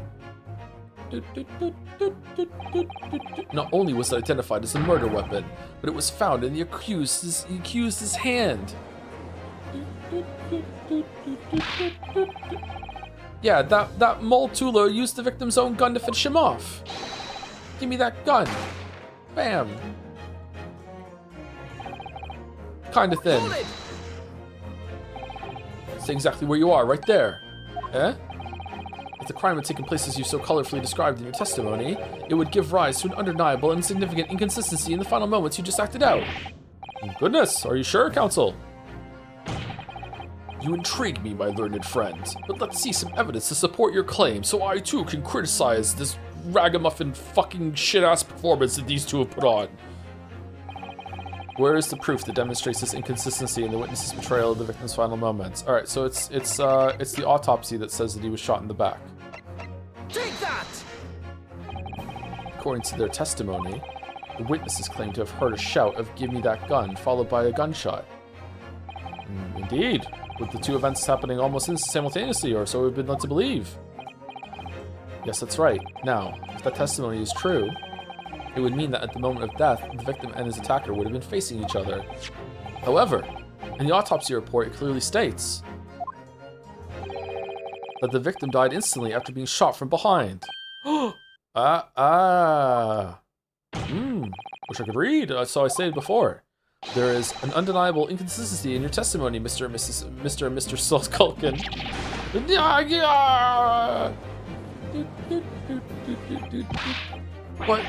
But it's the God's honest truth. It is, Nash, it is. When he was shot that night, the shopkeeper had a gun in his hand. We saw it with our own bleeding eyes. Did I hear you right just now? You actually saw Mr. Windybank holding a gun? Something like that might have slipped out. Ladies and gentlemen, you have all just heard the admission by these two witnesses that on the night in question, they actually saw, with their own eyes, the victim wielding a gun. Which could only mean that despite their testimony to the contrary, the Skulkin brothers must have encountered the victim in person. Nash, What about Gregson? Did he see him too? Oh shit. That was a cool shot. Order! Witnesses, explain yourselves at once. Well, the thing is, it weren't supposed to, It would seem that my previous warning fell on deaf ears. I made it quite clear that false witness would be the death of you. Am I to understand that you replaced the untruths of your original testimony with renewed lies?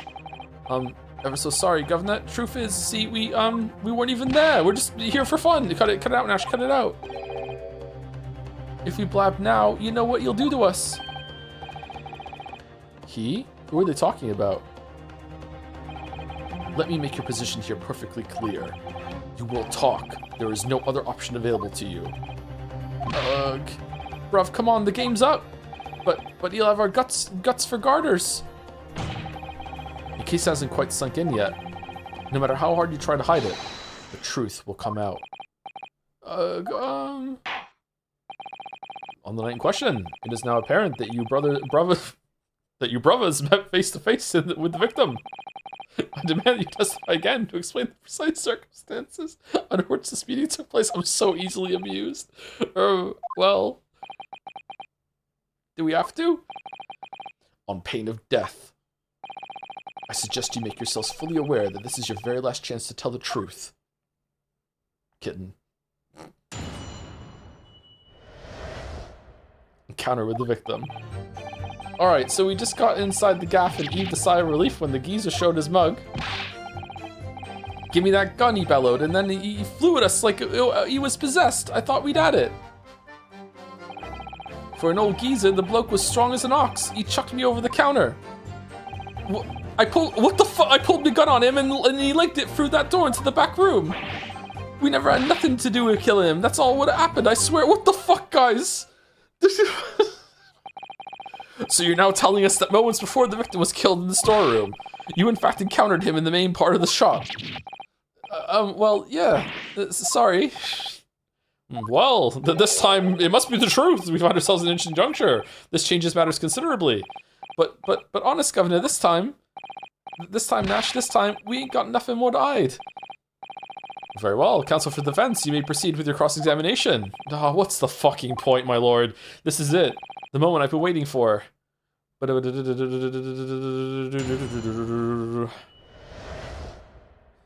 with the victim. Alright, so we just got inside the gaff and heaved a sigh of relief when the geezer showed his mug.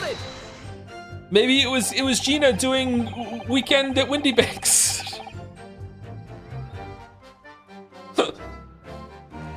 I don't fucking... When you say geezer, I presume you mean the victim prior to the shop, Mr. Windibank? Well, sorry, I mean, that's right. We was keeping a close eye on the entrance to the gaff, obviously, but we never thought no one was gonna come out of that back room like that. The back room being the pawnbrokery storeroom? Yeah, that must be where he popped up from, only place he could have been. So it seemed the victim was already in the storeroom when these brothers entered the premises. Which means Ginny must have been in there at that point as well. But that doesn't make sense, does it? If Gina had threatened Mr. Windibank into the storeroom with her at gunpoint, then why would he have emerged from the same room alone with when the brothers arrived? Oh, I don't know. Herlock would know. Did you see the accused at that time? What, that mall tooler? Couldn't tell ya. No way, Kaba. We had bigger fish to fry then. I mean, the old geezer just lost it. Frying fish for your third brother? Give me that gun, he bellowed, then he flew at us like he was possessed. I thought we'd had it. You mentioned that Mr. Windibank shouted those words in your previous testimony too. Whose blood is on the calendar? Did one of these two get shot and they're hiding it? When the fuck did that happen? However, you claimed that you heard him yelling them on the other side of the storeroom door. Oh, did we? But the truth is, he was shouting those words at you, wasn't he? Well, yeah. Was the victim Mr. Windibank, wielding a gun at the time? Was he ever? Blimey lummy, a great ugly barrel he had, pointed straight at me frontispiece. Oh my god, not your frontispiece. So what you're saying is, you definitely saw Mr. Windibank with the gun at that time, is that right? It is, Gov, it is, spot on. Then all of a sudden, he came at us, he did.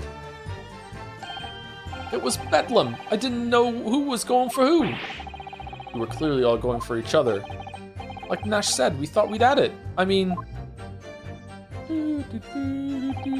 For an old geezer, the bloke was strong as an ox. He chucked me over the counter. Well done again. Good job. Wow. Yes, I know that you mentioned the counter in your previous testimony, too. Well, yeah. Of course we did. He knocked over a load of books, a candlestick, and some skull whatnot. It was him. Interesting.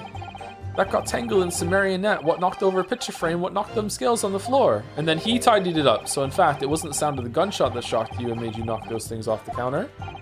Well, Big Bravia went flying over that counter like a gunshot, I can tell ya. Then the old geezer pinned him. Holy shit, he did, Nash, he did!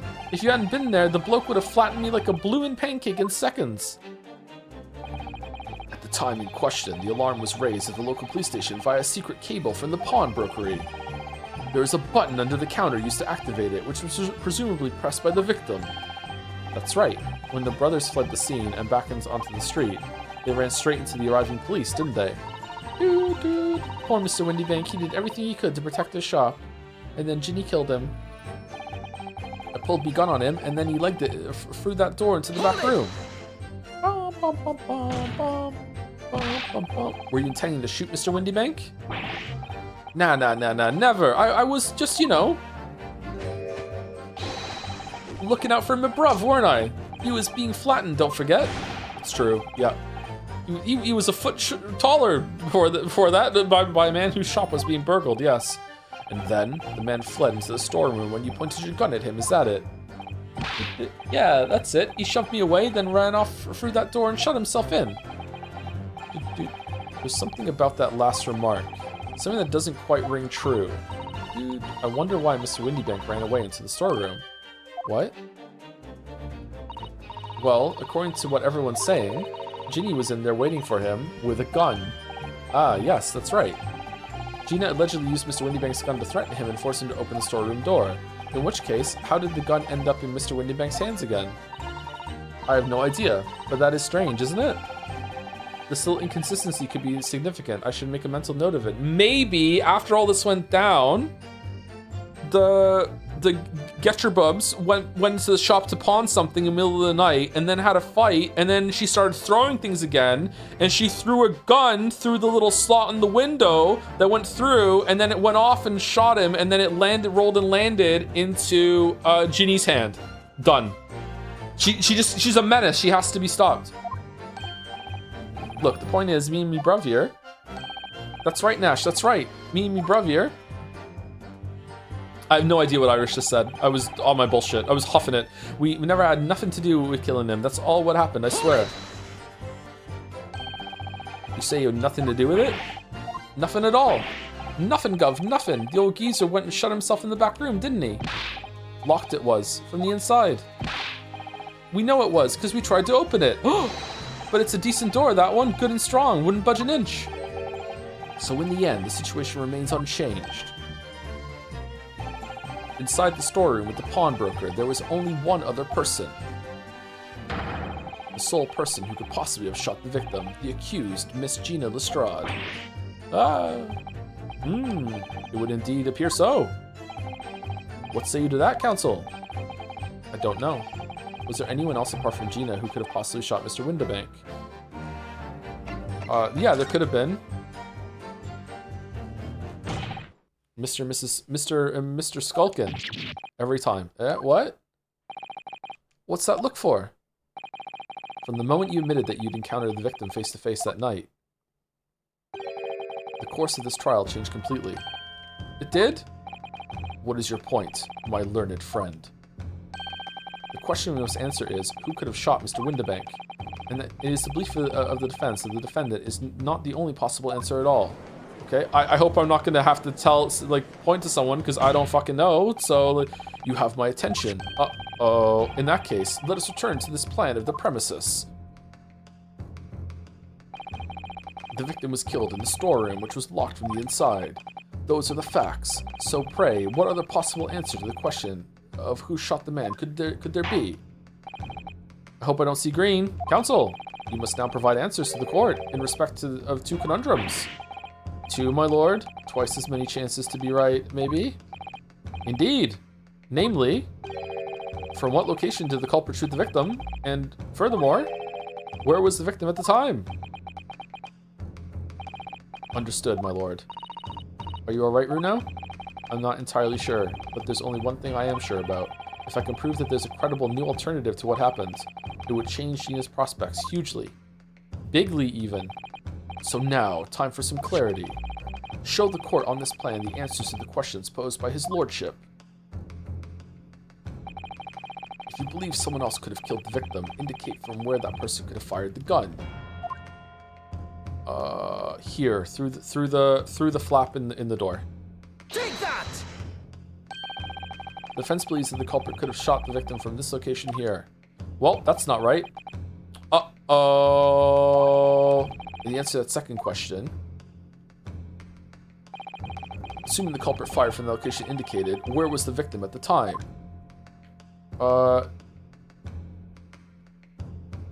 Here. Take that! The defense believes that the victim would have been in this position here. Objection! What your answers in fact show is that your own position is as absurd as those you have indicated on the plan. What are you saying? What Lord Van Zeeks is saying, Counsel? Is that your answers are clearly flawed? Ah, okay, I don't fucking know then. Like, why? If he got shot and he died instantly, he has to be there. And if it's not in the storeroom, then it has to be someone shooting through the door, right? Was I just a little off? Does it have to be a little right to the door or what? Wow, I knew it's twice as many chances to be wrong. So the questions are from where did the culprit shoot the victim and where was the victim at the time? Well, I don't see why we can't show that someone other than Ginny could have done it in the storeroom, don't you? Yes, that's right. That's the right way of looking, I suppose. Someone other than Gina in the storeroom. What's the best move here? Should I try again or gather more information first? Oh, do I have to press something, maybe? Okay, I'm a little annoyed that wasn't acceptable because, like, not bigly annoyed, just a little annoyed because he could have been, like, crouched on the floor. Like maybe Gina got knocked out and he was, like, crouching down to pick something up or something, and then, like, someone opened the flap and just shot him in the back. Okay. That's possible to me. Anyway, I don't know if I should try again or if I should leave it and try and press something. It's giving me the option to leave it, and that makes me think that possibly I can press for more information from the testimonies. Let's do that for now. My lord, I would like to consider the situation a little more before giving my answers again. Consider the situation as much as you like. The answers do not exist. Very well. The court will hear from the witness again while you deliberate, counsel. So that's all these brothers are willing to reveal this time, is it? They're still hiding something, don't you think? Yes, I'm sure of it, and not just a minor detail either. It was almost certainly because of those two that poor Windybank. Well, you can't let them get away with it, Runo. I know, but I get the feeling that there's even less evidence at my disposal this time to prove that they did it. We've come so far. Now it's time to finish them off. Well, I'll do my best. Alright, so we just got inside the gaff and heaved a sigh of relief when the geezer showed his mug. Okay. Give me that gun, he bellowed, and they flew at us like he was possessed. I thought we'd add it. For an old geezer, the bloke was strong as an ox. He chucked me over the counter. Whoops. I pulled my gun on him, and he legged it through that door into the back room. We never had nothing to do with killing him. That's all what happened, I swear. Okay, this is the one. I think that's the evidence that Iris and Ryu said there's something off about the statement, right? So maybe this is a clue. Can I press it again? Let's see. Hold on.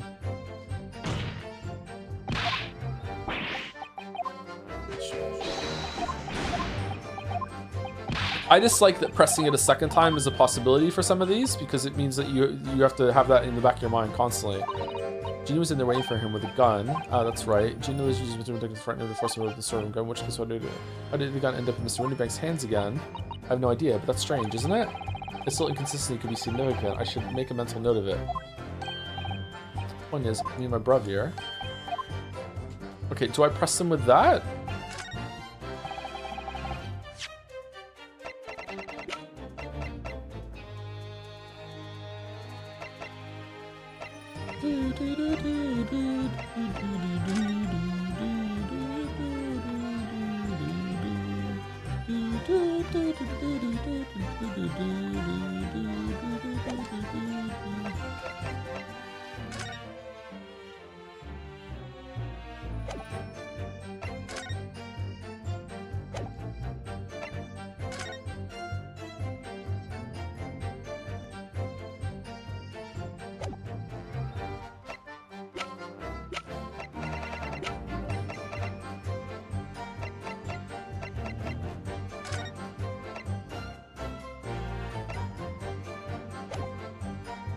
Okay, I really don't know. Maybe present the gun and be like, why is the... How did the gun get back into her hand then? Let's try it. No, that's not it. Let's just consider the implications of that statement for a moment, shall we?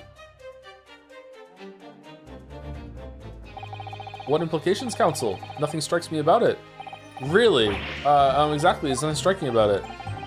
What struck me is your propensity for the inane, however. No, that's wrong. Shit. Okay. Ugh, I need to clear my head and come at this again from a different angle.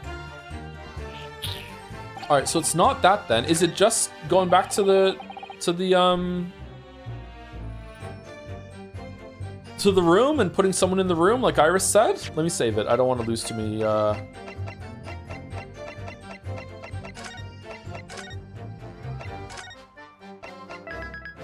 lives.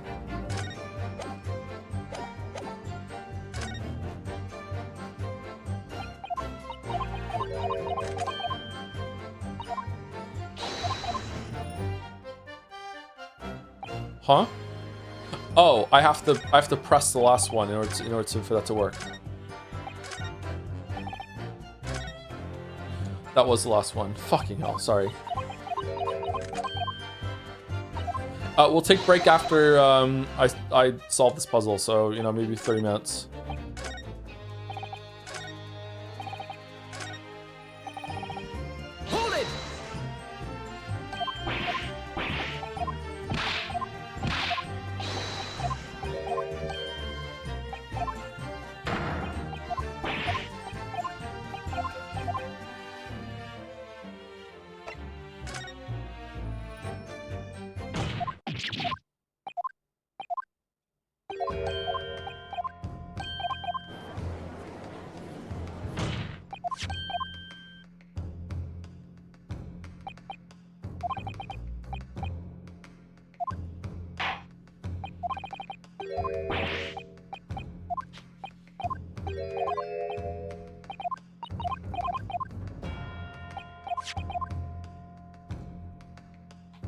Okay, I would like some clarification. I'm actually asking. I wasn't just like... I wasn't like a pixel off here with putting the person shooting through the door, was I? Like, it's not gonna work if I put it like a little bit to the right of the door and then put it here, right? Are you really asking? I opened up with saying I actually asking, yeah.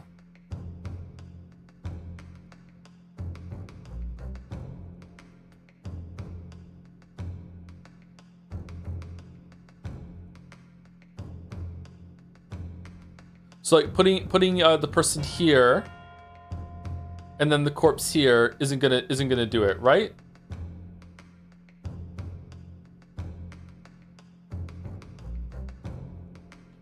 It will do it? What do you mean? Why are you telling me I wasn't? That's what. Huh? You put it in the door rather than in front of. Yeah, that's what I was asking. Like my line of thought is that it was standing next to the door and shot through the flap in the door, and the corpse is here. So like putting it a little to the right of the door will work.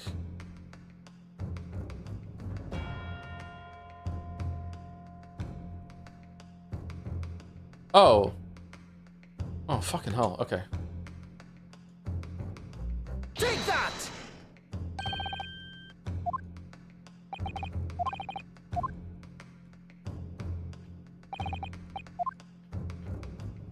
And here, right? That's where he was? That!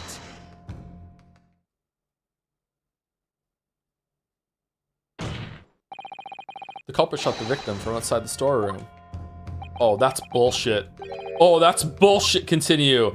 Oh, I'm mad. Mr. Windybank died instantly from a bullet wound in his back. Looking at the stain of blood from the storeroom floor, it doesn't appear like that the body was moved after death. Which tells us that he was almost certainly shot while he was in the storeroom. However, the crucial point is where the shooter, when the fatal, where was the shooter when the fatal bullet was fired? I'm gonna go take an angry pee. I'm so mad. I'm so mad. Actually, I'm just gonna get some water. Be right back. 2 or 3 minutes.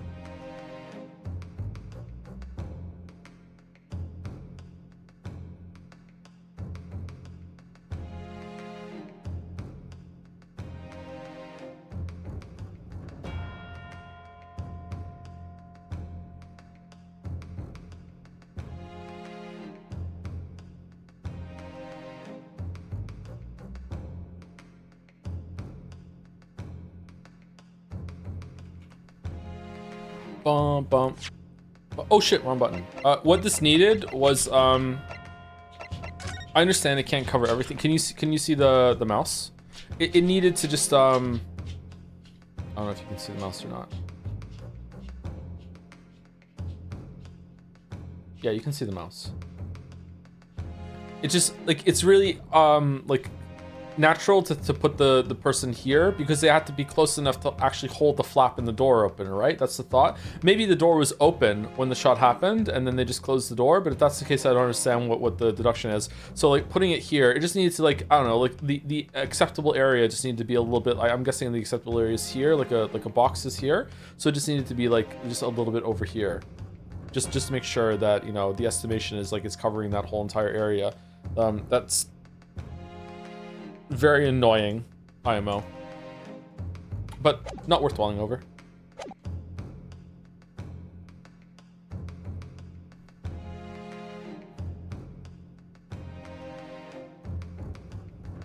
However, the crucial point is, where was the shooter when the fatal bullet was fired?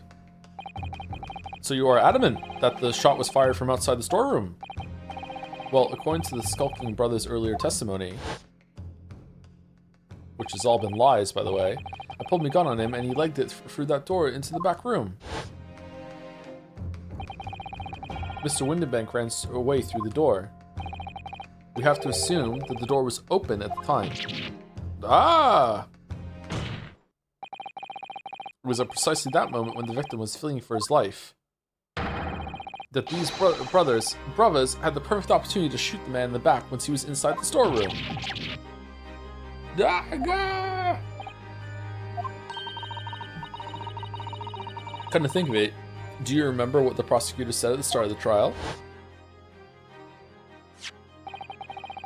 Moving on to the finding of Scotland Yard's coroner, his report states that the bullet entered the body on a rising diagonal trajectory. It means the victim was likely shot by someone significantly shorter in height than himself. Wasn't the short brother pinned to the floor at the time? Didn't have the gun, or no? Poor man shot while he was running as fast as he could to safety. Of course. He would have been leaning forward as he was running away. So even if the bullet was fired horizontally, it would still have entered his body on an upward trajectory.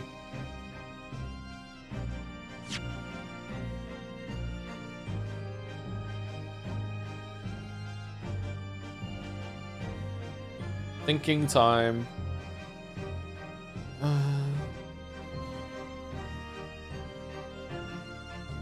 Yeah, maybe? I guess so?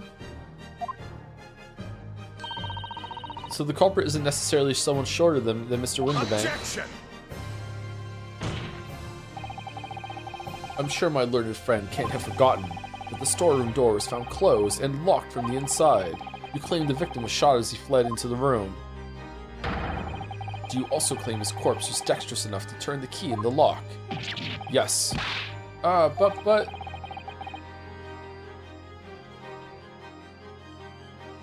I'm back to being blacksmith, Henry. Now I've finished the hero's journey, Henry. Fucking hell. Thank you, Top Lolly. For the bits in the message, what if someone else locked the door? Yes, there's someone else. There's someone else who could have locked the storeroom door. Is that so? Very well then, counsel. Present your hypothesis to the court. In the scenario just described, the defense's assertion is that the victim was shot from outside the storeroom. In which case, who shut and locked the storeroom door from the inside? Well, it definitely could have been McGilted. He's a ghost now. He can do whatever he wants. Definitely. Take that! Obviously, the person who locked the door was the only other person inside the storeroom at the time. The defendant, Miss Gina Lestrade. Objection! That's absurd. You're suggesting that the accused deliberately engineered the sealed room? For a possible reason. Such actions would only serve to tighten the noose around her neck. I'm glad to agree, I must say. Well, counsel, well, maybe she just saw someone just get blasted from the back, and then she's like, oh shit, I'm in danger, someone's shooting, so she just closed the door and fucking locked it.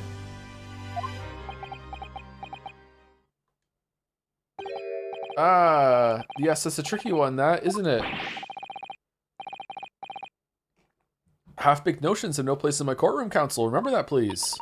But of course Ginny would have locked the door. It almost goes without saying, doesn't it?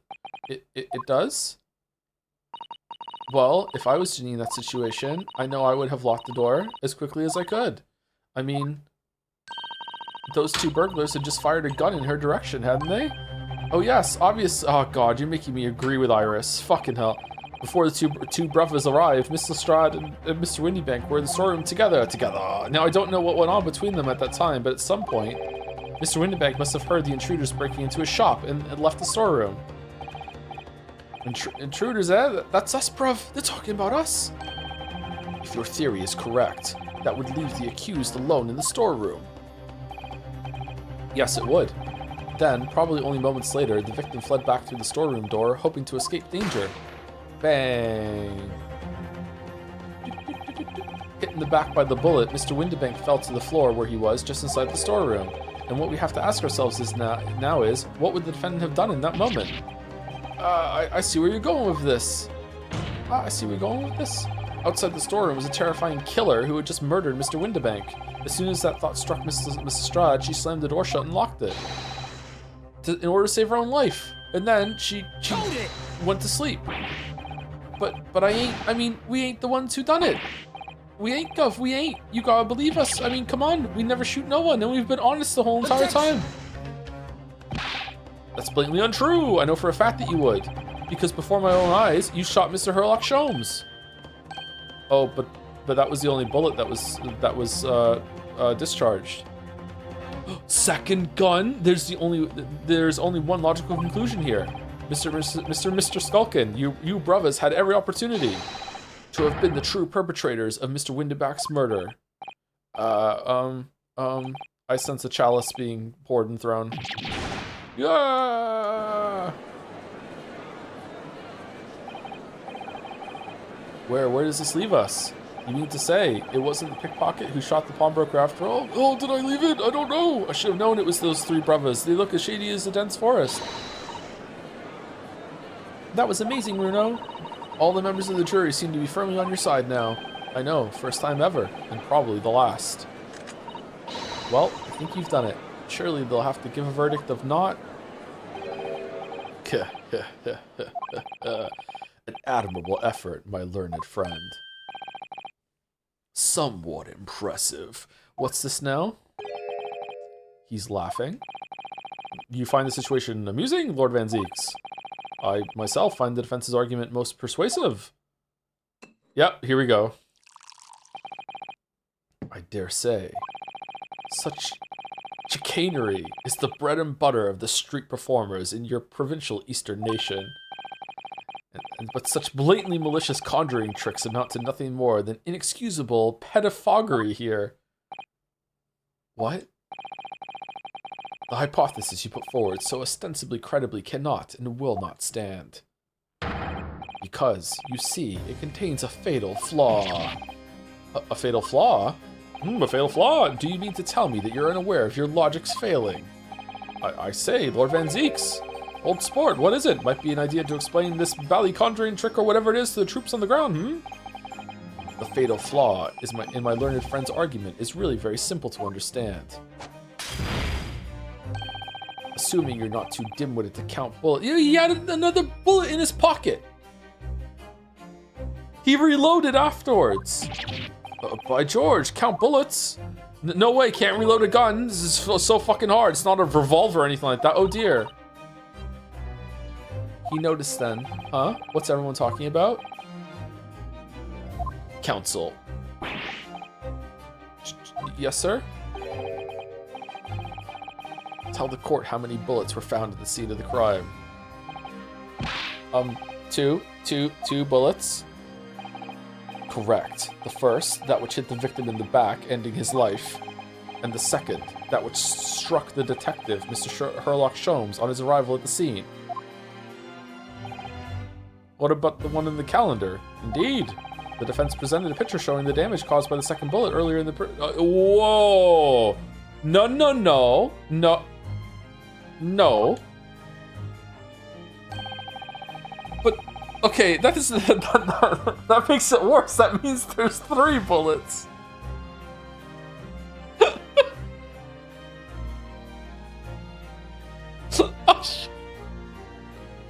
The bullet which injured Mr. Sholmes appears to have passed through his body to strike the calendar.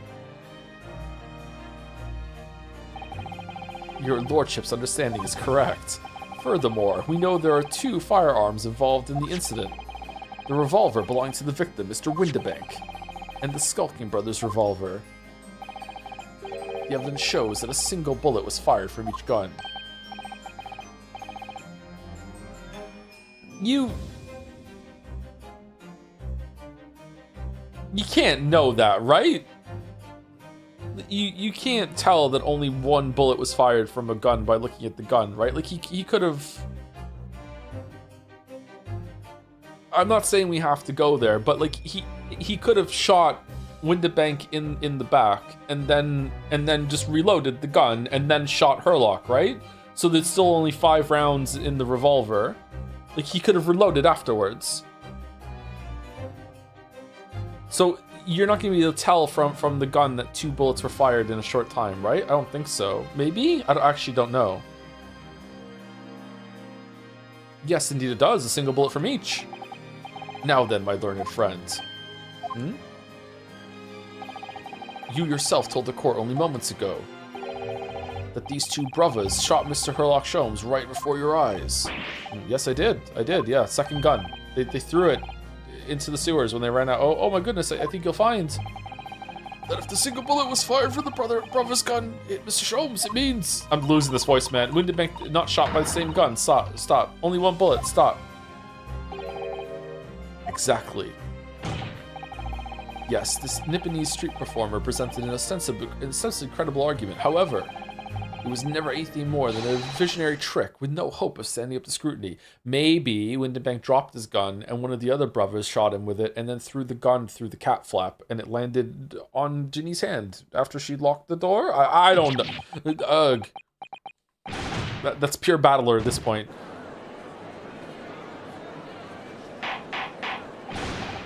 Order! Thank you. Pray forgive the discourtesy of flinging the dregs of this hallowed nectar into the public gallery. Lord Van Zieks. But this court needs to open its eyes. The accused, Miss Gina Lestrade, is no ordinary little girl. Despite her young years, she can, regrettably, no longer be described as a juvenile. No, the person in the dock is far from a law-abiding citizen.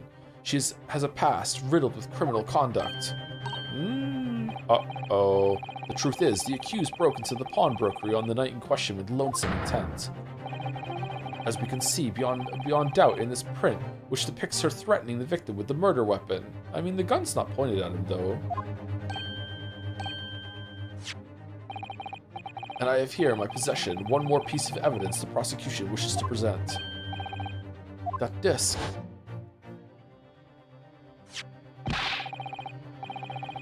I'll be taking that whatever it is of McGilded's down to the yard. Thank you very much. No, don't give it to him. It's mine, that is. Mine. I'm sorry, miss. But anything belonging to McGilded has to be taken as evidence now. Yes, that music box disc. McGilded's music box disc. Holy fuck, that's hard to say. The very day before the hateful murder of Mr. Windibank. The accused attempted to make off with this article, which clearly doesn't belong to her. With none of the subtlety of a pickpocket, I might add. But by brute force and brazen impudence. Good gracious! This language can be flustered. Make no mistake, any sympathy for the accused on account of her years is misguided and dangerous. There are no depths to which this girl would not stoop if pushed. No crime she would not commit. Okay, you're just fucking writing fan fiction over there, Van Zieks. The court forgets that fact that it's peril. I see. I think it would be prudent to take this music box disc into evidence counsel as a grim testament to the defendant's character. Lord Van Zieks, Inspector Gregson, what?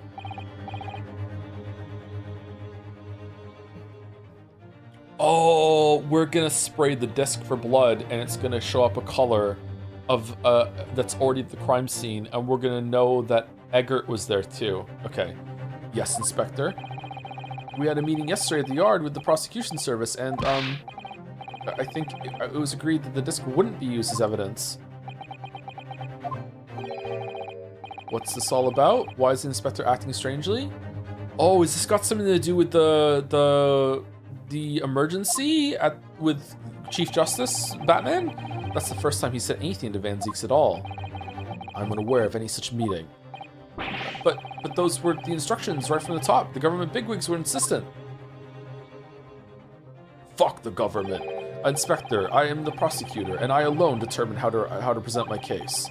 Your warning is noted. Thank you. The prosecution wishes to proceed with submitting this disc as evidence, my lord. Oh, fuck you, I'm just doing it anyway. Indeed, bailiff, yes, fuck the government. The music box disc has been entered into the court record. A metal disc used to play music in the mechanical music box. On the reverse side is a note that reads, For McGilded. Prosecution has established the accused's motive, opportunity, and baseness of character. There is nothing more to add. Take a bow. Ladies and gentlemen of the jury, I await your informed decisions and rest my case. I don't believe it.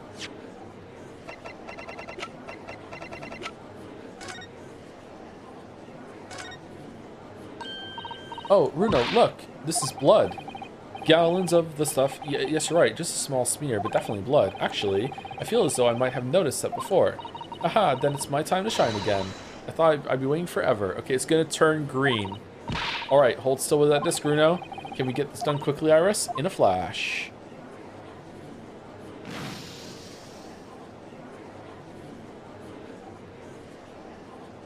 Yeah! You're fucked, bro. Ooh, a lovely bright shade again. Wait, that color. What is it? It's just that green. It's not the first time we've seen that color, is it? The blood samples portfolio has been updated in the court record.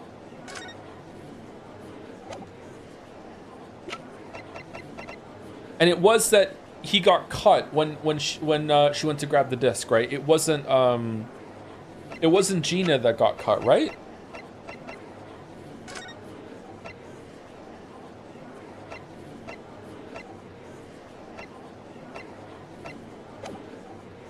Pretty sure.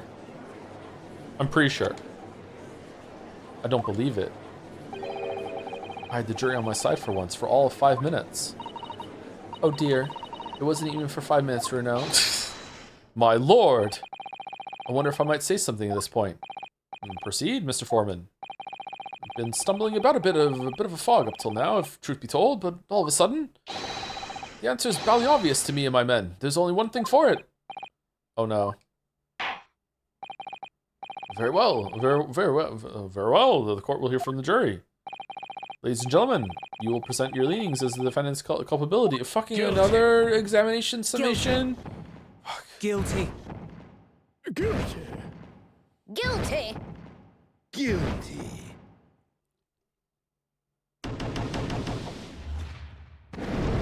He slammed his head again. Examination. Excavation. We have consensus among the jury, it seems. We have eliminated the impossible. Whatever remains must be the truth. We'll make you eat those words, Van Zieks. That's my line. I wrote that for Hurley in the Hound of the Baskervilles. How dare he use it against us? Wait, in what? Hound of the Baskervilles? Don't worry, Iris. I don't think we're finished yet. There's still more to this case than we realize. There must be, because there's still 8 hours left. There's one thing I'm absolutely certain of. Gina didn't shoot Mr. Windibank. That's beyond any doubt. Very well. We will proceed with the second summation examination of the day. He just knows that we're doing it. That's fucking great. Mr. Foreman, are you and the other jurors ready? Caradab Squadron is primed and ready for action, sir. Very good. Now stop horny posting. So, ladies and gentlemen of the jury, you will each explain on what grounds you have now determined the defendant to be guilty.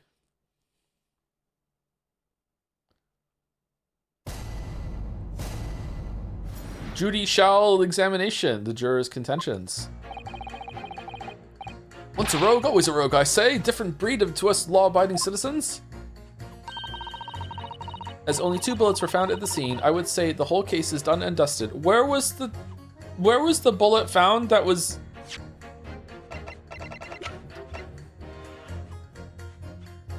did they find that bullet? Was it in him?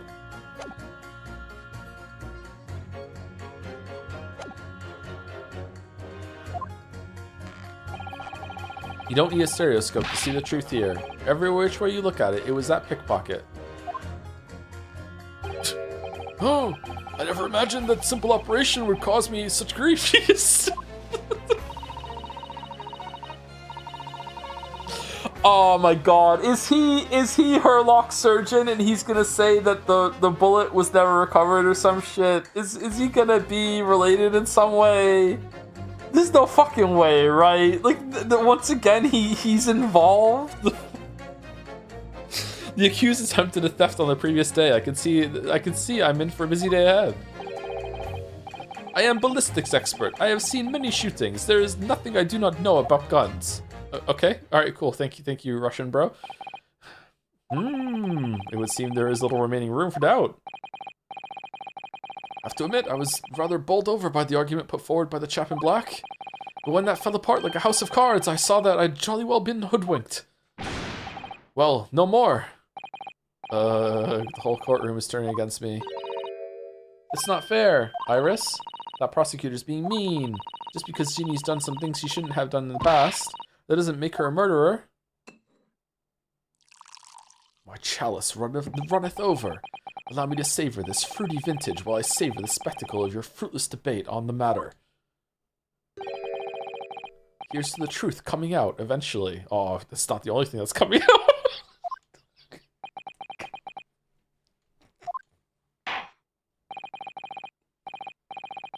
That's enough preamble. Counsel, proceed with the submission examination.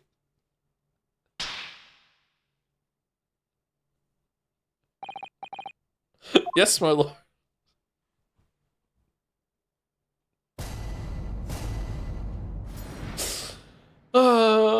The defense's rebuttal. Once a rogue, always a rogue, I say. Different breed to a law-abiding citizen. Just because Miss Lestrade has a history of pickpocketing, she must be guilty of murder. Is that what you're saying? Yes. Oh, well. Are all members of the British Army so quick to judge? Yes.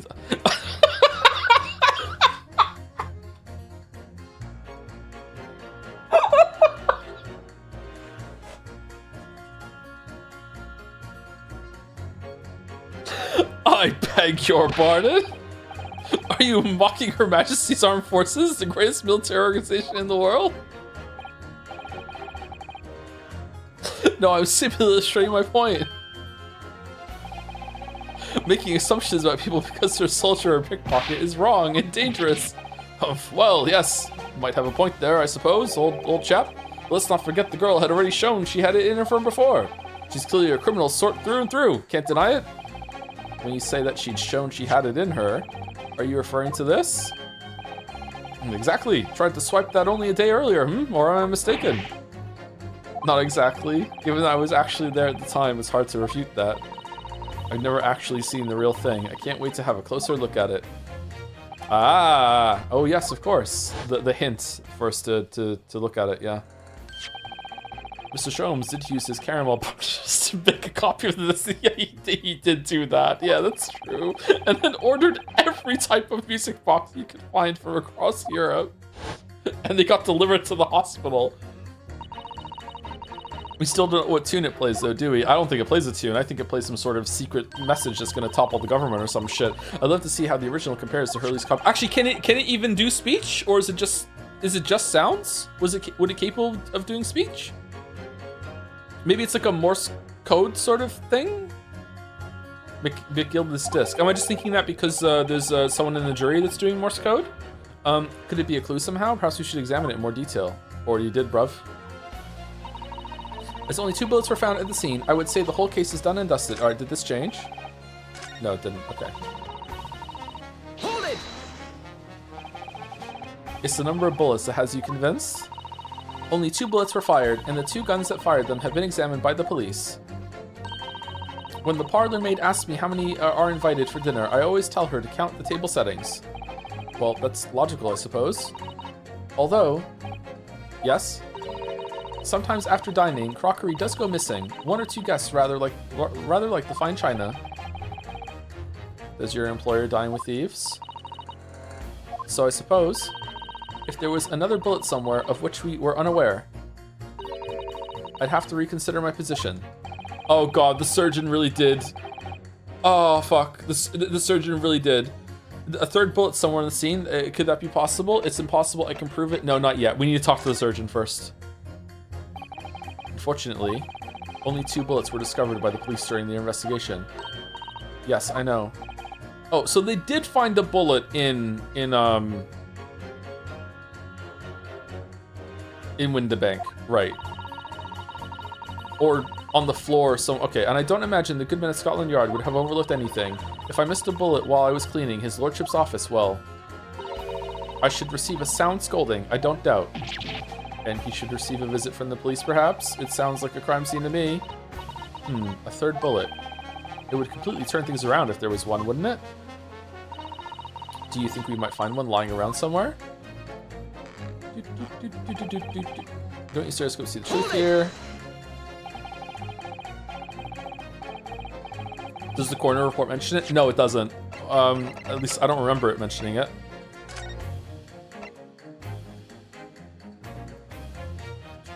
Postman finds a single bullet wound found in upper half of victim's back. No other visible signs of trauma. Autopsy findings: instant death from posterior anterior bullet wound to the heart. Bullet entered the body from the back on a gently rising diagonal trajectory. So I don't like. It doesn't say that they found a bullet. It's implied. The bullet is definitely implied, but like I don't know where they have it. Yeah. So if I understood correctly, you need 2 pictures, left eye one, and the slightly different right eye. Are we doing this bullshit again? Exactly. Then you can see the scene in 3 dimensions, like this. So if we have 2 bullets, I don't suppose you can see anything useful with them. Oh, if you cross your eyes, you can see a 3rd bullet. Oh, that's where it came from. My God. Yes. Good. I'm convinced that I think you'll find that no matter how much you squint, the truth of the situation always looks the same here. The only person who could have shot the victim is that girl in the dock. How can you be so sure of that? Think about it. The Skulkin brothers shot the great detective, didn't they? Yes, that's been mentioned once or twice. Well then, surely it's coming into focus now, isn't it?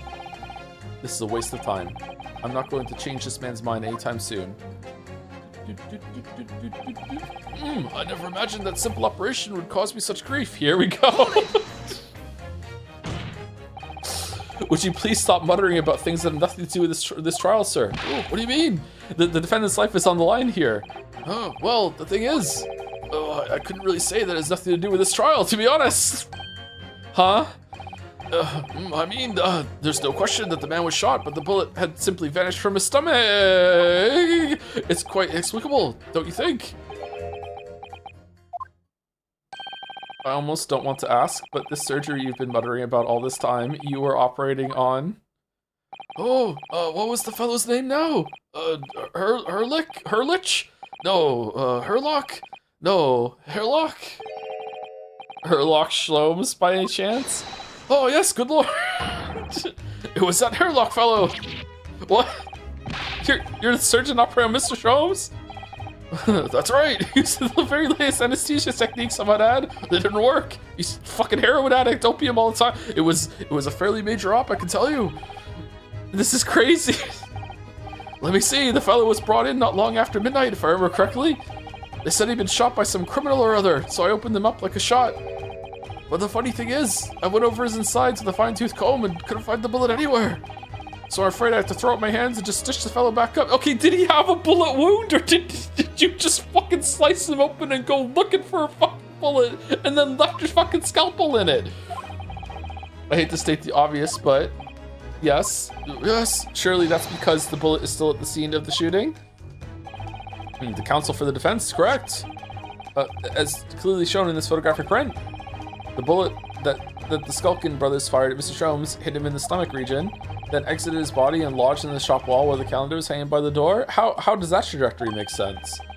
I think you'll find it's really quite simple if you just consider the problem 3-dimensionally. Who do you think I am, son? Well, juror number 4 is about the best I can do. As soon as I saw the wound to the man's stomach, I flipped him over. Like a pancake? Are you saying you checked his back? Of course I did, and there wasn't a trace of injury. No sign that the bullet left the body at all. Oh, what the fuck is going on? What? That's the point. The only logical conclusion, this voice is so hard to do. The only logical conclusion was that the bullet was still somewhere in the man's innards. I just couldn't find it, which is exactly why I set about slicing him up. All over slice and dice. I had to find the bullet. Couldn't fucking find it. Went through 3 scalpels. I'm still none the wiser even now. How many times do I have to say it? Could somebody please explain how it happened? Could somebody please solve the mystery? It's almost as much of a mystery as how this jury was put together.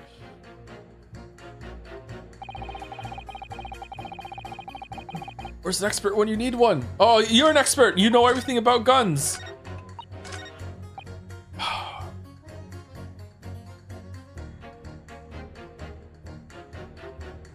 If this is a fake gunshot.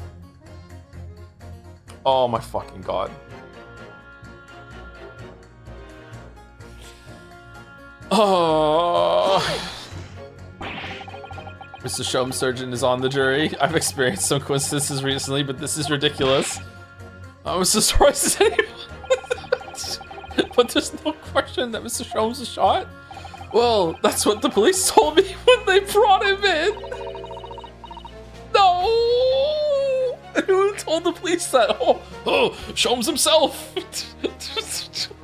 How bad were his injuries, doctor? Oh, non-existent. He was in a bad way. He lost a huge amount of blood, you know, from all of my fucking cutting him up to find the fucking bullet. And I suspect he was shot at quite close range, too, because his skin was badly burnt around the point of entry. Burnt? As I said, I flipped the fellow over and examined his back, but there was no sign of an exit wound. Would a blank fired really close to the skin do that? Blanks are actually really dangerous still, but which is why I thought I better locate the lug and pop it out. And yet you say you found no bullet inside the patient? Well, I wouldn't have done, would I? Because it's in the wall of the pawnbroker. How did it get there? I need someone to solve this mystery before it drives me to insanity. If only there were some expert in ballistics, maybe from Russia with a mouse, who could help, even if he looked extremely untrustworthy. So we have a disappearing bullet on our hands. Hold it! What do you mean you're in for a busy day? Forgot to say stop. Do excuse me, stop. I'm a communications officer, stop. A communications officer? Does that have something to do with sending telegrams? Everything from a personal message written number by members of the public, the latest news in the capital. Just yesterday, I even got asked by the Chief Justice to fucking, like, cook up a message from Japan about someone's dad being sick. I didn't know why I had to do that, but sure, you know, my job description means I have to, like, do some spy shit and fucking fake messages sometimes. Why the fuck not? Just rolled with the fucking punches. I just did it. Got paid fucking 10 guineas to do it. What is it? What's it to you? I convert all the messages into Morse code and tap it out the entire world electronically. To the entire world? That was, oh, for fuck's sake, that was some miles under the sea. Stop. Worldwide Communication Network, stop. Sometimes I'm really bad at Japanese Morse code though, so sometimes I make mistakes. Like I realized just today that I got a message that said someone's dad was sick, but actually it turns out that the message was, I'm doing great and there's no need to come back to Japan. Too bad that it's too late to rectify that. Hope it didn't cause any disruption. Information transmitted to and from all corners of the globe. Stop. Ah, yes. She was getting equally worked up about radio waves or like before, wasn't she? I specialize in communication information from government departments and newspaper offices. I see. So I'm sure I should have to wire the newspaper reports of today's guilty verdict later. So no sleep for me tonight, I imagine? None for us either, right? Sorry. Let's just finish the trial first, shall we? I'm a ballistic expert. Hold it! This trial is so funny. I thought you were just a tourist. Good day. I am visiting London for sightseeing. I would like to take bus to Crystal Tower, please. There's no way he's just a visiting tourist. So, you're a ballistics expert? Who knew? I knew. I have much experience with guns. Ah. I have lived through many, how do you say, extreme and violent bath of, no, blood of, extreme violent bloodbaths, perhaps. Those. Extreme violent bloodbaths. English is very difficult tongue. Considering the sort of people you associate with, I'm surprised you still have a tongue. Anyway, if you have questions about bullets and guns, you ask me. There is nothing I do not know, no mystery I cannot solve. He's very confident in his knowledge of guns, that's for sure. Gee, I wonder what to do here. But if possible, please, only in Russian language. He's not very confident in his knowledge of English, though, is he? No, still, we should bear it in mind. He's our man if there's a mystery about guns or bullets. Van Zieks has managed to convince everyone. When you have eliminated the impossible, he said. But he hasn't. If we're going to fight back, we need more material. And we have to fight back. We have to turn this trial around again.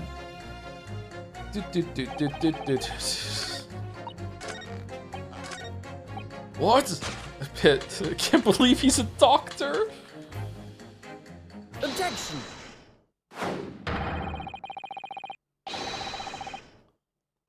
Those two statements clearly contradict the idea that all I do is pit jurors against each other. I was about to say that's not a contradiction. That's just like helping them out. Oh, a ballistics expert. A surgeon. Pitting. P-I-T-T. On the night in question, Mr. Sholmes was shot by one of the Skulkin brothers, but since there was no sign of an exit wound on his back, we must assume the bullet didn't pass through him. However, no bullet was lodged in Mr. Sholmes' body either. Furthermore, a bullet was found lodged in the wall of the shop where Mr. Sholmes was shot. Okay, so when we went in, was the gunshot not at Sholmes? Was it actually just at Windabank, and that's when it happened? And there's just an why did he fake a gunshot? I don't understand what's going on here. Juror number 6. Hello, my name is Villain. Pleased to meet you. He's the villain. This apparent contradiction in the facts that is so clearly troubling juror number 4. Are you able to explain the mystery? I have seen very similar situation in Motherland. It was night. There was blizzard. I was running away along Mountain Road in freezing cold. Oh, golly. The snow was piling high on both sides of road. It was very narrow and dangerous. My pursuers had hunting rifles and they were on dog sleds. Mental note, don't ask too many questions. I was shot from behind and I fell down in snow. And this situation was very similar to what I hear today from Doctor. They could not find bullet in my body, and no sign of, how do you say, exit wound. Turned out it was boomerang bullet that goes in and then out again. Then where did the bullet go? Bullet never hit me. Well, if it never hit you, why'd you fall down? Bullet hit frozen wall of ice very close to my side. What? One small piece, very sharp, broke away from the lump of ice and pierced my body.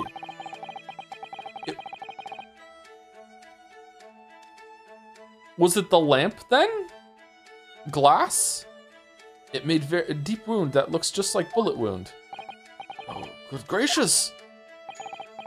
Of course, piece of ice quickly melted inside me, and that solution to mystery of disappearing bullet.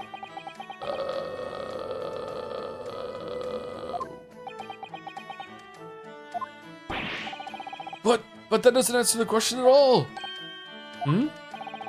The shooting happened in a pawnbroker shop. Not some snowy mountain road in another country. Well, there was a picture of a cat building a snowman, so maybe someone did a stereoscopic thing and made it 3D and a chunk went off of it or something. Just an idea, but we might not be looking at exactly the same scenario here. Bruno, where exactly was Hurley shot again? Well, according to the report, in his stomach, sort of around this area, I think. Well, that's precisely where he always wears a little pouch on his belt that he keeps a supply of ice in case he needs to talk about ice. Not a pouch? Actually, I might have noticed something like that. Yes, a pouch. It's where he keeps 3 glass vials of very dangerous chemicals that he uses in his investigations. What? Really? Oh, are they full of opium and that's why the anesthetic wouldn't work? Doctor, where is the pouch Mr. Sholmes is wearing? Pouch? Well, The fellow had nothing like that on his person when he arrived at the hospital, as far as I can remember. If I may, Lord Van Zeeks? While I realize it is forbidden for the prosecution to interject during a summation accusation, I'm doing it fucking anyway. I should inform the defense that I have the pouch in question in the antechamber outside the courtroom. Sorry? Why do you have it? As I understand it, when the police arrived on the scene and found Mr. Sholmes injured, they removed the pouch in order to assess the wound. Ah, thank goodness. I thought I was getting forgetful for a moment. Since then, it has been in my safekeeping along with all other evidence relating to the case. I can personally vouch for the fact that it has not been touched since the incident occurred. Okay, I like that Van Zeeks is fair. Very well, extremely unconventional during a summation examination. I must demand the prosecution presents the item in question with all speed. Bring forth Mr. Herlock Sholmes' pouch. Is there going to be blood on it? I see. So this is the pouch worn by Mr. Sholmes on the night in question, is it? Look at that. One of the files is broken, the leather around it is scorched black. It's almost as if the file exploded. Exploded! So, that night, the bullet from the Skulkin brothers' gun struck Mr. Sholmes' pouch. And it was the glass file exploding that caused the fellow's injury. Oh, I fucking fucked them up searching for the bullet for no reason. Oh, fuck. I mean, nothing happened. It was normal surgery. No scalpel lost inside of it. This bullet did not penetrate the victim, but was deflected into a wall of shot. But it wasn't. So where did the bullet go? A delightfully complex aroma. Well, it would appear one mystery has been solved at least. Though it has no bearing on the truth of this case. The bungling and burgling brothers shot the detective, and the accused shot the pawnbroker. The pertinent facts of the case remain unaltered. But at least the mystery is solved. I can sleep easy tonight. I'm having a great day. Gonna sleep well tonight. Thank you, young man. You know what? Not guilty, just for you. Thank you very much. Glad I could help. Due to its bearing on the conundrum just solved, the court will sequester this scruffy pouch as evidence. Hurley's pouch isn't scruffy. Sholmes' pouch has been entered into the court record. The pouch Mr. Sholmes was wearing around his waist at the time of the shooting. One of the glass files is smashed and there are scorch marks around it. Now, the summation and examination. It would appear the defense is somewhat struggling to alter opinion, Please, my lord. A little more time. After all, that's a new piece of evidence. It could be a valuable clue, and you can't afford to overlook anything here, Ryo. There's still a way to turn this around, somehow. I'm sure of it.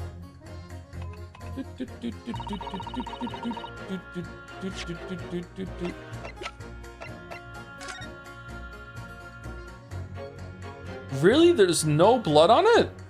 Oh wow, this got fucked up. Wait, that's a bullet. Is it?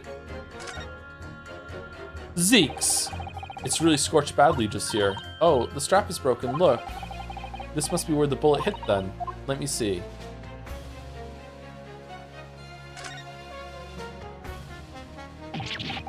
What the? Iris, look. Behind where the Big Z, what the fuck? Big V, what the fuck? Behind where the broken file was, do you see it? Ah, that's where it is.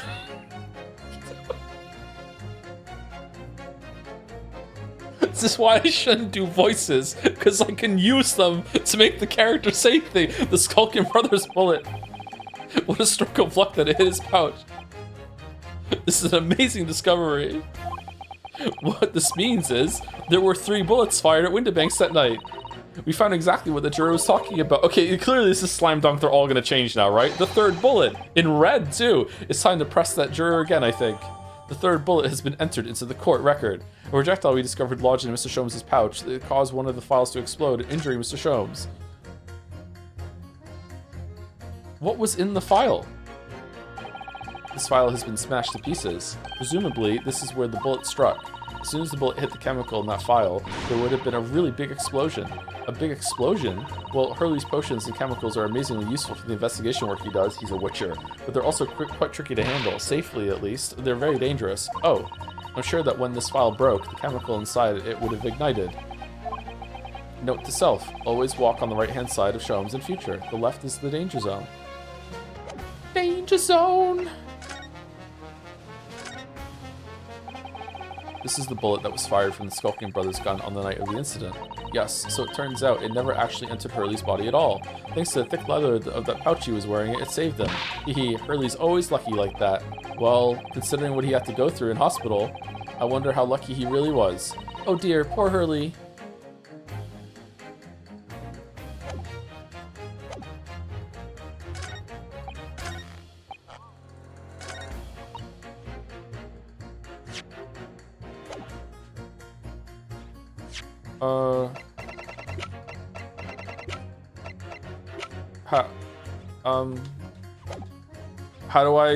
How do I do it?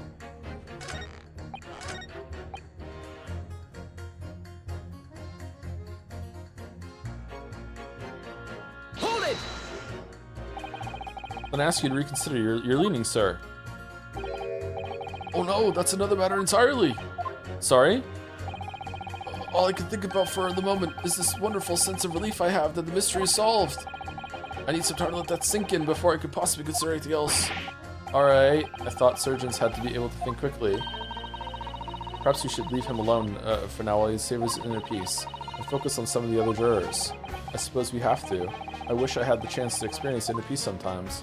I don't understand what I'm supposed to do. Like I can't present. Can I? Oh, there was an option. I remember. There was like impossible. There was an option. I can prove it. Allow me to show you then the third bullet. Take that! Ta-da! Here it is. We discovered it just now. Yes, on the night in question, the Windybank's pawnbrokery, another bullet was fired. What is this new trickery, you Nipponese conjurer? Where did you find that bullet? It was lodged inside Mr. Sholmes' pouch. What? This pouch was removed from around Mr. Sholmes' waist before he was taken to hospital, and since then it has been touched by no one. Well, do you mean to say the shot fired by the Skulking Brothers that night? Yes, as your lordship has surmised, it hit this pouch. But that makes no sense whatsoever. We already know the whereabouts of the bullet fired at Mr. Sholmes. It was clearly visible in this photographic print. Ah.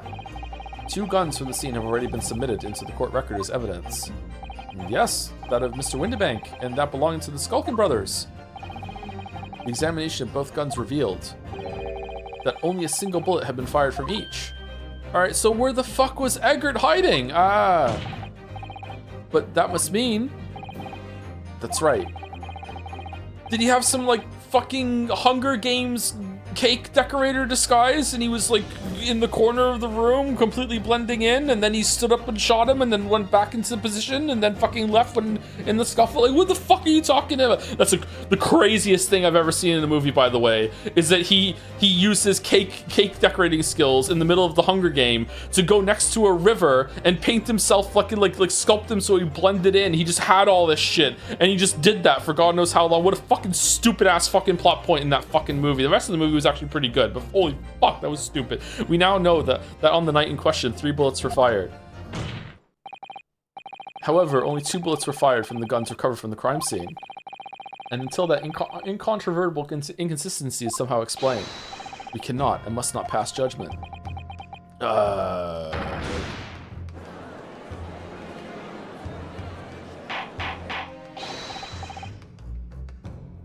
Order! Order! Order! While the summation examination remains incomplete, this court has been presented with new facts. Facts that would appear to shake the very foundations upon which the case against the defendant has been built. As is my prerogative in this situation, I hereby temporarily suspend the summation examination. By Jupiter! What? Bailiff, bring the witnesses back to the stand at once. Oh my god, really?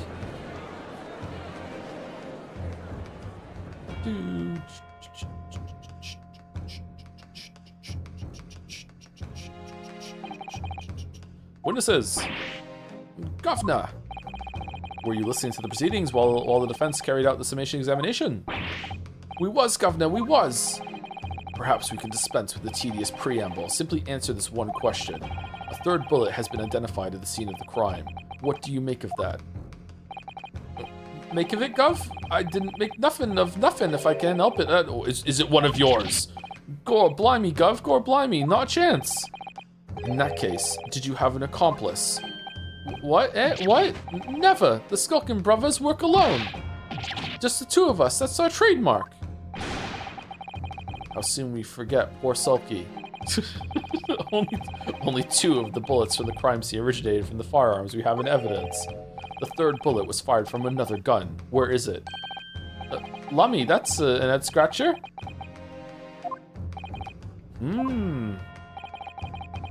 Counsel for the defense. Yes? Just prove where the gun was. Just do it.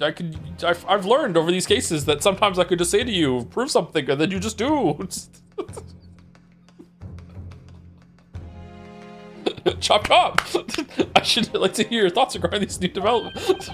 The third bullet and the mysterious missing firearm for whence it came. Thinking back over all the testimony we've heard and all the evidence we've seen, I'm starting to form a picture of what really happened that night. My lord, I think it's clear what this third bullet tells us about the Skulking brothers. They had a secret accomplice, they had another gun, it has nothing to do with them. I believe it has nothing to do with them. Nash, eh? That's right. Yeah, nothing to do with us, Gov. We've established that 1 bullet was fired from each of the 2 guns already known to the court. The logical conclusion, therefore, is that on the night in question at Mr. Windybank's pawnbrokery, there was another person present in possession of a third firearm. Whilst the brothers may have had nothing to do with the third gun or the bullet fired from it, it's inconceivable that they had nothing to do with the third man. Yes, the brothers were working with an accomplice who was carrying a gun. Wait, what? I thought it had nothing to do with them!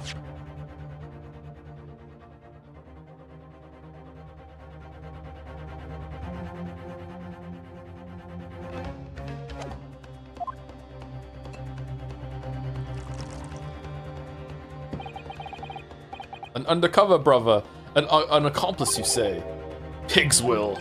Pigs will what? These protracted proceedings have already forced us to endure 2 summation examinations. I know, right? I'm kind of mad about it too. They take so long. Yeah, in all that time, there's been not a third man. If this apparently red-like being exists. The court must be shown hard evidence. Without it, this fantasy will be crushed. We've had 2 summation examinations. How about a third? No, I won't stand for it.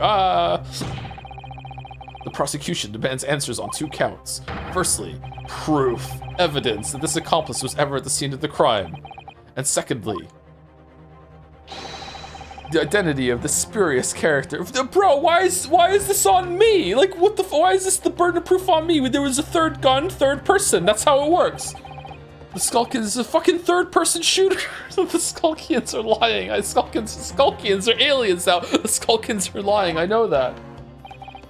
But how can I ascertain the identity of the person they're hiding? Well, counsel.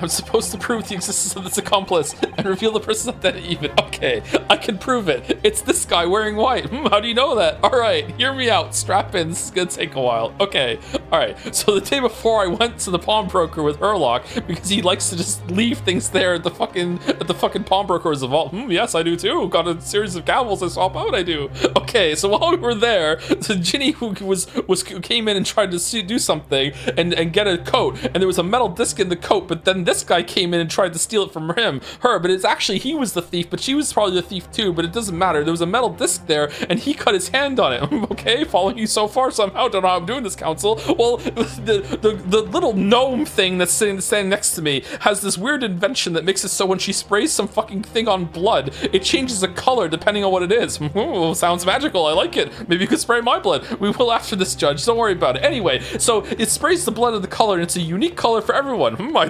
think there are more people than there are colors in the World Council, but okay, you can proceed. All right, so when the blood we sprayed it on the disc right now, it turned green. Okay. Well, we also sprayed it on the calendar where that other bullet went. Yeah, the bullet we can't explain. Yeah, and that also went green too. Therefore, through this via no magical blood changing color shit, it turns out that he had to be there too and got shot. All right, valid, let's go. What do you say, prosecutor? You must be fucking kidding me. Like, what the fuck are you talking about? In response to the prosecution's demands, my lord, the defense is just fucked. I'm ready to present answers. I'm good, let's go. All right, here we go. The defense is ready. I believe I can provide all the answers the prosecution demands.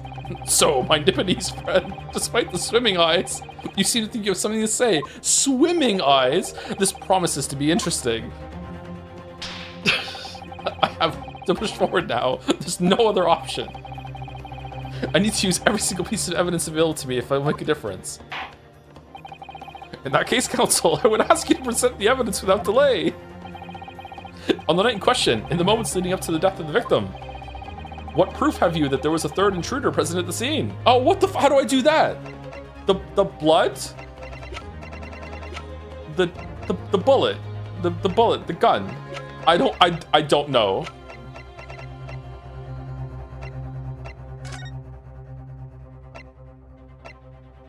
I think it's this. I think it's this. The evidence is right here in this portfolio. By Jove, that portfolio again, is it? Do you expect the court to rifle through your papers itself? Be more specific. Well, I'm glad you asked, Big V. Strap the fuck in. You claim one of those blood samples proves the presence of the third intruder. Well, which one is it? I mean, but both of them, right? I'm gonna go with this one. This is the blood sample that proves it. You perplex me, counsel, by looking so pleased with yourself despite this quite displeasing answer. Ah, that's not it? You would do well to take your irrelevant specimens of blood and go back to whence you came. What? And I see that you should go down with this court's history as an equally irrelevant specimen. Uh-oh. Well, I think it takes a certain genius to give such a completely wrong answer, personally. The kind of genius I could really do without. Time to think again. Claim one of those blood samples proves the presence of the third intruder. Which one is it? Okay, hold on. It's not that one, and it's not that one. Look, I guess it's this one. Okay. What am I looking at here? There appears to be some green paint or such like around the bullet hole in the middle of the count. Wait, it permanently changes the color of the blood? That's a blood stain, my lord. A blood stain. Green blood, curious even for you. Is the court to understand that the intruder was some unhuman creature? Yes, it's crawling ollie. It's something developed by Mr. Herlock Sholmes. Oh, by the great detective. Yeah, we love the great detective. Yay, we'll accept it. Sure, new invention stop. Not yet appeared in story stop. It's this, you see. It doesn't have a name yet, though.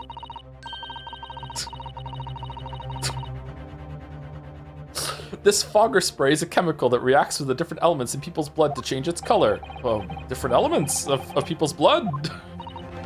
Yes, everyone's blood is slightly different, you see? Because it's made up of different elements. So by seeing what color it changes to, you can tell in a flash whose blood it is. Oh, that brings a whole extra dimension to looking at blood. Talk of blood in courtroom, stop. Very exciting, stop. Oh, she likes blood, holy shit. As an example, this one shows the blood of the victim, Mr. Windabank. Ah, a striking blue. I like it, good color. Yes. So you see, the green color of the blood stain on the calendar, that's a different color. Shows that somebody else was shot in the main part of the shot. Now hold fire there, young man. Could be from some unrelated incident, couldn't it? No, it's not unrelated. What? The date showing on the calendar is the date on which the Mr. Windabank was killed. Oh, by golly. Therefore, we can assume that whoever was shot on the same day. Then whose blood is it? Oh, Skulking Brothers and Stan don't appear to be suffering from any gunshot injuries. Which means it must be the blood of somebody else. The third intruder, in fact. Watch out for them. whose identity the court is still waiting to hear. Wait, you're just accepting the color blood thing? Really? You can't delay this any longer, my learned friend. Who is this alleged third intruder? It's fucking Edgar Benedict. Clearly a real name. Take that! The man's name is Edgar Benedict. Edgar Benedict? What are you talking about, Counts? He paid a visit to Windibank's pawnbroker on the afternoon before the incident took place, when the accused attempted to deceive the pawnbroker into releasing this article into her possession. That's right. The man identified by the defense, Mr. Edgar Benedict. He just so happens to be in the crowd. Bring him down! Yeah! Tiny corner preside over here. Then attempt to take the article from the defendant by force. Broker. Yes, sir? It's like the price is fucking right in this courtroom with the spotlight just shining on someone who just suddenly becomes a main character from the audience. I believe this filthy pocket thief has just redeemed an article from you, no? Yes, the article in question belongs to me. I demand for it to be returned at once. No, that's a lie. What are you trying to pull? Give me back my overcoat, you wastrel. Needless to say. Any music box discs, too. Is he a spy? Inspector Gregson was there at the time and can attest to what happened. Oh yeah, he was there! In the end, it was the inspector himself who took the disc. Can you corroborate this account, Inspector? Yes, my lord. That's more or less what happened. And in the interest of being thorough, I asked Windibank for a print showing the fellow. Taken from one of his red-handed recorder gubbinses. Yes, that's him talking to Mr. Windibank that morning. And you claim this man is the brother's accomplice? Well, Mr. and Mr. Skulkin? Well, Mr. Skulkin? Uh-oh. Never seen the geezer before in me life! On me life, Gov, on me life, never seen him! I don't believe you. I believe this blood magic bullshit instead. Well, somewhat unsurprisingly, it appears our witnesses disagree with the assertion.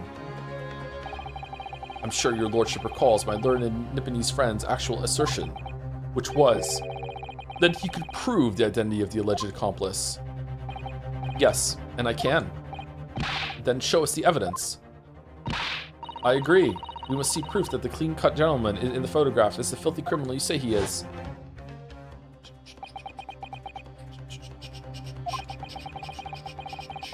This is the last piece of evidence. I've had a feeling that something has been missing in this trial from the very start. But now, I'm going to drag kicking and screaming into the courtroom. Are you ready to present your answer to the court then, counsel? Yes, my lord. The defense will present the evidence now.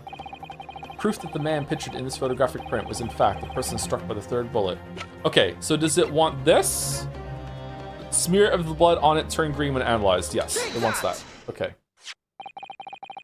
As I mentioned before, on the afternoon of the day in question, the defendant attempted, deceitfully, admittedly, to reclaim this disc from Windibank's.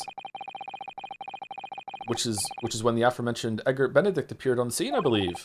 This man then attempted to purloin the article from the defendant's possession. No. That's correct, my lord. I myself was present at the time. It was following this that a minor incident occurred. But of course, sir, here is the disc for you.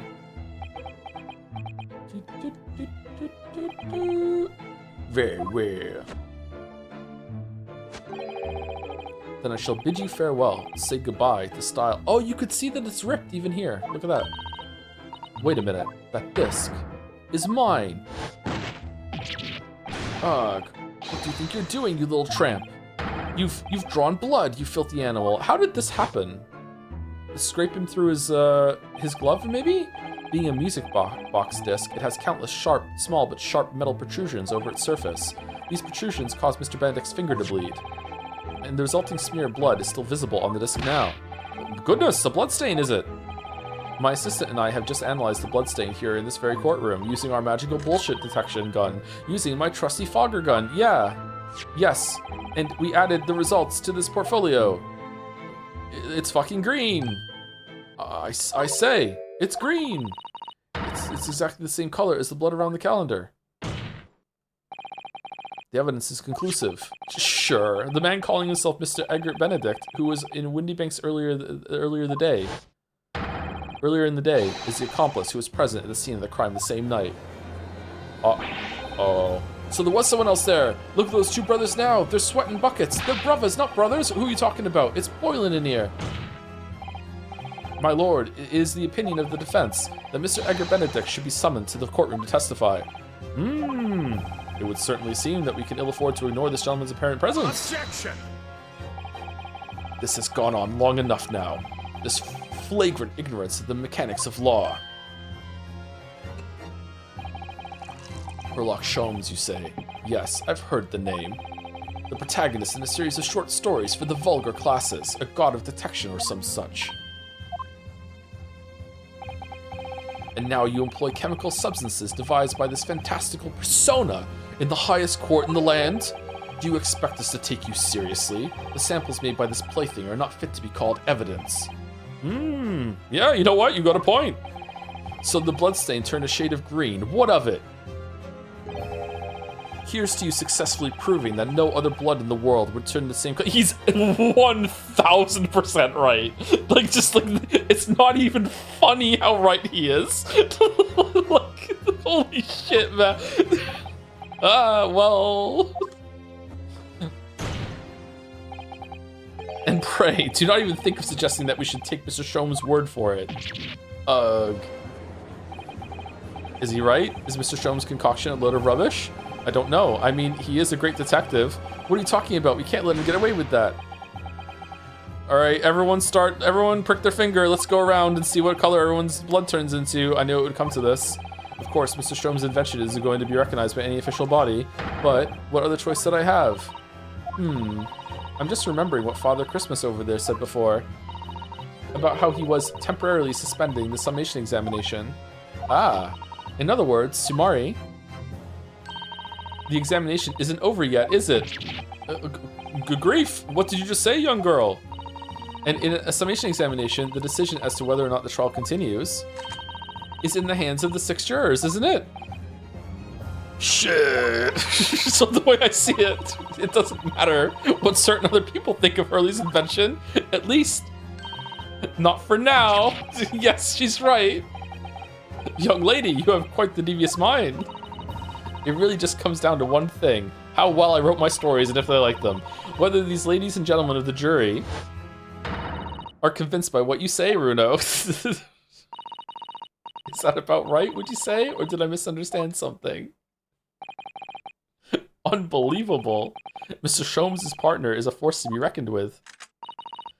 Iris Wilson, sharpshooter. What do you think, everyone? After that shrewd precis of the situation from an entirely unexpected source, it must be acknowledged that the previous summation examination has yet to reach its conclusion. This is absurd. Ladies and gentlemen of the jury, the court now looks to you for your final leanings in this matter. As proud citizens of Her Majesty's Britain, I'm sure you will come to a fair and just conclusions. What? We're in Britain? So then, state your final decisions in turn, please. Guilty. Not guilty. Not guilty. Guilty. What? Guilty. Bro! Not guilty.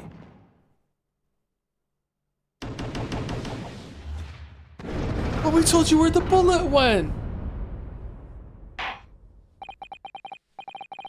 2 call guilty and 4 call not guilty. Such is the outcome of the summation examination. Objection.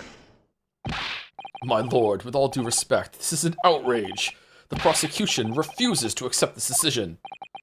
Too bad, get fucked. On what grounds?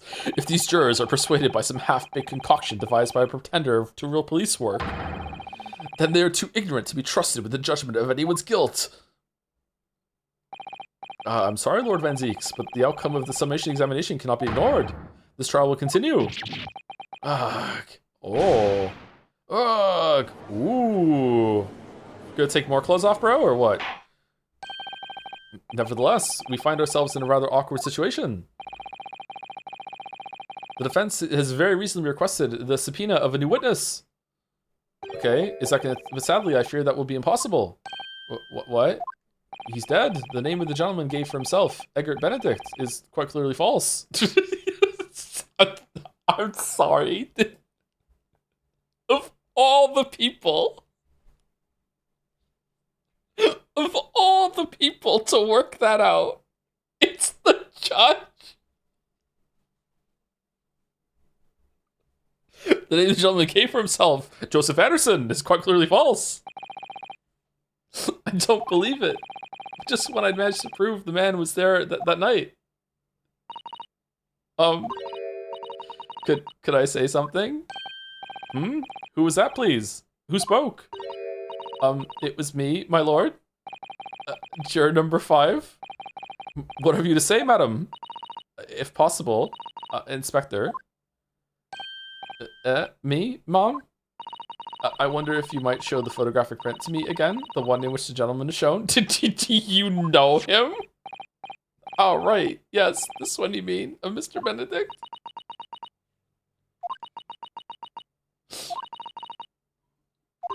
Yes, there's no doubt in my mind. Juror number 5, you don't mean to say you know this man? Yes, I know him. What? No, good gracious.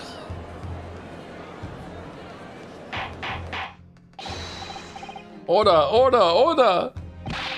Juror number 5, how on earth? I am a communications officer, stop. As we can clearly see, the gentleman in the photograph is also a communications officer, stop. He works in my office, stop. Blushy crushy? A very talented operator, in fact, stop. Really knows how to work a whatever the fuck this is.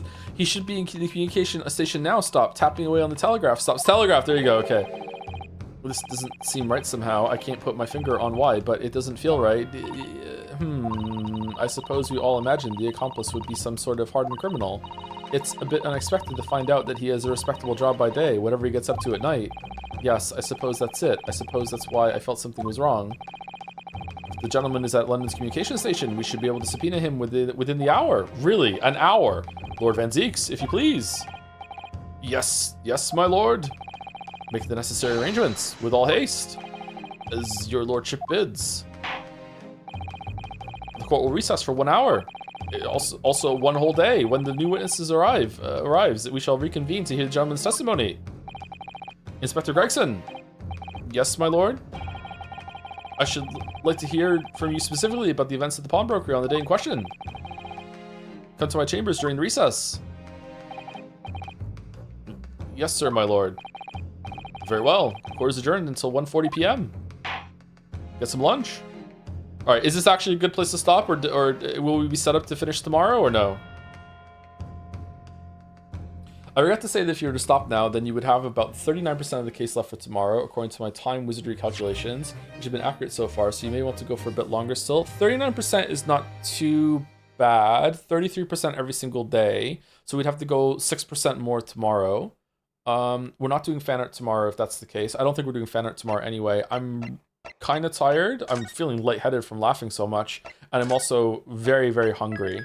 And this is a really good place to stop, I think, right? This is like at a break. Is there a better place? Is there a good place to stop in like 15 minutes? Like if we go back into the court? Yes? All right, let's do just a slightly little bit more then. Okay. No, I like this here because this is also like people come tomorrow and they'll be here and we can do the recess here and then we can and we're not right back into the court right away. Now this is better. This is better. Let's do that. Oh man. Okay. Maybe I'll try and start a little early tomorrow after we do the yapping so we can actually start reading like at 1 o'clock sharp instead of starting at 1 o'clock yapping for a bit. Maybe I'll go live 15 minutes early or something like that.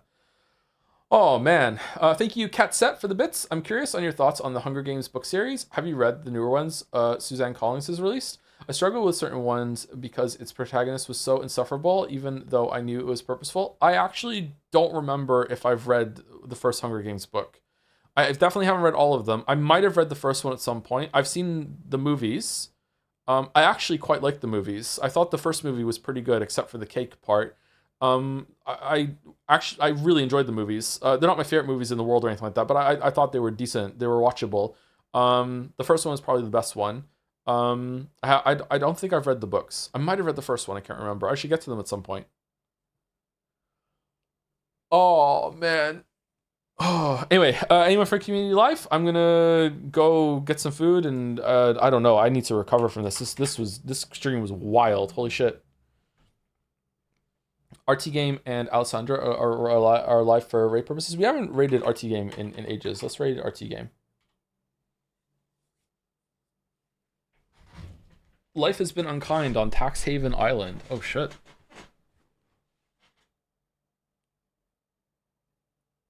It's not a big fan art haul this week, so maybe it'll be okay next week. How much are we talking, Balder? Is there like less than 10? Because if there's like less than 10, we can definitely do it tomorrow still. Like I can get through 10 fan arts. I'll even start earlier to do that if that's the case. A spade of fan arts. It's around 12. Okay. Well, don't push yourself to get it ready, but if it is ready and it's around that still tomorrow, then that's doable, I think, if I start a bit early. Yeah. I think I don't mind going a bit later as well. And then Pathologic 2 on Saturday, and then Road to Empress with Walrus right after. And then no stream Sunday, no stream Monday, and then new game on Tuesday. I don't know what we're gonna do. Probably Pragmata. I think I'd like to do that. More people will submit now, though. Perhaps, yeah. Some people, I know some fan artists get their stuff done right at the end. Yeah. So probably no fan art tomorrow. We'll probably just do finish this tomorrow. Excuse me. Anyway, see you all tomorrow if you're watching the conclusion of Greatest Attorney, and then we're gonna do part 2 in like a week or two. After that, I might take a week off after the Greatest Attorney part 2. Haven't taken a week off in a while. Might take a break. Anyway, we're just going through. See you tomorrow. Have a good weekend if I don't see you.